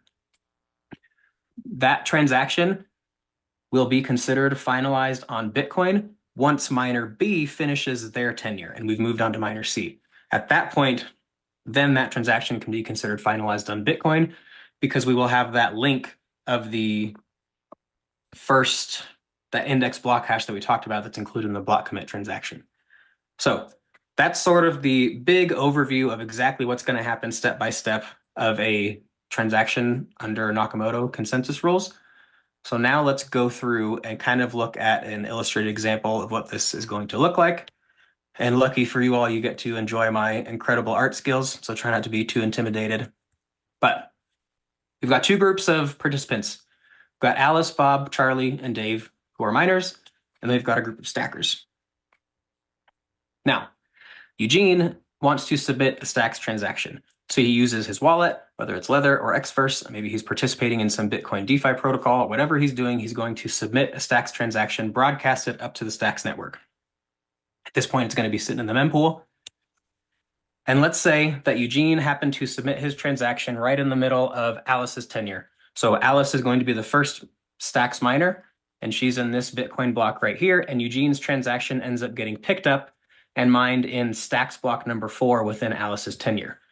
Then what's going to happen is Alice is going to continue mining stacks blocks until the end of her tenure, at which a tenure change is going to take place, and then we're going to switch over to Bob's tenure. So that's sort of the high-level process of what's going to happen in our little hypothetical example here.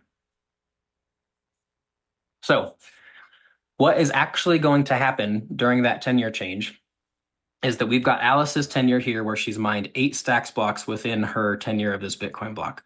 Now Bob comes in, and what he's going to do is he's going to take stacks block number 1 from Alice's tenure, and he is going to take that index block hash and he's going to add it to his block commit transaction on the Bitcoin chain. And then the stackers are going to detect that winning block commit, and they're going to then initiate a tenure change transaction on the stack side that is going to include the last signed block by Alice, which in this case is stacks block number 8. And then what's going to happen is Bob is going to begin his tenure, and he must build on top of this last signed block, which in this case is block number 8. And now we've started Bob's tenure. So let's move on to the last step of this. And this is where hopefully a lot of things will start to come together and you can get sort of a picture of exactly what is happening when we do these things. So right here, we've got 3 of our miners here, Alice, Bob, and Charlie. We've got their tenures outlined. So remember, our hypothetical transaction that Eugene submitted is over here in block A4 within Alice's tenure. So Alice produces her blocks, and then that tenure change that we just looked at happens to where now Bob has to build off of block A8, and he starts building off at stacks block B1. He goes through his tenure, and now this is where the actual point of Bitcoin finality happens, because now the third miner, Charlie, comes in, goes through the same process. He submits his block commit transaction, but he has the hash of the state of stacks block B1 written to his, which is now written on the Bitcoin chain. And so if you look at the top here, that tenure change between Bob and Charlie is when Eugene's transaction in block A4 can be considered finalized with Bitcoin, because we have that, now we have that connected chain between block A1 and block B1 written into Bitcoin. And so at this point, now we can consider Eugene's transaction finalized. Charlie will begin his tenure, and then the process will repeat with Dave, the next miner, and so on and so on.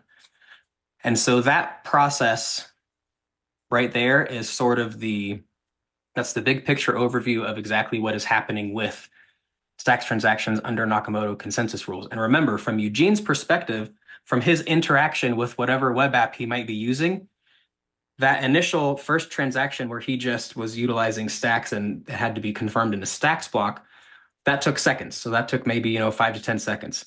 And then what happened is over the course of the rest of that Bitcoin block, plus the next one, then that Stacks transaction achieved Bitcoin finality. And so at that point, it would be as hard to reverse Eugene's transaction as it would be to reverse the state of Bitcoin all the way up to Bob's tenure. And so that is sort of the big picture, high level of how we can envision Bitcoin finality actually working.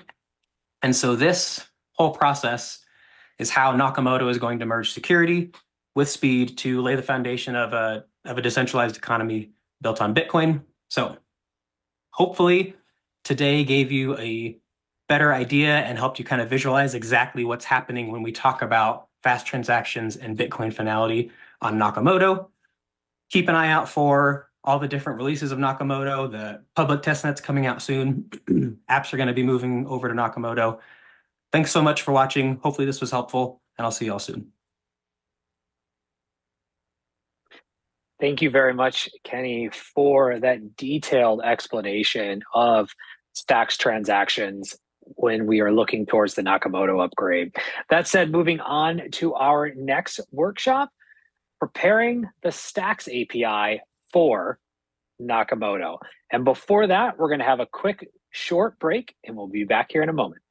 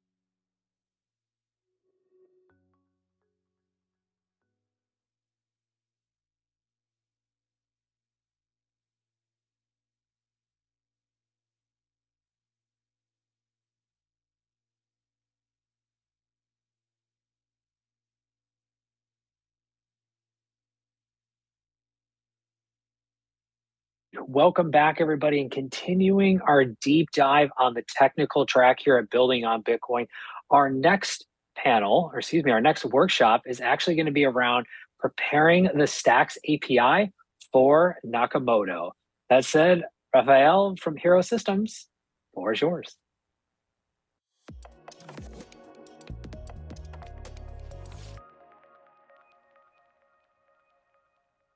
Thank you, Kyle. And thanks, everybody. My name is Rafael Cárdenas. I'm a staff software engineer at Hero, and I've been working at Hero for around 2 years. I'm a member of the API team. It's the team where we build, obviously, the Stacks API, as well as other APIs like the Ordinals API, Token Metadata API, and some others that we have in the pipeline. I'm also a core contributor to the Stacks network and the Stacks governance process via the SIP process. And today, I'm going to talk about how we prepared the Stacks API for the upcoming Nakamoto release on the Stacks network. So in this talk, first, I'm going to introduce the Stacks API for those of you that might not be familiar with it. Just give a brief overview of what it is, what it does, and its role on the Stacks ecosystem.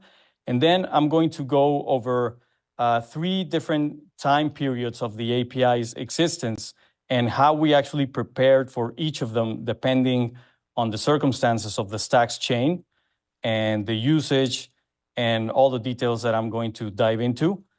So starting with the Stacks API,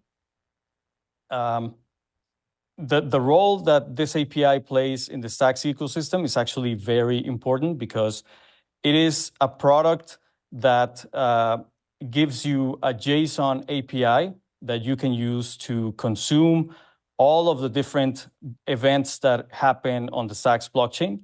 You can see all the history of the past. You can see blocks and transactions as they are happening right now as well. It is free. It is open source. We build it at Hero, of course. It's used by hundreds of applications and developers at this point. It's actually what powers our Stacks Explorer that we also build at Hero. So, pretty much everybody that uses the Explorer or any of the popular Stacks wallets, they use the Stacks API indirectly. So because of this, it is our most popular API product. It is also used in different exchanges that trade the STX token. They either run it internally or they use our public API. And you can also use it for free today. As I mentioned, it's free and open source. We have guides if you're interested. We have extensive documentation. You can actually request an API key if you're interested in building applications over it. But the basic idea of the API is that, as I mentioned, it gives you the history of the Stacks chain.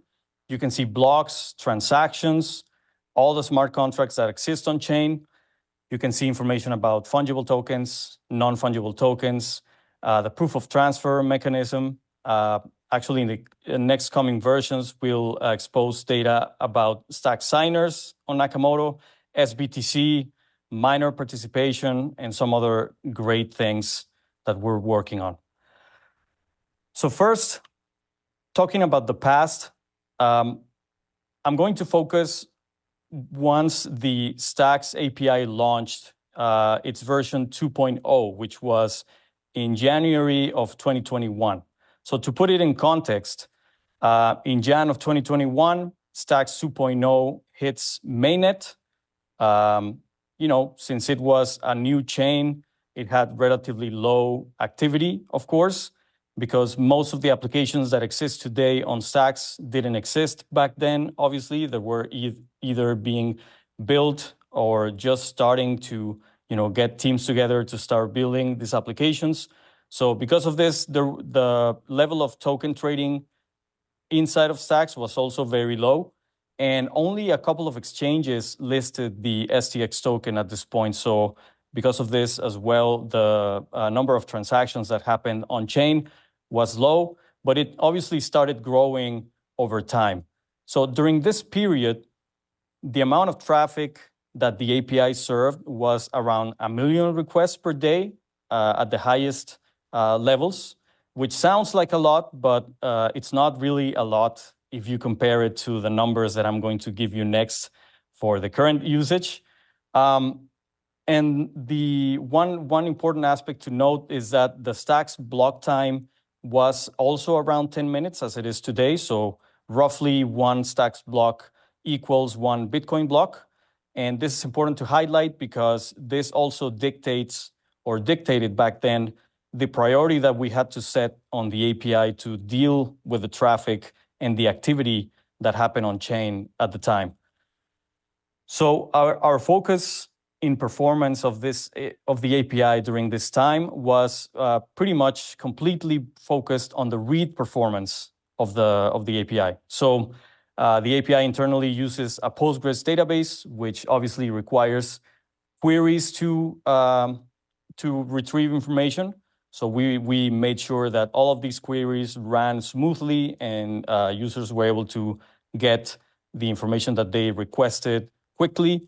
We also implemented read replication with the help of the DevOps team at Hero to make sure that our database can handle write and read traffic separately and optimally. And lastly, we also put in place different mechanisms for developers to consume this API in real time, like sockets. We wanted to avoid users to having to poll the API multiple times per minute if they wanted to get real-time information. So this worked pretty well during this time. We also worked on load balancing this API to make sure that if there was ever a period of time where there was a high volume of transactions, we were able to scale our infrastructure accordingly to serve that traffic. And we also did a lot of work for disaster recovery, which meant, in case something went wrong, both on the Stacks nodes or on the API nodes, we were able to recover quickly and successfully to the latest point that we had. And this also included chain event replays and some other aspects that we implemented back then. So during that time, we had a couple of high load events. Two came to mind when I was writing this presentation because they were interesting at the time, mostly focused on NFT collections. So if you recall, 2021 was a year where NFT collections were very, very popular, not only on Stacks, but also on other chains, of course. And for example, the Megapond mint, they minted around 25, if I recall, 2,500 unique NFTs, and then CrashPunks, which minted around 5,000. So during this time and this mint, obviously users wanted to mint and claim their tokens as quick as possible. And this meant a high number of transactions being broadcasted into the network that then ended up on the mempool and that the API had to serve so that users could see how their transaction was doing. Another event we had that was very popular was BNS name registrations. I'm sure you've seen names on the internet that end in .btc. Those names are registered on the Stacks network. And at the time, they were very popular. They still are, but there was a huge rush to get as much names registered as people could. You had the under 10K club, country names, band names, etc. A lot of different things. And also you started seeing some clever ways that people started trading these names. So for example, the Gamma marketplace figured out that they could deploy contracts to trade, to hold and then trade these names. So this also put some strain on chain. And but yeah, the API was able to serve all of these events. We were able to work around them. But the basic idea was that this is the highest load events that happened back then. Now, moving to the present, and not right now, but I'm also including 2023 because it was a year that represented a massive shift in activity on the Stacks network. If you recall, during January of 2023 was when ordinals on Bitcoin really started exploding. This, in turn, brought massive numbers of activity to the Bitcoin chain. But also something interesting happened that a lot of developers and users started talking again about Bitcoin L2 solutions and scaling solutions. So since Stacks is one of these solutions, a lot of new users and developers started paying attention to it, started experimenting with it, creating accounts, new addresses. So we saw a very big spike in activity in the network and also on the API, of course. And around this time, also the Stacks 2.1 to 2.4 versions launched on mainnet. So this also required a lot of on-chain activity. And lastly, some new exchanges came online that started trading STX, some very large exchanges. So obviously this also means more on-chain activity. So today, the numbers we're doing on the API are roughly 15 million requests per day on a normal day. We might do more than that if there are some periods of very high activity. I'm going to give you some examples soon. But the important thing to note is that the Stacks block time is still 10 minutes. So still one Stacks block equals roughly one Bitcoin block. So again, our focus on the API is still on the read side of things to make sure that people can get their information and that the API is not overwhelmed, right? Because, we also saw a lot of new API keys being generated. So this means developers are interested in building with this API, so that's good. And this meant that our performance focus on the API really boiled down to two main efforts. The first one being caching, making sure that we are fine-tuned in this regard. So we use a CDN in front of our API, and this work basically meant getting the CDN to resolve as much requests as possible without having to either revalidate the API or revalidate the cache header or forward the call to the API. And it also meant that if a call had to be forwarded to the API, we also put in place some internal caches on the Postgres database to be able to serve information as quickly as possible without having to recalculate or do very high computation. And because of the spike on activity, we also saw very, very large blocks confirmed on the Stacks network. And this meant that the DevOps team had to increase the scalability and elasticity on our environments to deal with these large blocks. To give you an example, I posted this on Twitter recently, that the current record for a Stacks block is one that contains 10,795 transactions, which is obviously many times bigger than the ones that we saw during 21 and 22, which had, when they were big, they were like 300, 400 transactions. So, this is a massive increase, but obviously it means that the network is transmitting that much more data and that the API has to process that much more data when consuming these blocks. So during last year, actually focusing more on Q4 of 2023, we saw a few events happen on Stacks that represented massive spikes in activity. So first, I'm sure you've heard about STX20, which is a standard to define tokens on Stacks, closely resembling BRC20 on Ordinals. So this brought a lot of activity. A lot of the degens out there started minting or creating tokens, minting these tokens and then trading them. So a lot of transactions based on that. We also saw STX Map, which is an effort to bring a bitmap from Bitcoin over Ordinals to Stacks. We also saw Ordinals, which is another project that tries to peg in inscriptions on Bitcoin from there to the Stacks network via the use of smart contracts, storing data on chain. And then we also saw a lot of token trading, and this is true also today via applications such as Alex or liquid staking tokens like Stacking DAO. We also saw a lot of uptick in meme tokens like Welsh, like Leo. So, the activity on chain increased dramatically during this time. So in December of last year, when STX20 launched, we saw a massive spike in activity, as I just mentioned. And I shared these graphs on Twitter just to give you an example on how the API dealt with that influx in traffic. So, for example, during the highest peak of the mint, we saw around 12.5 million requests in the span of just a few hours on the API. So obviously this during a 24-hour period was much more than the 15 million that we see on a regular day. But the API was able to handle this, very gracefully.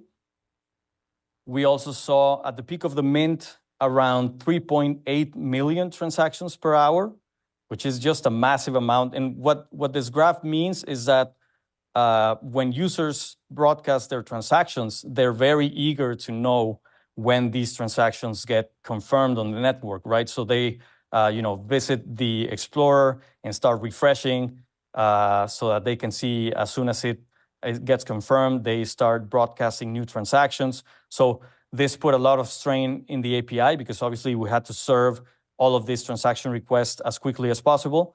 But the good news is that the API handled this traffic with 100% availability, which was a massive win for us. What this means in technical terms is that we didn't serve any 503 errors or timeouts during this time. And users were able to get their transaction data reliably and quickly. And we didn't have any downtime, which was, of course, really, really good.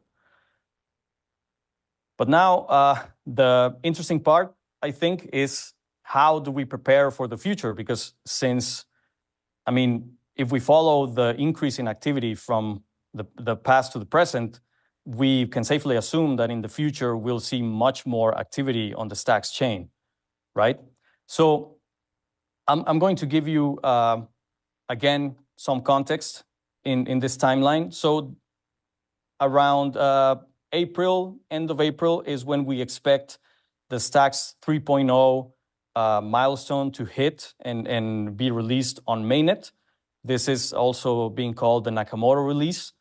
And, you just heard a great talk from Kenny highlighting a lot of the different aspects and improvements that Nakamoto brings to Stacks and how that impacts transactions. So the API has to be able to handle all of these changes gracefully because there is a lot of complexity with dealing with the new mining mechanism and all the new types of transactions. But the most interesting aspect of Nakamoto, the one that's most appealing to a lot of users is the introduction of fast blocks. So as I mentioned before, right now, one Stacks block equals roughly one Bitcoin block. So once Nakamoto is live, we will have many Stacks blocks during one Bitcoin block, right? So this obviously changes the game on the API.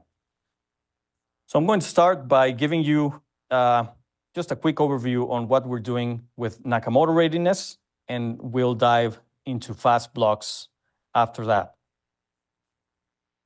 So for Nakamoto, we obviously have to update the API definitions around new transaction types and the new mining mechanism on Nakamoto.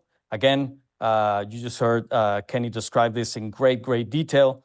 But the basic idea is that the API has to be able to first consume these new transaction types and also expose them via the endpoints that we serve, on blocks and transactions. We have to create new endpoints for assuming that we will have multiple Stacks blocks per Bitcoin block. And we also have to take care of the tenure changes and how miners participate during these changes. And also, we have to support POX4. So POX stands for Proof of Transfer. Right now, we're at version 3, and we are going to transition to version 4. So the API has to be able to handle this transition gracefully, which means making sure that all the tokens, or all the STX tokens that are locked in the previous epoch get unlocked successfully in the transition to the next epoch, and that all of the stacking state is handled correctly. So it's a very complex work. It is critical work to make sure that Nakamoto works correctly. And also another key aspect is that since the concept of signers is being introduced into the Stacks network, the API has to know which signers sign which Stacks blocks, right? And it also has to expose this information so that developers and applications and users can know what is going on chain, right? So this, by the way, is a joint effort that we are doing with the Stacks Core team, the team that maintains the Stacks Core repository. And also, it's a joint effort with the Explorer team at Hero, because obviously all of these new transaction types and the new POX signer support, all of this has to be reflected on the Explorer so that users can access this data in a user-friendly way, right? So again, this is something that we are working very hard towards. But next, fast blocks. So this is, I believe, the where I spent most of my time personally working during this past few months. So what does it mean? As I mentioned a couple minutes ago, miners now produce multiple stacks block per Bitcoin block. One stacks blocks happens every few seconds, so they come very quickly, which obviously means that the API write load will increase substantially. In other words, since we will have blocks every few seconds and those blocks could be very filled or very full of transactions, then the API has to be quick enough to consume those blocks in a reasonable time. And this obviously makes write now a very high priority. Obviously, this doesn't mean that the read side of things is reduced in priority. On the contrary, I think the stakes are just that much higher, and we have to be better on how we consume this information. So the work that we did for dealing with these fast blocks is basically reduced to 3 strategies. The first one, we obviously need to reduce the block gestion time. If you remember, during the past period and present period, since blocks were 10 minutes apart, we were able to afford, some slowness when we received a new block. We could process them in 10 seconds, 20 seconds, even 30 seconds when they were very full, because we made the assumption that that was not as high priority as the read side. However, now that's going to change, of course. We also have to improve caching by a lot, because once every block comes, most of the cache that we have in place gets invalidated, right? Because the state of the chain has now changed. So a lot of balances and a lot of transactions get confirmed, and that means that most of the cache has to be revalidated for users to get accurate information. And lastly, we have to introduce and continue doing spike and stress load testing. And I'm working personally on doing this in an automated way. I'm going to dive into this in a bit.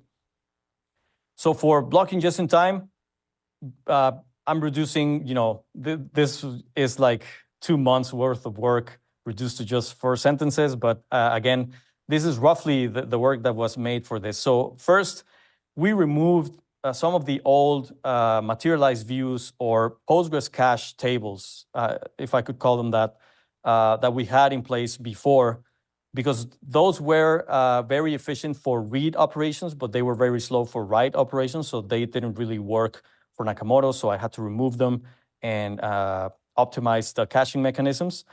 We also worked on batching a lot of the SQL inserts that we do to the SQL tables, because batching reduces the amount of information that goes back and forth from Node.js into Postgres.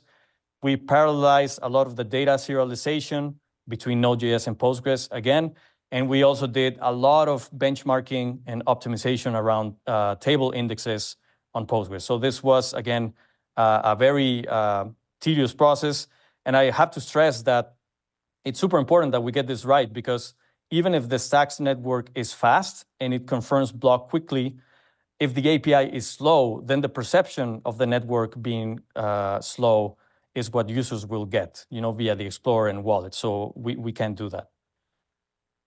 So I also recently shared this figure on Twitter. This is a comparison between version 7.7 to 7.8 of the API. So 7.8 was when we shipped the improvements on block time ingestion. And as you can see, the improvement is just massive. Every row that you see on this table is a Stacks block.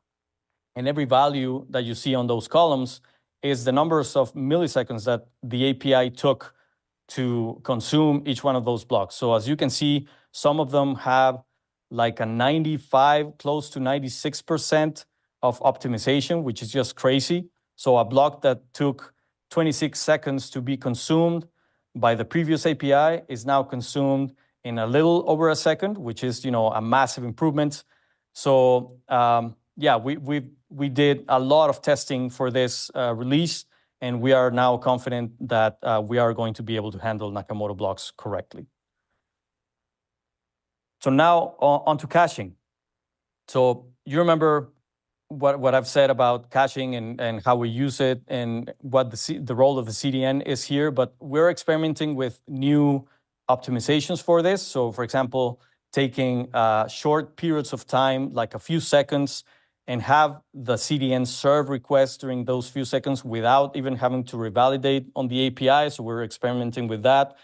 We're also working a lot on resisting burst requests. So for example, if there's ever a DDoS attack or a massive spike in traffic, just suddenly that we are able to handle that traffic in the CDN or via load balancing on the API. And we're also doing a lot of improvements on individual e-tags, which means that instead of the cache being revalidated with every new block, we can handle individual cache for individual transactions and accounts, so that if they didn't change with the recent block, the CDN doesn't have to revalidate this cache, right? This is a graph of the percentage of transactions of endpoints that we serve via cache versus via the API. And you can see on the left side where it goes down is when a new block is confirmed on the Stacks network, which means that most of our cache gets invalidated, but then it quickly jumps back up to around 60%. So on average, we are serving between 50 and 60% of all of our traffic is served from caching, which is great, but we want to improve this number even more. Finally, load testing. We are doing a lot of request simulation, traffic mirroring, performance benchmarking, and automated tests just to make sure that we are continuously testing every new release that we do, making sure that we are able to handle all the traffic spikes that we could get. So looking further ahead, I mean, obviously once Nakamoto launches and everything works great, our work doesn't end there, of course, because Nakamoto means that there can be that much more activity on the chain and that much more users. So we're obviously keeping our vision to the next year and the year after that, because we are obviously expecting traffic to continue to increase. I mean, maybe we do a 10x from here, maybe we do 100x, I mean, who knows? So our team and the DevOps team have to be very prepared for this. We're also expecting many more Stacks nodes to come online, which means a lot of network activity is going to increase. We'll be able to see fuller blocks and obviously expand our Explorer capabilities so we can serve better information to our users. And yeah, so that's what we're working towards. And if you're interested in the API, make sure to visit this link, docs.hero.so/API. We also have extensive quick start guides. We have a YouTube channel with videos, dev guides, and we have other APIs like the Ordinals API. Make sure to check that out. So thank you. I hope you enjoyed this talk, and see you next time.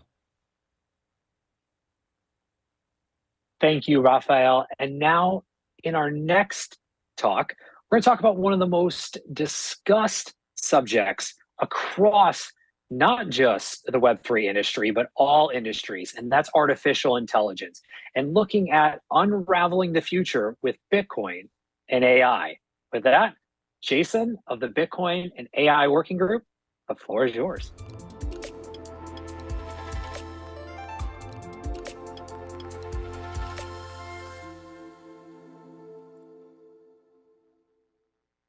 All right. Hello, everyone. Welcome, and thank you for the opportunity to speak here. Looking forward to telling everybody a little bit about what we're doing and kind of the thesis we're operating under here. So I'm here today representing the Bitcoin and AI Working Group.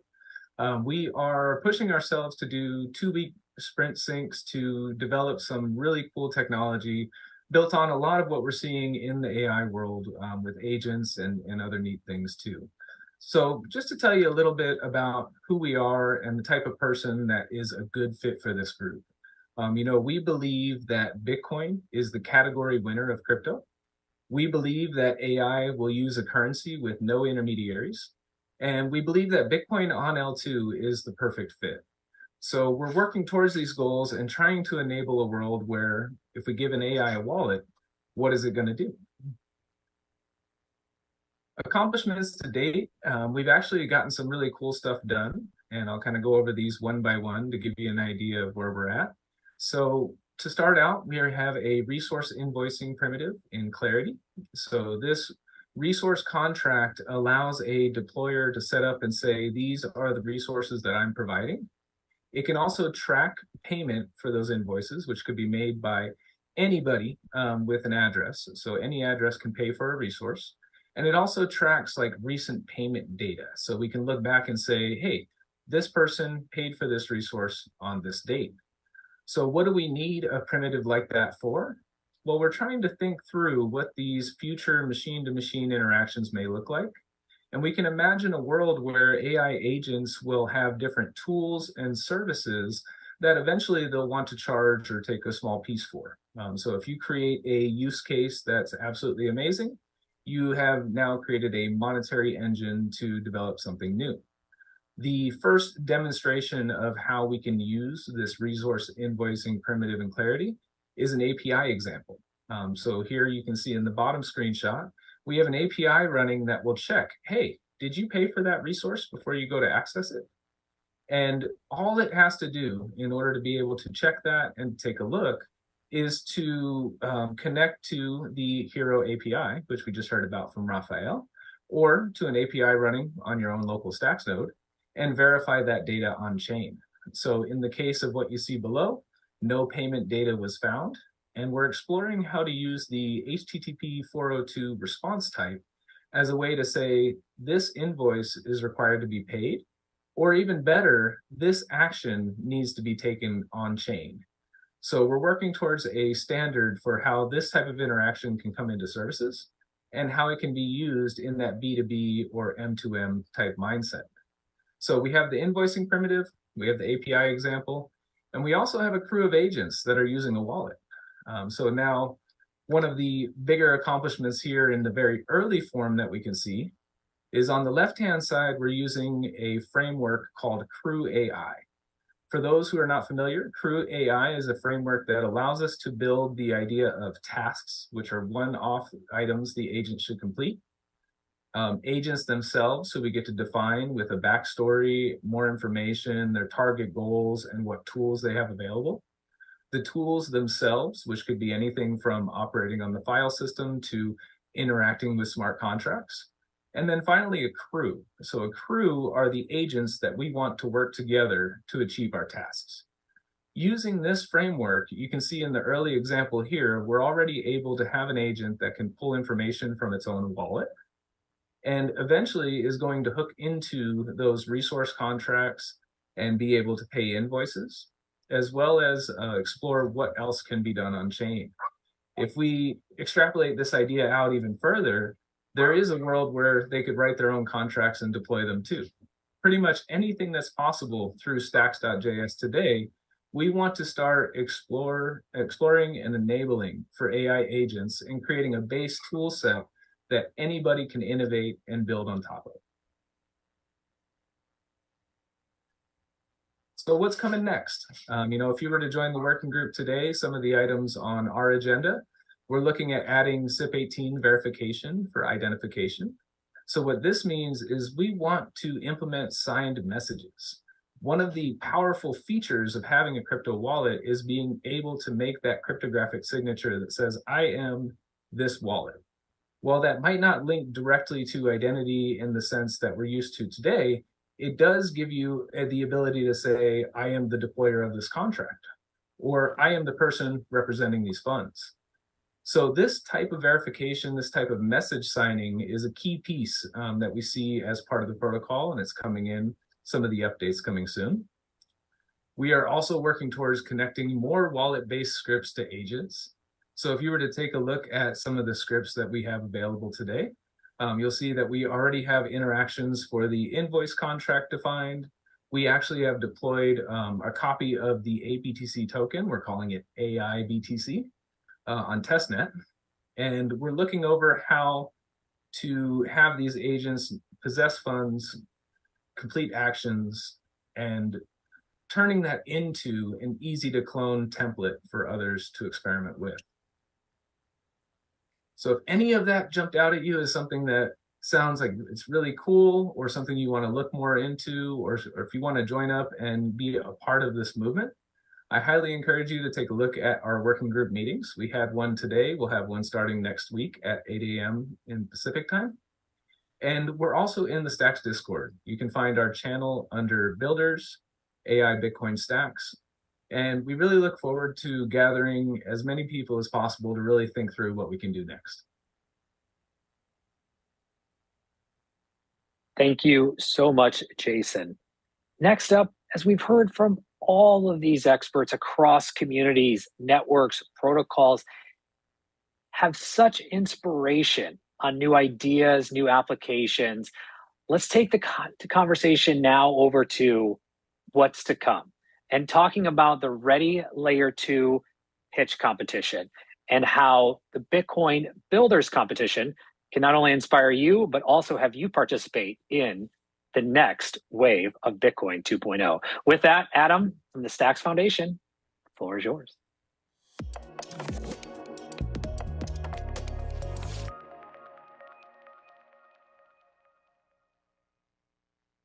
Perfect. Thanks, Kyle. Hey, everyone. Excited to be here. I don't have any slides to show for you, so we're just going to get straight into what I'm here to talk about. So I'm Adam Hahn. I'm the community lead at the Stacks Foundation, here to talk to you about the Ready Layer 2 Bitcoin Builder competition. So you might have heard about this. I'm going to elaborate a lot more to give you a really sound idea as to what to expect. So what this is, if you're thinking, wow, lots of good content and insightful breakthroughs have been shared today during this conference, maybe it's time I should start building or learning how to begin building. I want to take things further. If any of that is close to what you're thinking, then the Ready Layer 2 Builder competition is for you. This is a 2-week competition filled with hands-on live workshops, mentor sessions, and a ton of educational resources that's going to be shared throughout the event. The event kicks off March 8th and ends on March 24th. And then on March 26th, we're going to host a live event announcing the winners of each track of the competition. The way that this competition is structured, there's 3 themes or tracks for this competition. There's DeFi, there's Bitcoin and AI, and then there's a general pitch track. So the judging criteria that those 3 tracks will follow are going to give participants a really good idea to know exactly what they should be building for. And throughout the competition, we'll have a variety of hands-on live workshops led by the competition's partners. Several of these individuals actually you've been hearing from today. This includes workshops that just concluded from Jason, workshops that are going to be led by Xverse, Hero, Alex, No Code Clarity, and as I mentioned before, the Bitcoin and AI working group within the Stacks ecosystem. And the competition will live in DevPost, but there will be a live supportive cast and community to help in a private Discord throughout the competition, where we'll be conducting mentor sessions and live office hours. So sounds great, but why you should care about this? Well, first and foremost, there's over $15,000 in prize pooling for the top projects. There's also a variety of in-kind prizes that I'm excited about. These include things as NFTs from up-and-coming artists, free tickets to Bitcoin Unleashed in Nashville this July, and automatic automatic interviews for founder support-driven programs like the N21 program and the BTC Startup Lab. You'll also be featured in several publications and social posts from the Stacks Foundation and our partners of the event. And you'll also get access to the Stacks ecosystem through our partners, mentors, and judges. So, imagine getting the rich knowledge that has been shared from experts during today's conference, but that knowledge and feedback be related to your specific project or idea to help you move forward. You might also discover partnership opportunities with some of these individuals. You might line up a new job opportunity for yourself. You might meet your co-founder. All of these scenarios are possible from this competition, as this event is designed to unlock value you might not be able to get elsewhere or from just building alone. So on that note, I'll also say multiple projects that were formed at the first Ready Layer 2 competition in the summer of 2023, those are still active. Some are still active in building today because of getting access and forming relationships in the ecosystem from the competition. So this could be your opportunity to join that impressive list by taking a leap and propelling yourself into the Stacks ecosystem and getting your idea to the next level.